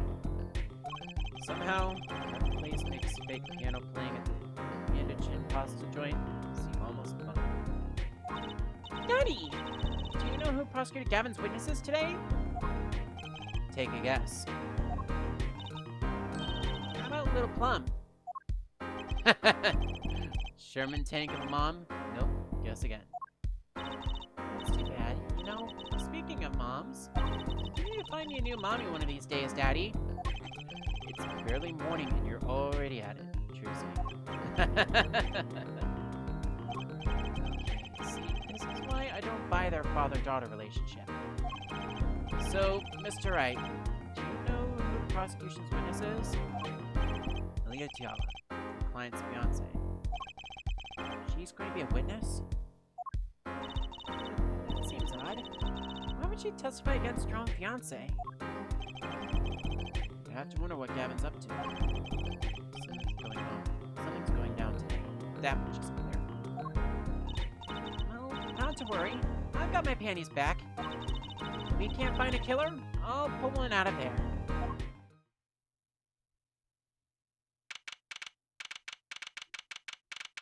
June 17th, 10 o'clock a.m., District Court, courtroom number 4. Court is now in session for the trial of Walkie Talkie.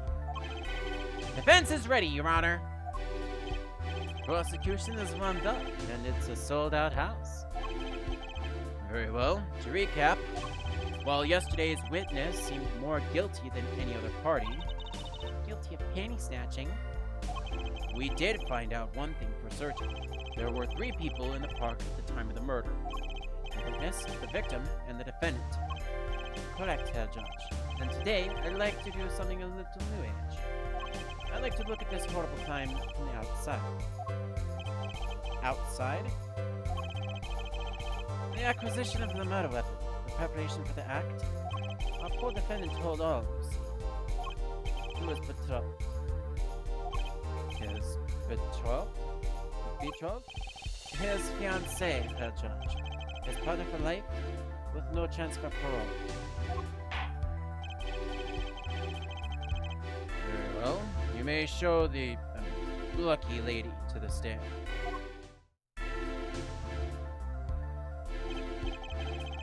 Your name and occupation, Fräulein. Alita Tiala.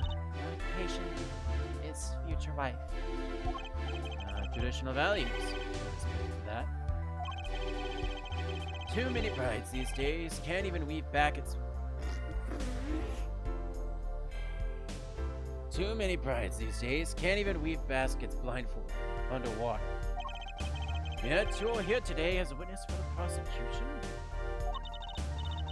To be honest, I didn't want to testify at first, but I couldn't hide the truth. Honestly, another admirable trait. Father, is it true that on the day of the crime, the defendant, Walkie Talkie, confessed his plans? His plans for murder?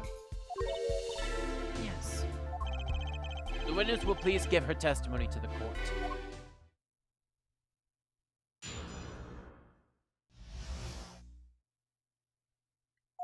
It was the day that the family health check results came back. When Walkie found out that Dr. Maractus had lied, he flew into a rage. I'll teach him, he said. He took one of the family's pistols. You already know what happened that night. I just don't see how anyone but Walkie could have done it.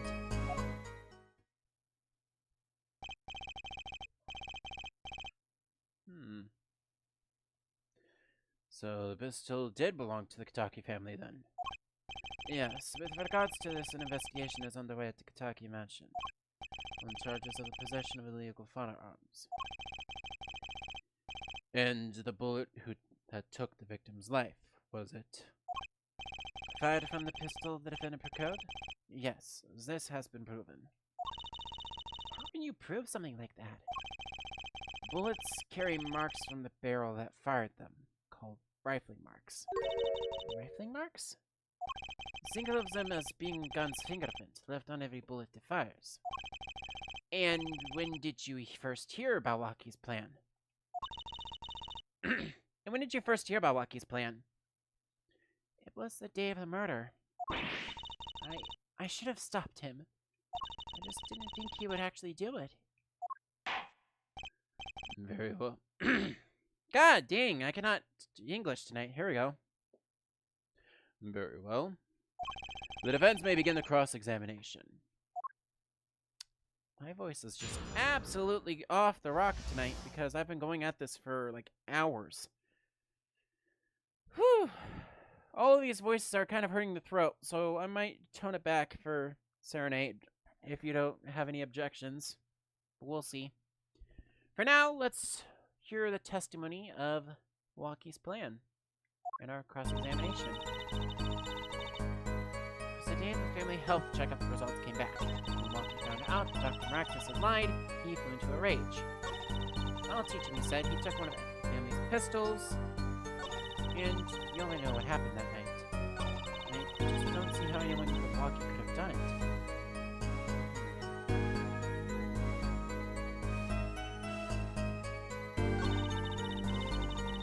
Let's see if I can maybe get more information on this. What happened? Meeting the murder? I tried to stop him, I really did. Wocky wouldn't listen. Our defendant was nothing if not determined, it seems. The last thing you should do is blame yourself, miss. I just don't see how anyone but Wocky could have done it. Hold it! How can you say that for certain? How? Objection! Objection! Herr Forehead, you will refrain from badgering the Prola. It was the defendant, Wocky, was it, who took the pistol from his home. We know this for a fact now. I suppose we do. So, how could anyone else have used the pistol to shoot the victim? They could not. Simple logic, yeah? That does seem to be the case. Does the defense have anything to say regarding this point?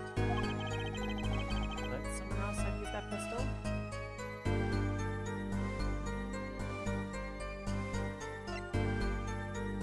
There was another.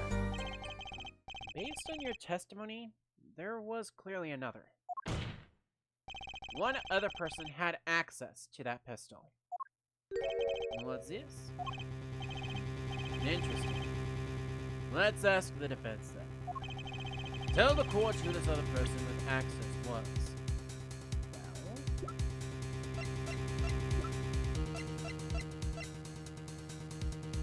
I have reason to suspect it was you. Take that! Well, of course, I mean you, Miss Tiala. Me? But why? You were quite clear when you told the court that you heard about the pistol from the defendant on the day of the murder. In other words, you knew what he was planning. Objection! Let me get this straight. You intend to tell us that this lady stole the pistol from her fiancé and killed a man in cold blood on his behalf? I bet the people doing strange things for love. This does seem a bit unfathomable, to be sure. I'm all for romance and for supporting your partner in life, to be sure. I think I would hesitate at murder. I hope you do more than hesitate. But what if a different connection could be proven? A connection between the witness and the victim. We might find that she had a personal motive beyond wanting to help her fiancé.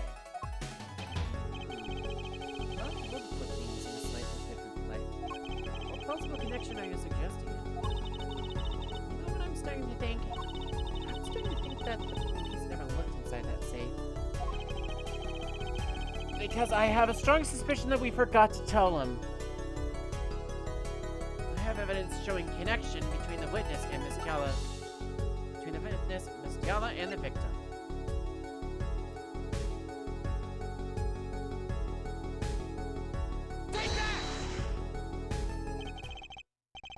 Looks like a medical chart? Found inside a safe at the Maractus Clinic. I'd like to draw the court's attention to the names written on the chart. What? Miss Tiala, whatever. Why is your name on this chart? Oh yeah, can I look at that, actually? Yeah.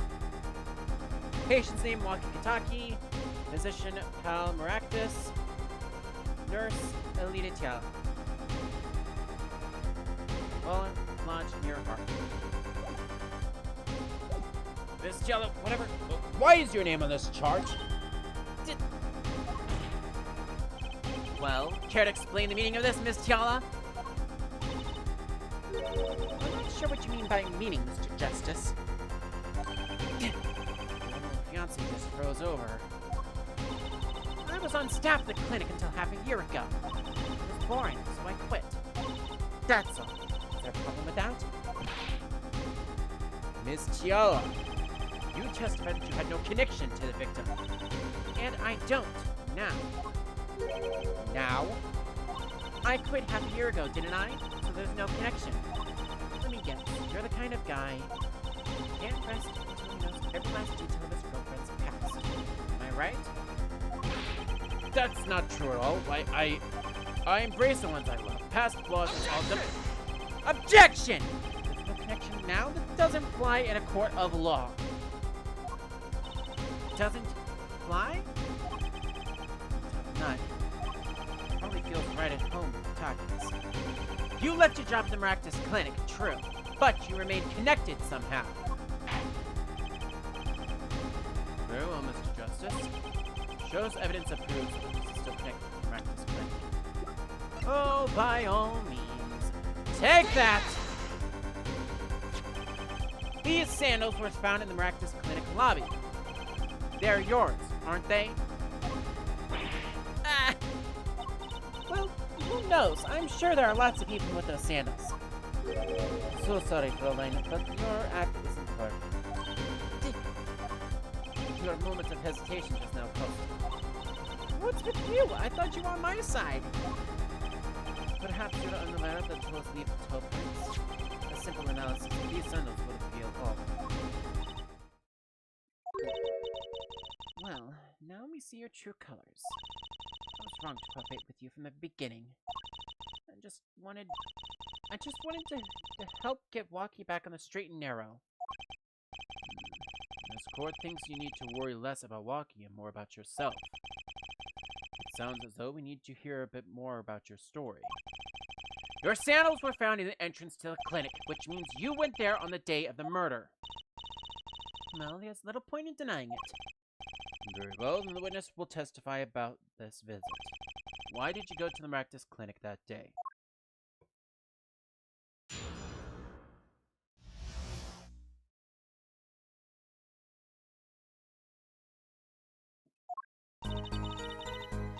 I did go to the clinic that day. My first time in half a year since I quit in January. I went to warn him after all. I knew Wocky had the pistol. The doctor always was a timid man. Too timid to admit his own mistake. Why else would I have gone? Not hiding any dark secrets. I wanted to tell him to be careful. He's an old friend.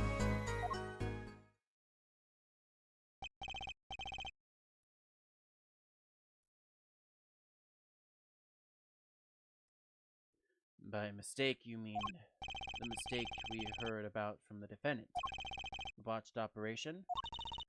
He was a timid small man, but I never wished him harm. Just thought I should let him know, you know? That does make sense. Yes, but there is still one thing which does not. What's up, Prosecutor Gavin? The sandals left in the lobby, of course. We can assume she wore these sandals to the clinic, yeah? Then why did she not wear them home? If it were me, I would have worn them home. I would have worn those sandals home too. So why were the sandals left behind? Where the contradiction before me? There's probably a good explanation for this, right, Miss Tiala? Say, for instance, there happened to be a similar pair of sandals there, which you wore home by mistake? Actually, that's right. I'm impressed, Mr. Gavin. Oh, it's noted. Leaders after they'll know the possible explanation. Yellow, go ahead. What the? No fair! He's filling the holes in their testimony. The defense may begin the cross-examination.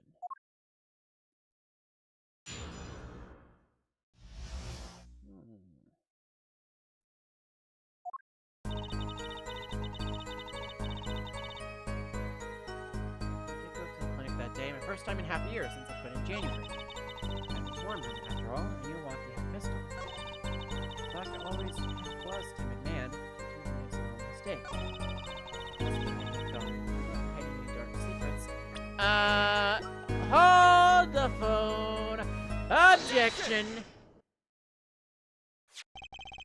This chart was found inside a safe in the doctor's office. Yes? Why would this one chart be in that safe? Miss Tiala, you know why it was, don't you? Mind filling me in? Dr. Maractus didn't have the leisure of making mistakes. That's why he wrote up a false report and kept the truth locked away. That held on. And this is where you come in, Miss Tiala. The nurse who filed this chart was you. Which means you knew about Walkie's failed operation. Interesting. You were in the same position as Dr. Maractus. Kinda makes it hard to claim no connection, doesn't it? You're both a novice, I'll give you that. Justice, you must know, I was only a nurse. The doctor's responsible for the chart's contents. This chart business seems to be quite important. Please amend your testimony accordingly. Too bad, little attorney.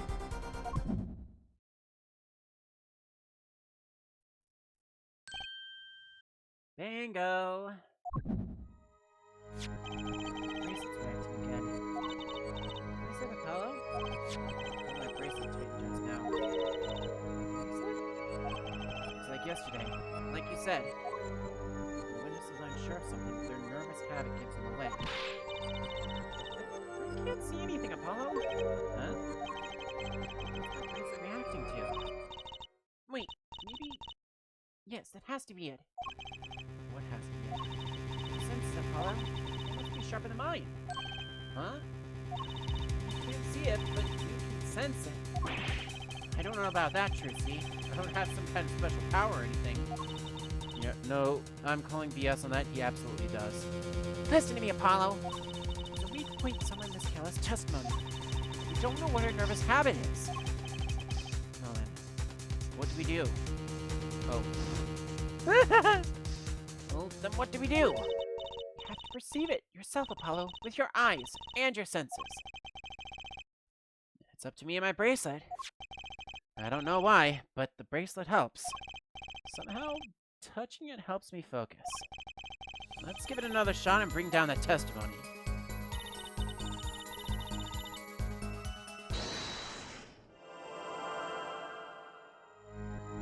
Why would I go?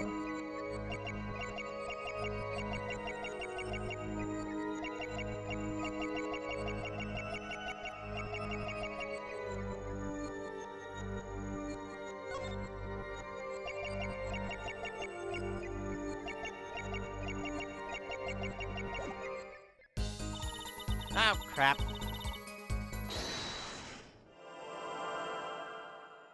I had it, but I botched it up. Alright.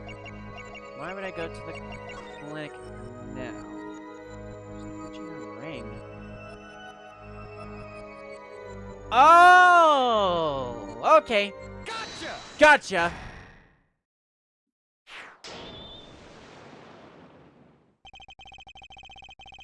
Why go to the clinic for half-year-old chart now, you ask? But you know why you would go now, don't you? I don't know what you're talking about. It was quite clear, Miss Tiala. You have a nervous habit. The moment you said the word now, you used your right thumb to fiddle with your ring. What? She was unsure. I saw it. Now. That's the key word. chart wasn't a part of your past. It was a clear and present threat. It's ridiculous! Why, if that were the case, I would have had 6 months to do something about it. Indeed. Eh? Which means something happened quite recently. Something to make that chart a problem for you now. Right on the ropes now. I can feel it. Time to strike the killing blow with evidence. Miss Tiala, there's no use trying to hide it. The chart became a threat to you now because of this.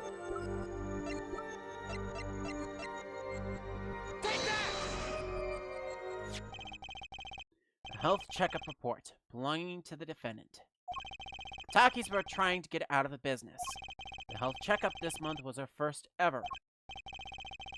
What did you think when you heard about this? Eh? Oh, nothing. Why should I think anything? Oh? I would think you were positively beside yourself. Because you were afraid. You knew what Wocky's chest x-ray would reveal. A full half year had passed since the operation. You thought you were home free. When the chart came back to haunt you. Eek!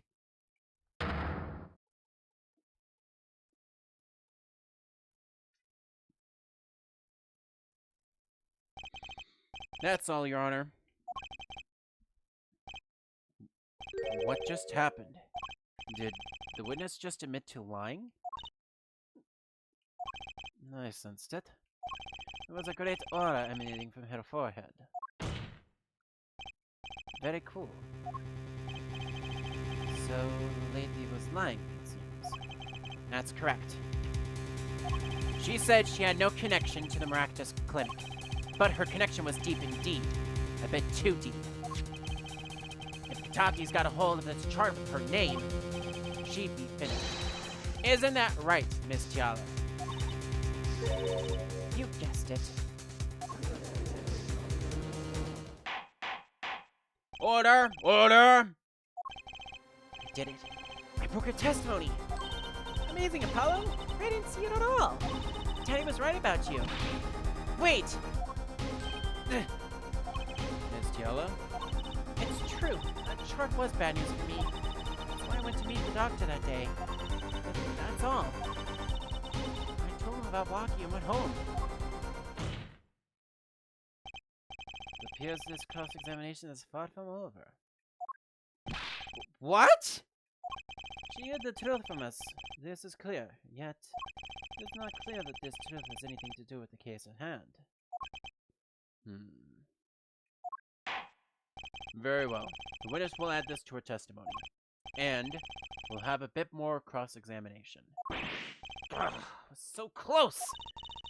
Still close. Keep on her, Apollo. Nothing happened at all. I warned him and left. Oh, really?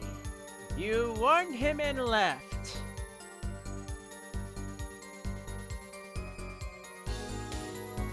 I kind of feel like I want to say this, so I'm going to say it. Objection! You say nothing happened in the doctor's office. I disagree. Take a look at this.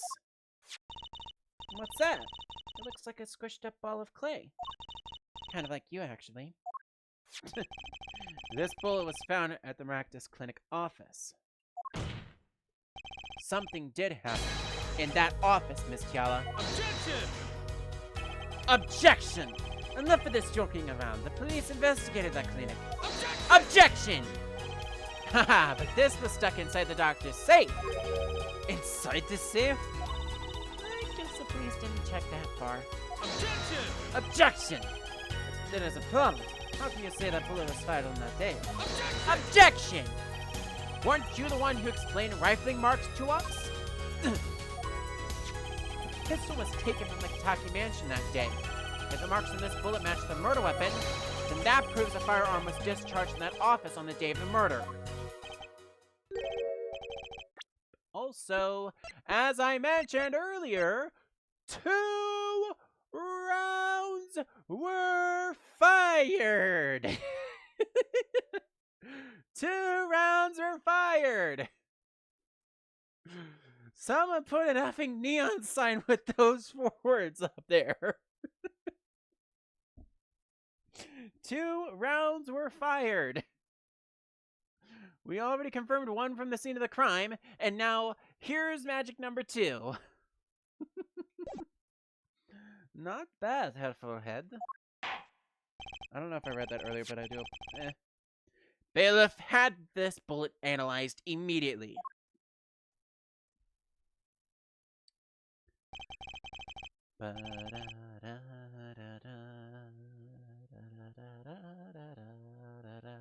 Oh, sorry. 30 minutes later, a report arrives. The rifling marks on both bullets are identical. Ooh. Whoa. It seems as though that the bullet in the safe was fired from the murder weapon. Perhaps the defense would like to state their position? The bullet in that safe proves one fact. A pistol was fired in that office on that day. And at the time of the firing, the safe was open. The safe which contained the top secret chart. Do you think someone was threatening Dr. Maractus in order to open the safe? Only one person was in a position to do such a thing. Our witness, Alita Tiala.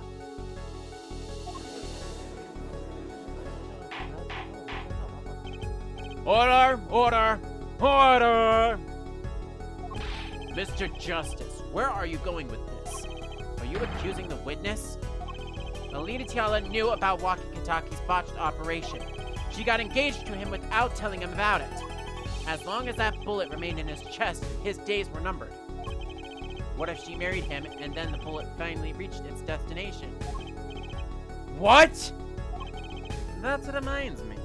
Apparently, the Kitakis have been asserting themselves in lawful business practices. They're making quite a great deal of money, fortunately. Nefarious. So she planned to marry him just to get her hands on his fortune? Objection! You keep talking trash about my Alita, and I'll sue you, lawyer man. Huh? Me? Yeah. You'd abuse my Alita. I think you mean accuse. Same difference. Well, you can't have her. She's mine.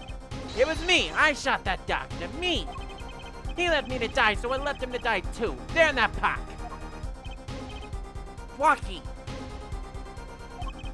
Cool down for a second, please. You keep your hands off my Alita, or I'll...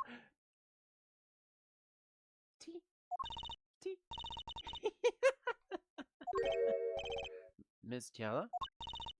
I'm sorry. It's been so long since I laughed so hard. Something funny? Walkie, wake up and smell reality. Alita, baby. Signature on a chart. The engagement?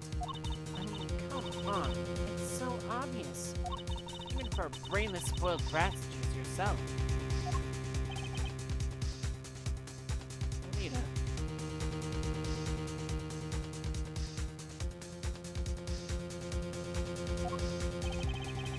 Your honesty is like a breath of foul air, Fräulein. Hey, I wasn't getting out of this clean anyway. So, the family fortune is what you're really after. That's right. I wanted the money. No way! That's whack! I ain't trying to hear that! Should have done the wedding earlier. Oh well. By the way, can I ask you a question? Who, me? I believe you said you were going to abuse me? Accuse. Of what crime, might I ask? Huh? Oh, I'm a bad girl. Sure, I got close to that brat because I wanted his money. He was the only one with the pistol. He could have fired it into the safe after I'd already left the clinic. What? I would never do a thing like that. It was definitely that silly brat. Wait, but what are you talking about? Trucy, you had the most to lose if that chart was found. But I didn't have a pistol now, did I? Well, you could have taken Walkie's. You think he'd have mentioned that, no? All I've heard him say is, it was me, I shot him. Objection! Objection! That's only because he's trying to protect you. Sorry to intrude in this lovely conversation. But the two of you are forgetting one critical point. What? What point? Certainly, the Fräulein wanted the chart. You assume she threatened the doctor into opening the safe, but then... wouldn't she have taken the chart? Oh. You'll see. That chart wouldn't have been left in the safe. He's right. Miss Tiala. Yes? It is clear to this court that you are not a very good fiancé. Oh, I'm flattered. Perhaps it's time you told us the truth. Tell us about yourself, including your actions and whereabouts on that day. Don't forget! We've proven that you were at the Maractus Clinic on the day of the crime.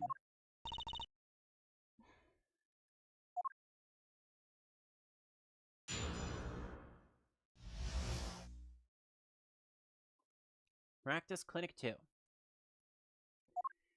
Yes, I went to the clinic that day to speak to the doctor. And I wanted that chart, but I failed to get it. So I went back to the clinic later.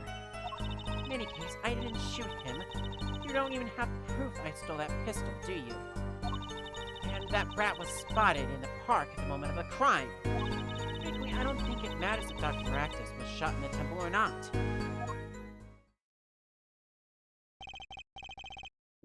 What?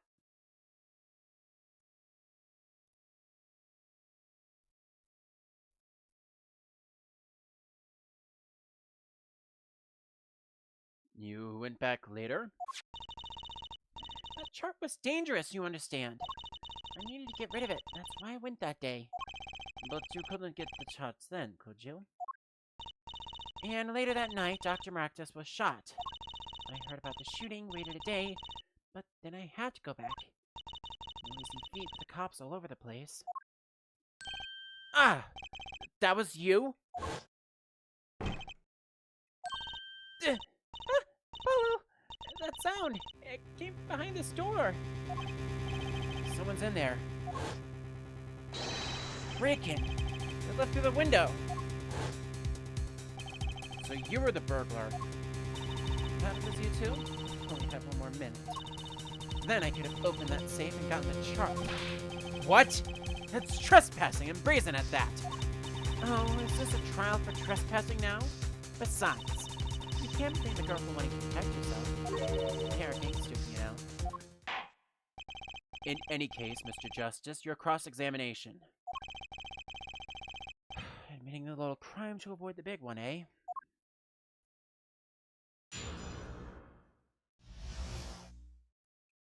The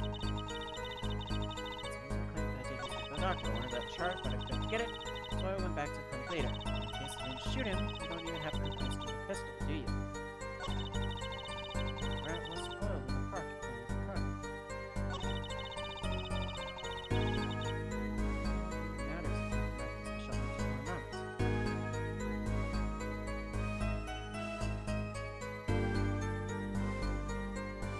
How did she know that Dr. Maractus was shot in the temple?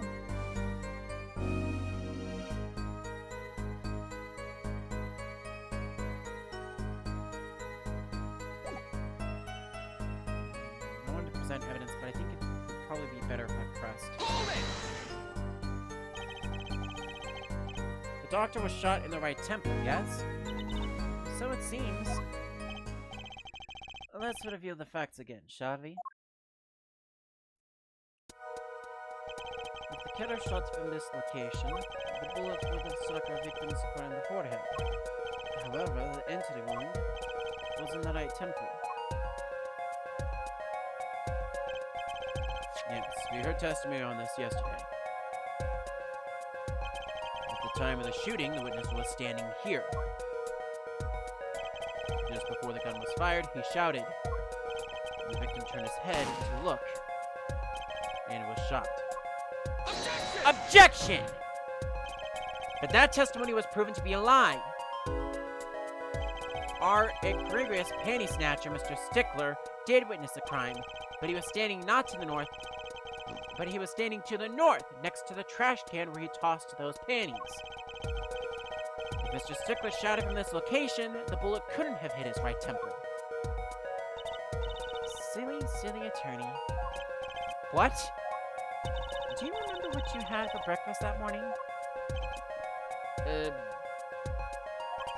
you remember, Trucy? I always have a glass of milk for breakfast. What matters is one thing. The doctor was shot in his right temple. If that's the case, then there can only be one explanation. The panties guy was mistaken. Objection! Objection! But his location was proven. You can't write that off as him being mistaken. Objection! Objection! Then why don't you show us her forehead? Show you what? Must I explain everything? Very well, let's pick up. If the witness panties guy was standing to the north, then where was the shooter standing? In what location did the killer shoot the victim? But wait, if the victim was standing there, how could anyone shoot the victim in the right temple? I merely laid out the facts for us. It's up to the one possessing the shiny forehead to show us. And you can. Kitaki was standing at the killer. Stickler, the witness mark. Of course, all miraculous was at the victim. Let's hear what the defense has to say. Where was the killer standing when they shot the victim?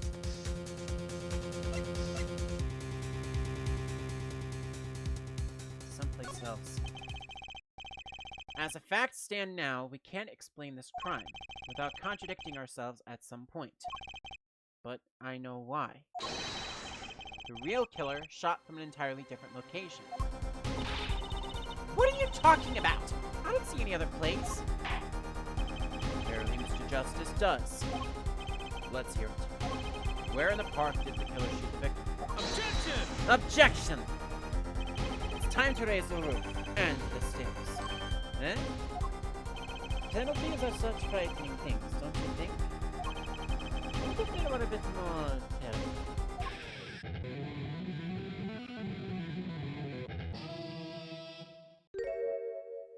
Oh, come on! Piss off with that. 2 bars? Okay, so basically this turned from 5 strikes to 3. Because I've been playing this almost perfectly now. Well, it's a good thing I kind of know what the location is already, but... double penalty? The forehead wishes to take us in a new direction. Then he must be ready for the challenges ahead. Challenge accepted. It's justice time. Are you sure, Paulo? Key to this witness. Key is this witness. Mr. Stickler's testimony. With that, and know where he stood, and the victim turned when he shouted, one place the killer could have been. Killer shot the victim from here. Take that! I believe we all owe a debt of gratitude to Ms. Alita Tiala. What do you mean? Thanks to you, we had a chance to review the crime. And this time, we were prepared. We know that Wesley Stickler was telling the truth. You should have listened to him from the beginning. Wesley Stickler was standing next to the trash can when he saw the 2 men.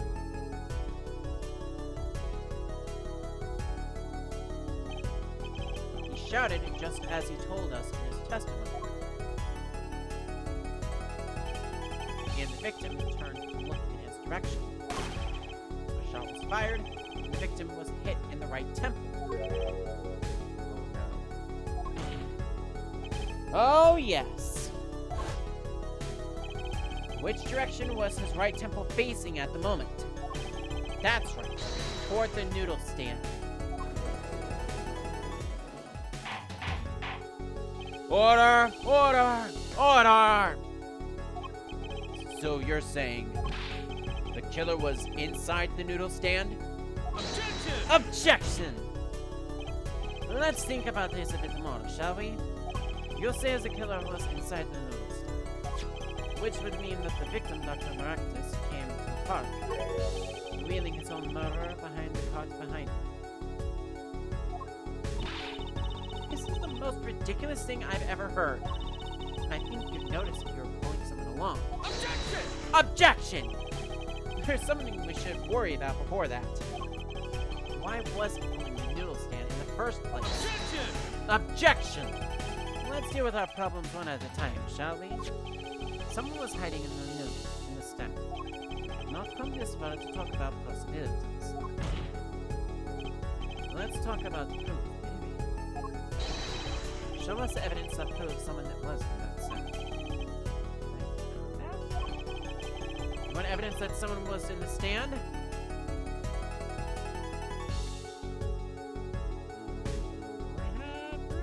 Do I have proof?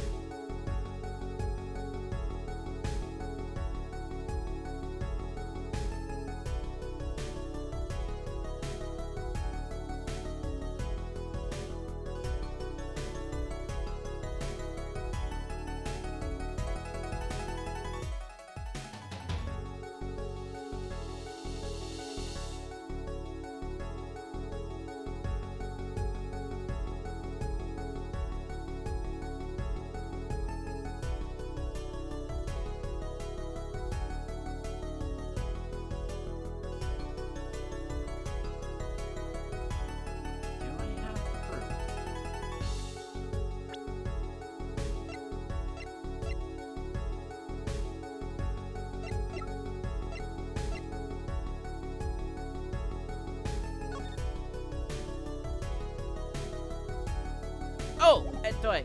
Yeah, I do have proof. I've got it right here. Intriguing. Let's see what you've got. Show us proof that someone was hiding in the noodles.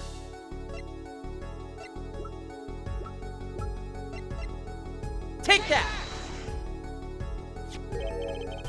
Maractus Clinic. And they're covered with paint. These slippers were found in a trash can near the crime scene. And a single slipper print was found at the scene. Right next to the noodle stand. Oh, and Miss Tiala, your toe print was found in the left slipper. In other words, this is proof that you were inside the noodle stand. Objection! Objection! Yet there was only one slipper mark found at the scene. Can this be called a footprint in good faith? Objection! Observe the diagram. A park pathway runs right next to the slipper mark. The slipper wouldn't leave a trace on a cobblestone path. Objection! Objection! Yet you still cannot say that this is a footprint, yeah? Why not? You have an impression left by a single slipper. It was on the stand and simply fell to the ground. Objection! That's just dumb. One more thing. A noodle stand is typically cluttered with tools and noodle making tray. There's no room for a person to hide in there. You have a point. Could someone have hidden in that stand?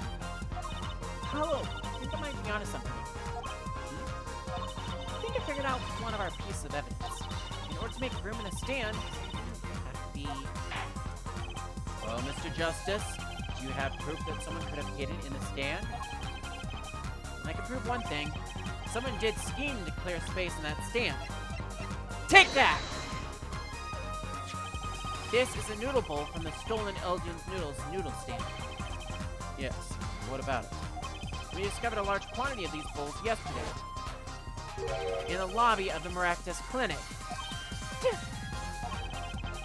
A large quantity of noodle bowls in the victim's clinic. Mr. Eldon was very clear about those bowls. I don't care. Did it? Oh. That's like the third different voice I have for this guy. I don't care who did it. Now that's done, I'm finished. All my noodle bowls were in there too. Yet the bowls were removed. That night, there was space inside that noodle stand. Space created at the Maractus Clinic, no less. Right around the time that you were there, Miss Alita Tiala. Stop! I won't listen to any more of these wild fantasies. No, not fantasies. The worst lines in that spoiled brat's pickup lines. I would like to remind the witness of her current status. This court does not consider you entirely innocent. Show me an innocent. I'll show you a fairy tale. In any case, the defense has somehow made its point. The witness has both motive and opportunity to kill Dr. Maractus. More fairy tales? The trial is a fairy tale. Then please, pull us back down to reality.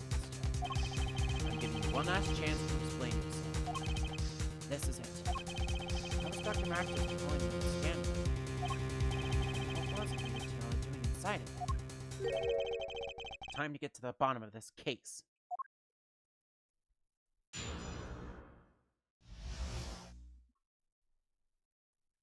Tiala's explanation. By the way, just for record's sake, this is the last testimony of this case. So we will be reading through some stuff pretty soon. Just a heads up. That night, I went to ask Dr. Maractus for the chart. I had no intention of ever letting that chart fall into the Kitaki family's hands. Dr. Maractus didn't understand. For some reason, he thought the Kitakis had sent me. So I gave up and went home. All I did was talk to him. You knew about the botched operation, so you tried to get rid of the chart to save yourself. I won't make excuses. And I did warn the good doctor. I gave him a chance. I told him that brat got his health checkup report, and that he was coming to settle a score. I see. Very well, Mr. Justice. Begin your cross-examination. Yes, Your Honor. This is the last testimony. Either I perceive the truth, or it's over.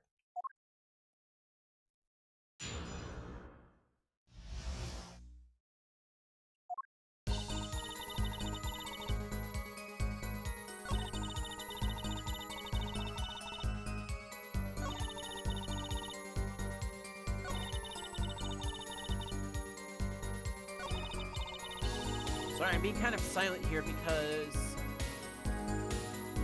I want to see if I can do this by myself before.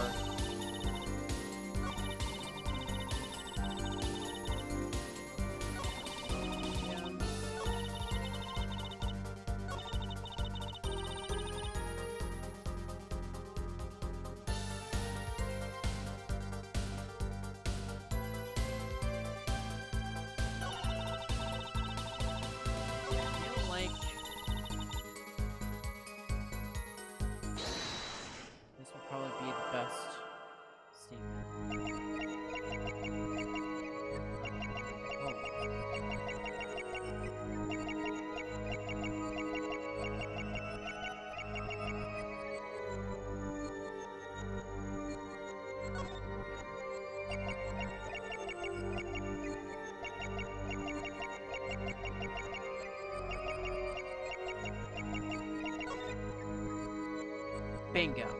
Gotcha! All I did was talk to him.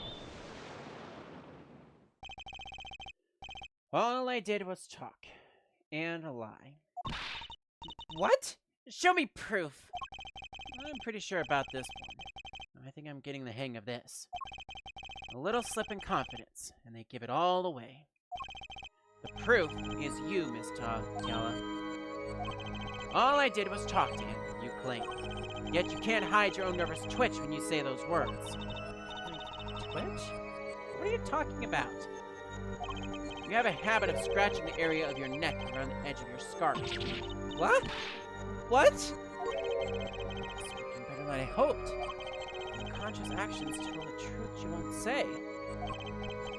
Habits and lies. 2 dots. Connect the dots, find the truth. Don't look at me like that! I told you the truth. It seems that when you recall what really happened in that office, you can't keep your hands off your neck, can you? Like nervous habits, unconscious reactions that manifest when someone is trying to hide something. You can't hide behind your scarf, Miss Tiala. Something happened between you and the victim in the Maractus Clinic office. And I've got the proof that shows exactly what happened. Take that! What's that? You're touching your scarf again. There's something unusual about this lamp. The bulb is broken, and there's a red splotch on the cord. Seeing how you hide your neck, I think I can come up with a plausible explanation for the lamp's state. Well, spit it out! This talking in circles nonsense is killing me. Very well. The answer is very simple. Ms. Alita Tiala, please remove your scarf. Yeek! Busted! Objection! This is the trial to determine what happened in the park. Instead of drifted off target. Objection! We'll find out soon enough if we're drifting. As soon as a witness removes her scarf. I won't do it. This is insane. I'm an unrelated third party. You can't order me to remove my clothing. Miss Tiala, I'm afraid you've forgotten what's already been proven. What? You're hardly unrelated. Please remove your scarf. No.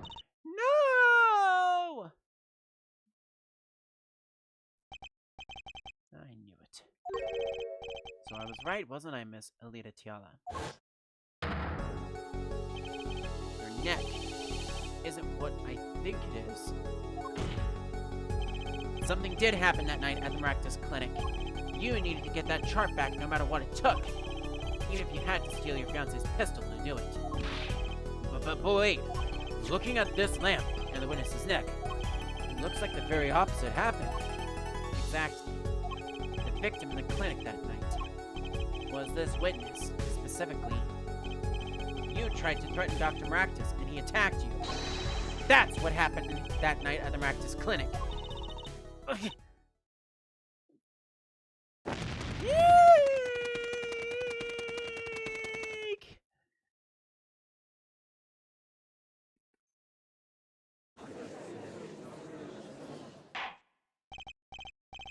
Order! Order! Order! Will someone please tell me what really happened? I told you the truth already. I went to the clinic that night to warn Dr. Maractus. Gangster knows everything. He's coming for you. Looks like my clinic's seen its last patient. We'll have to get rid of that chunk. We'll have to get rid of that chart. Quick, open your safe. Give it to me. So you can save your own skin? What? I know what you want. You want in with the family. And if they see that chart, you're finished. Leaving me holding the short straw. But if I'm going down, oh, it's you. And what happened next? He jumped at me and knocked me on the floor. Then he took the cord. Practice was serious. Deadly serious. He really tried to strangle me. I must have blacked out.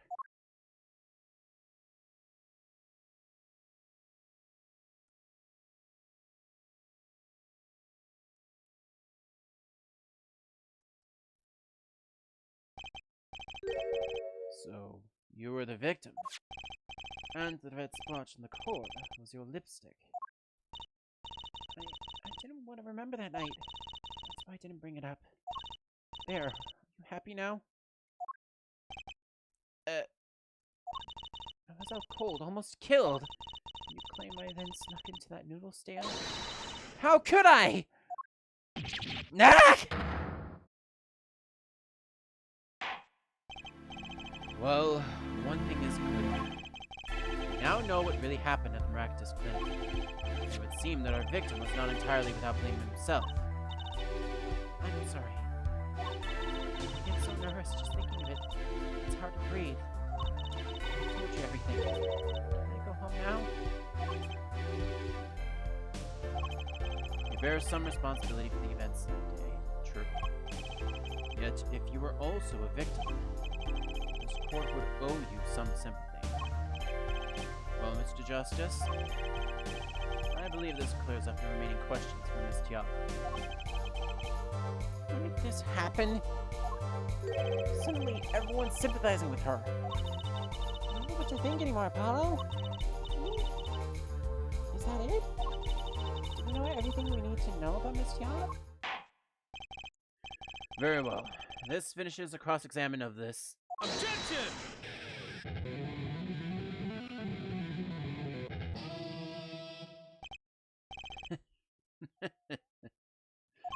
Not so fast. This party is just getting started. Now we rock. What? Most spikes in your head are softer than they look. Or do you not have the stomach to go all the way? Prosecutor Gavin? Tom Maractus choked Anita Tiala. She fell unconscious. What happened next? That's right. There is more we don't know. But she was choked hard enough to leave a mark. She's been out for a while. And still, what if it was her in that noodle stand? Tiala half dead, Dr. Maractus pulling that stand. The bullet fired from inside the noodle stand. What if it's all true? We might have already figured out what truly happened that night. Ms. Anita Tiala, as you can see, we're not through yet. Or we're not through with you just yet. You really want to blame me for this murder, don't you? You too, Prosecutor Gavin. Me? I only wish to know the truth. Well, let's go back over what we've learned up until now. On the day of the murder, Wocky saw his checkup report, from which he learned about the bullet still inside it. So he took a pistol from the family stash, with the intent to give Dr. Maractus some of his own medicine. And Miss Tiala heard about this from Wocky, so she went to Maractus Clinic ahead of him, in order to get rid of the chart with her signature. But then, something happened. Sounds like you figured it all out. Remember, I was a victim. I was out cold. But what about Dr. Maractus? That does seem to be the problem. He had just strangled Anita Tiala. Perhaps he thought too late. What did he do after this crime? I was just knocked out, not dead. In the state of this clinic and the scene in the park, I don't think it's clear what the good doctor did next. Better health go ahead? Got to guess? Well, Mr. Justice, what did Dr. Maractus do? He did think he killed Anita Tiala. I have evidence to show what he did next.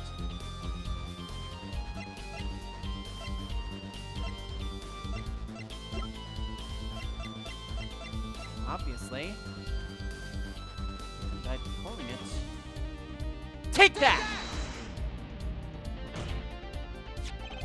As his next move, Dr. Maractus stole Guy Eldoon's noodle stand. What's killing me disturbed him that much? So much he randomly stole a noodle stand? It wasn't so random. Remember all the bowls in the clinic's foyer? Bowls that belonged inside that stand? I think it's pretty obvious, don't you? That stand was at the clinic. However, the question is, why did he remove the bowls? Maybe Because the stand was heavy? Or he wanted to put something in the stand in their place. Ah. Wait, you don't mean... I do. Dr. Maractus did replace those bowls with something. Your corpse, Miss Tiala. My corpse? Dr. Maractus panicked. He thought he killed you. His next move would be to dispose of the body. That's crazy talk. You're all crazy. Objection! Objection! Now let's think about it logically. The doctor had a place to dispose of you in mind. But on his way there, who should he run into but the defendant, Walkie Talkie? Objection! Objection! I question your logic. What's this, Prosecutor Gavin? The park is a dead end. Why would he head in that direction to begin with? That's right! He had no reason to go there. Oh, now I get it! It was a trick! Spoiled Brad made him do it. He made the doctor steal a stand. Objection! Tell me, why would someone go to a dead end? Unless the park was his destination. What? Apparently the defense has an idea. Tell us where Dr. Maractus was heading with the stand. Here, please show us on this diagram. Where exactly was the victim dragging that stand? Take that! There, that's a river. Yes, Your Honor. I scarcely need to explain why. Perfect place to dispose of a body. He was going to throw me into that river? He didn't have any other options. I believe this clears up all of the remaining questions. The victim pulling the stand and the defendant before him. And inside the stand, you, Ms. Alita Tiala. Look. And then, the denouncement. Wesley Stickler, of panty-snatching fame, walks up. Seeing the two men, he shouts in that instant.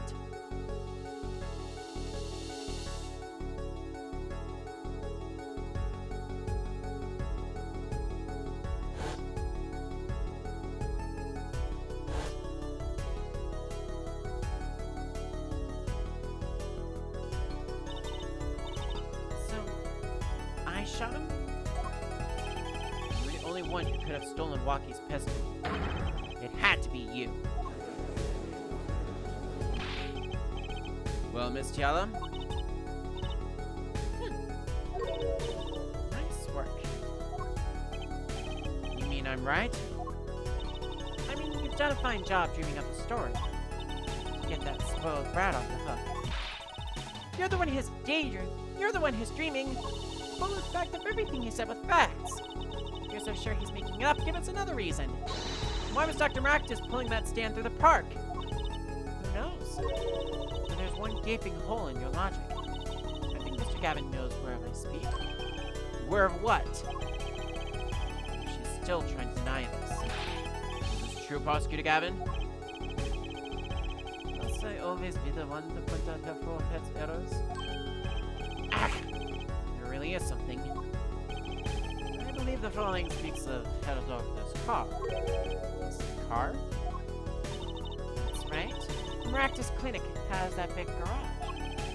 In which sat a green sports car, was it? Why would he steal his stand in the first place? If he wanted to carry a body, he would have used his car. Ash!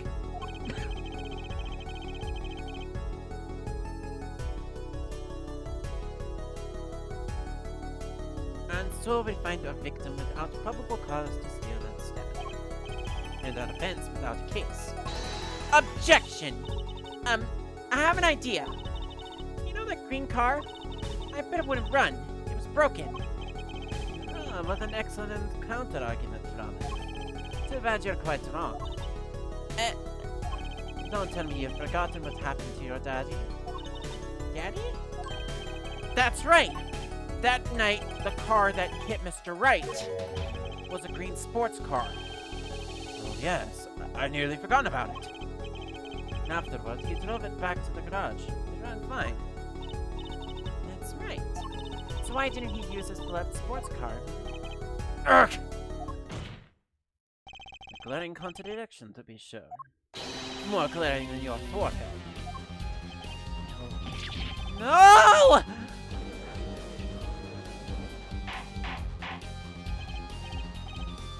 Order! Order! Order!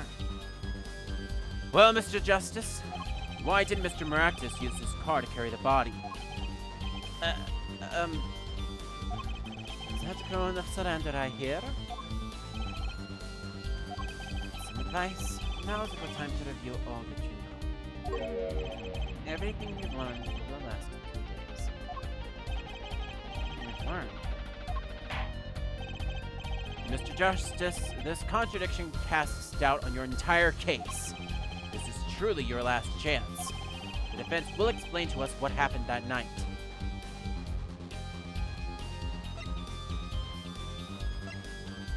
If he carried the body in the car, that blows up the whole reason behind him stealing the noodle stand. If someone else stole the stand, then that blows up the whole aspect of him being behind it when he was killed. So, most logically, by process of elimination, the car had to not have run. And I think we all know the reason why. I have an idea. It's all coming together. That night, Dr. Maractus couldn't use his car. Now you're making even less sense than usual. Not according to my information, Miss Tiala. Put one and one together, and the explanation is simple. If it's so simple, perhaps you can show us some evidence. Show us proof why the car wouldn't run that night. Sorry, Trucy. Take that! Let's see now. Panties again! All sorts of things come out of my panties. Even the truth. Another crime was committed the night of the murder. The theft of these panties. The latest in a string of similar thefts, actually. But that night, the snatcher was caught in the act. A brave young girl chased the thief until he hid in the Maractus Clinic garage. What? The snatcher hid the panties there before running.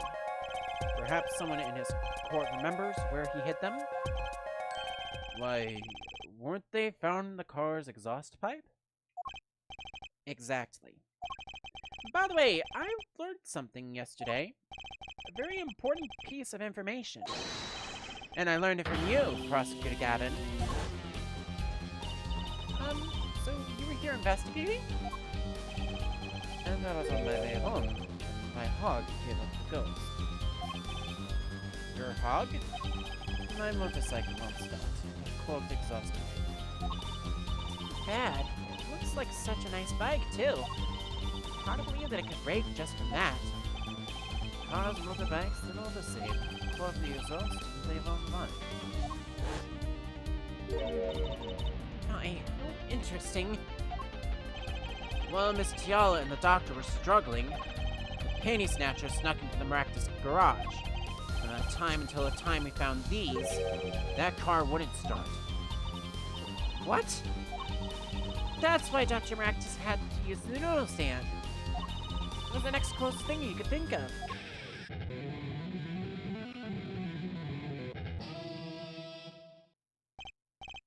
Well, Ms. Tiala?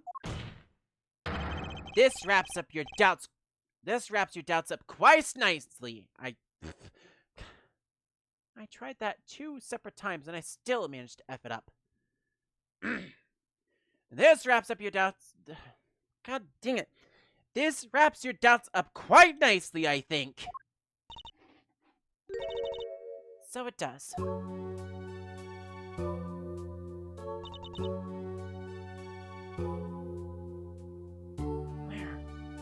Where am I? It's dark. Can't see. Cramped. Pain. Throat's burning.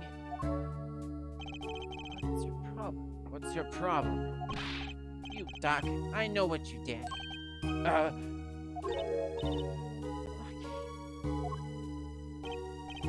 You lied to me. So you know what I'm gonna do? I'm gonna give you a taste of your own medicine, man. Wait, let me explain. Fine, I'll give you your last request. Listen, you're being tricked. But not how you think. It's not just me. No. You ruined everything. I have to stop him. Cease this at once, you two.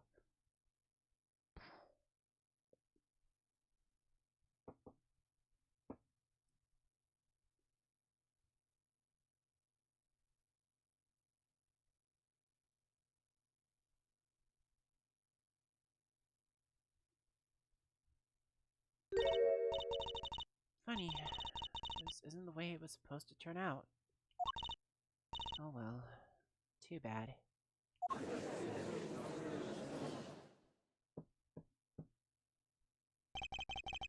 There's still one mystery. How did you manage to disappear from that stand?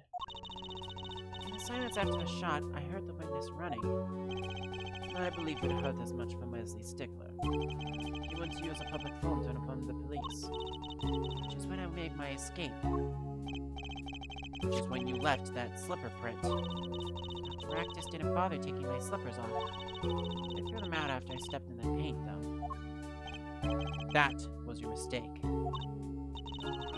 Biggest mistake was coming to you for help, Mr. Justice. Huh? I believed in you. You and your anything agency. And when we get Rocky declared guilty, it was you. You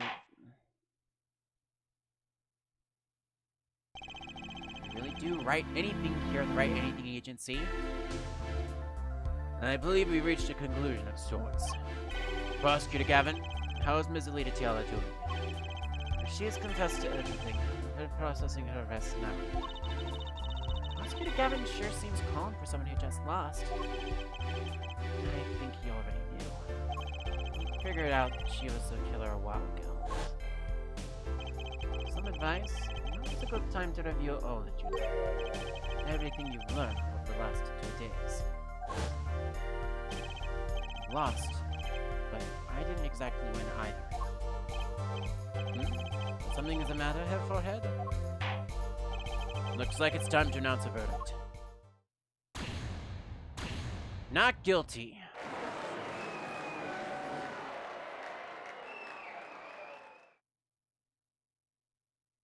So, everybody interested in how this ended up happening? Well, for that, allow me to direct your attention over to our desktop scene, where I have the wrong window open. There we go. Okay. So, let's get the music going here. And then let us go over here to the desktop scene where I have what really happened, again, according to Strategy Wiki. It all started 6 months ago when badass gangster Walkie Talkie went to deal with the Rivali family. Unfortunately, he was shot. He had to be taken to the hospital of the Maractus Clinic. There, Surgeon Pal Maractus and Nurse Alita Tiala discovered that the bullet was lodged right next to his heart. Knowing that they were not skilled enough, they decided to stitch up Wocky and lie to the family that the surgery was a success, as letting the family know otherwise would be bad for them. Maractus had made a sweet and illegal deal with him once. He hid the papers in his safe and created a fake report. This gave Alita a plan. She would complain to Wocky about the job. Wocky said she would quit. Alita took his advice if she could marry him. Once Wocky died after the marriage, she would inherit the fortune the family is holding. Wocky was discharged after the operation and Alita dismissed from her job. Things really got started 6 months later. Wocky went through a medical checkup. It was revealed that Maractus had lied to him. The bullet was never removed. It was still lodged near Wocky's heart, but Wocky became enraged and decided to kill Maractus for revenge. On the night of the crime, Maractus was on his way home when he hit a pedestrian, Phoenix Wright, who had only suffered a sprained ankle. The rearview mirror was knocked off along with a pile of paint cans, making a huge spill. He didn't stop, but continued on home and parked the car in his garage. Meanwhile, college student Wesley Stickler stole a girl's panties that were a prop in a magic trick, curious of how the trick worked. The girl, Trucy Wright, caught him and chased after him. Stickler eventually came to the Maractus's garage. Knowing there was nowhere left to hide, he stuffed the panties into the car's exhaust pipe. He eventually got away and went to steal another pair. Meanwhile, Alita noticed that Wocky finally found about the operation cover-up. She feared that Wocky would find out about her involvement as well. She stole one of the guns from the Kitaki mansion and went up to the Maractus clinic. She took off her sandals in the reception and put on the hospital's slippers as required by the hospital. She went inside and started to threaten Maractus. She held him at gunpoint and demanded he open the safe and give the chart report to her. Maractus opened the safe, but then he jumped at her. Alita shot, but missed, hitting the back of the safe. Maractus then took the lamp and strangled her with a wire. Alita passed out, and her red lipstick left a smudge on the wire. Maractus panicked, thinking he had killed Alita. He tried to dispose of her body in his car, but it didn't work, with the exhaust pipe stuffed. So as an alternative, he stole Guy Eldoon's noodle stand. He was rivals with Guy. The reason he became a doctor and made that deal with the Kitakis was to beat Guy like he'd always done since preschool. Maractus took the bowls from the stand and hid them in his clinic to make room for Alita's corpse. He intended to throw the body into the river at People Park, so he pulled the stand there, where Wocky was waiting for him with a knife. All the meanwhile, Stickler, who had stolen another pair of panties belonging to Plum Kitaki, came to the park from the north and witnessed the two men arguing. As they were arguing, Maractus was about to reveal to Wocky Alita's involvement in the cover-up. Meanwhile, inside the stand, Alita regained consciousness. She overheard the conversation and feared that Maractus would expose her to Wocky. She couldn't allow him to tell anyone her secret, let alone her fiancé. She picked up the gun, Stickler called out, Wocky and Maractus turned their heads towards him, and Alita discharged the bullet into his right temple, killing Maractus instantly. Wocky, in a panic, dropped his knife and fled. Stickler ran off too, leaving the panties in the garbage. Finally alone, Alita came out of the stand, still wearing the hospital slippers. One of the slippers stepped in a leaf in the grass, and while fleeing, she also stepped through the paint that was spilled in the car accident earlier. And only after that did the leaf come loose, leaving a leaf-shaped mark in the paint on the slipper's sole. Finally, she threw the slippers into the trash. After hearing of Wocky's arrest, Alita decided to hire an attorney before the family could do so. She hired a fresh attorney, Apollo Justice, thinking he would mess up and get Wocky convicted. She also decided to make another attempt to steal the chart report. She broke into the office, only to run out without it again because Apollo and Trucy were about to enter. The next day would go badly for the nurse. And so, great job, Apollo, you did it! Yeah, we did, somehow. Wocky's off the hook. Free to become the gangster he's always wanted to be. And he has you to think. Hey, attorney man!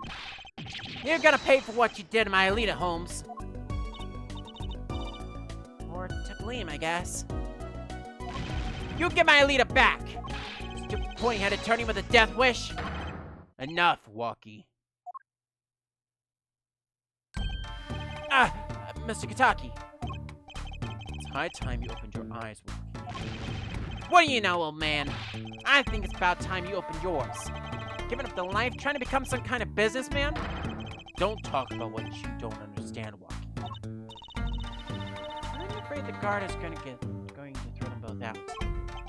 If not in jail, wouldn't that be a happy ending? Hey, maybe we can help them out. We know why Mr. Kitaki needs to make so much money. Maybe we should tell Wocky. Oh, Wocky? Apollo has something to tell you. Huh? I do? Way to put me on the spot. What's that? Show me the reason why, Apollo. Why is Mr. Kitaki trying to become a businessman? Right.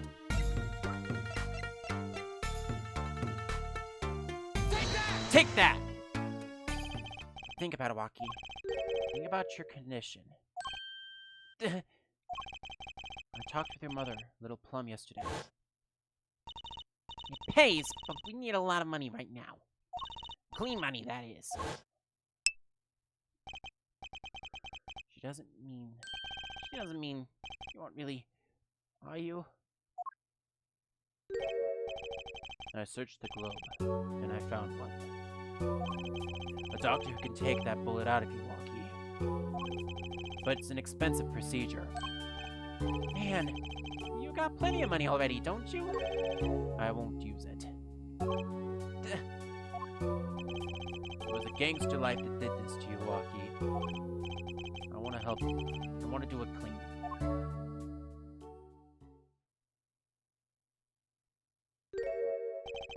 Please understand, Walkie. Dad?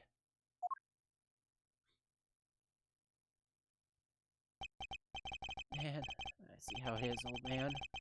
Always you looking out for Walkie? Listen, good old man. One day, I'm gonna take you out. Then we'll see who's the OG. You try to hide in your business suit, I'll find you. Stupid old geezer. Hi, Walkie. No, it's as it should be.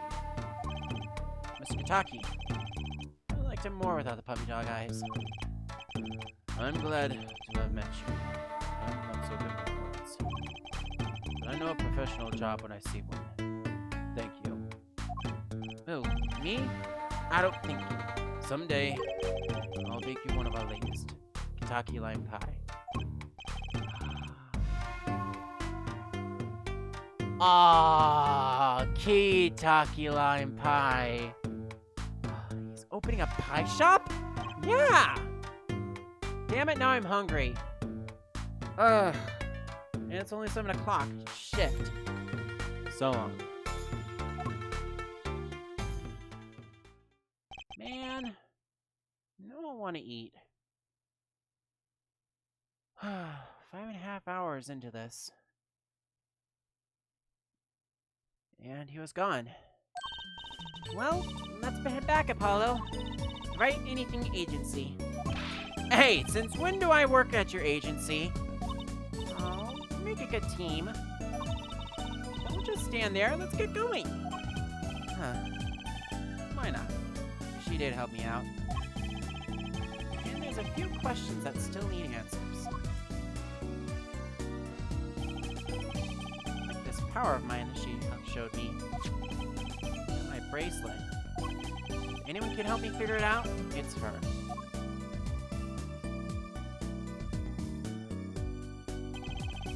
No, I can't say I care much for what her father has become. Oh, that's right! We have to go someplace first. Huh? Where?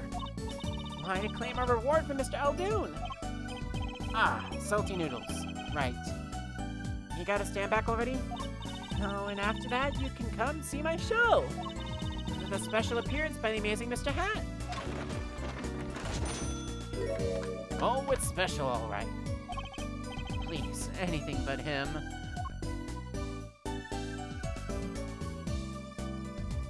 And with that, as the end of Chapter 2, Turnabout Corner has officially been completed. And that, ladies and gentlemen, I hate to say it, I'm getting kind of hungry, so you are hearing it here first. I'm going to make this my last intermission because I'm ending the stream.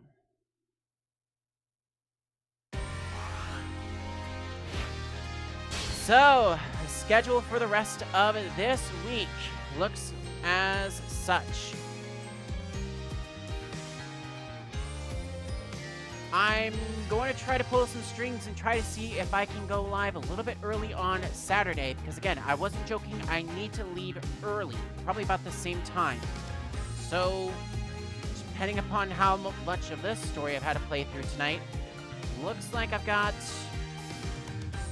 about as much to do, honestly. In fact, a little bit more. So, it probably would be in my best interests for me to do maybe a little bit of something. But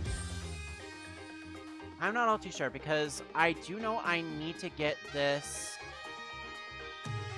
I need to get this whole episode finished, but I don't really want to put this into 2 parts. But you know what?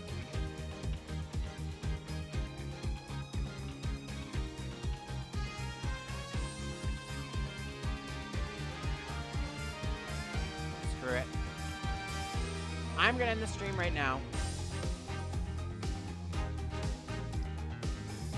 Ladies and gentlemen, I do want to thank you very much for sticking with me for the last 5.5 hours here at the Metro Realm. It's official. Friday stream is going to happen. On Friday, we start Apollo Justice Ace Attorney Episode 3, Turnabout Serenade, and we'll get up until the end of the first trial on day 2. Then on Saturday, we'll finish it off with the investigation and the second trial. Other than that, I am going to bump on over, actually, to my channel here.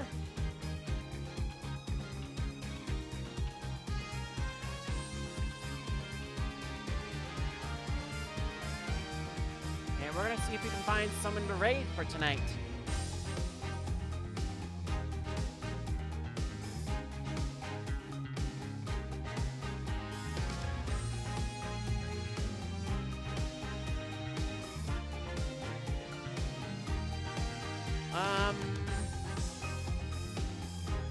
Actually, how many viewers do I have, actually? Let's take a look.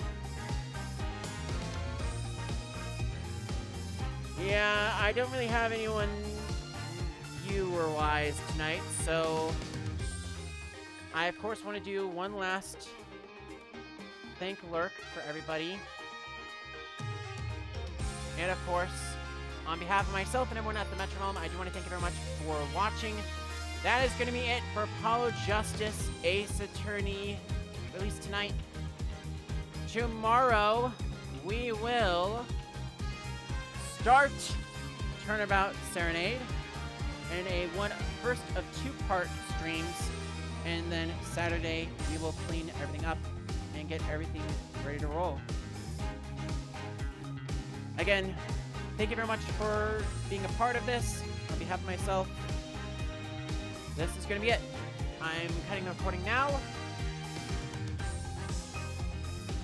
And there will be no raid tonight, unfortunately, because it's just me, myself, and I. Thank you very much for watching, and I will see you all in the next adventure. Bye, everybody.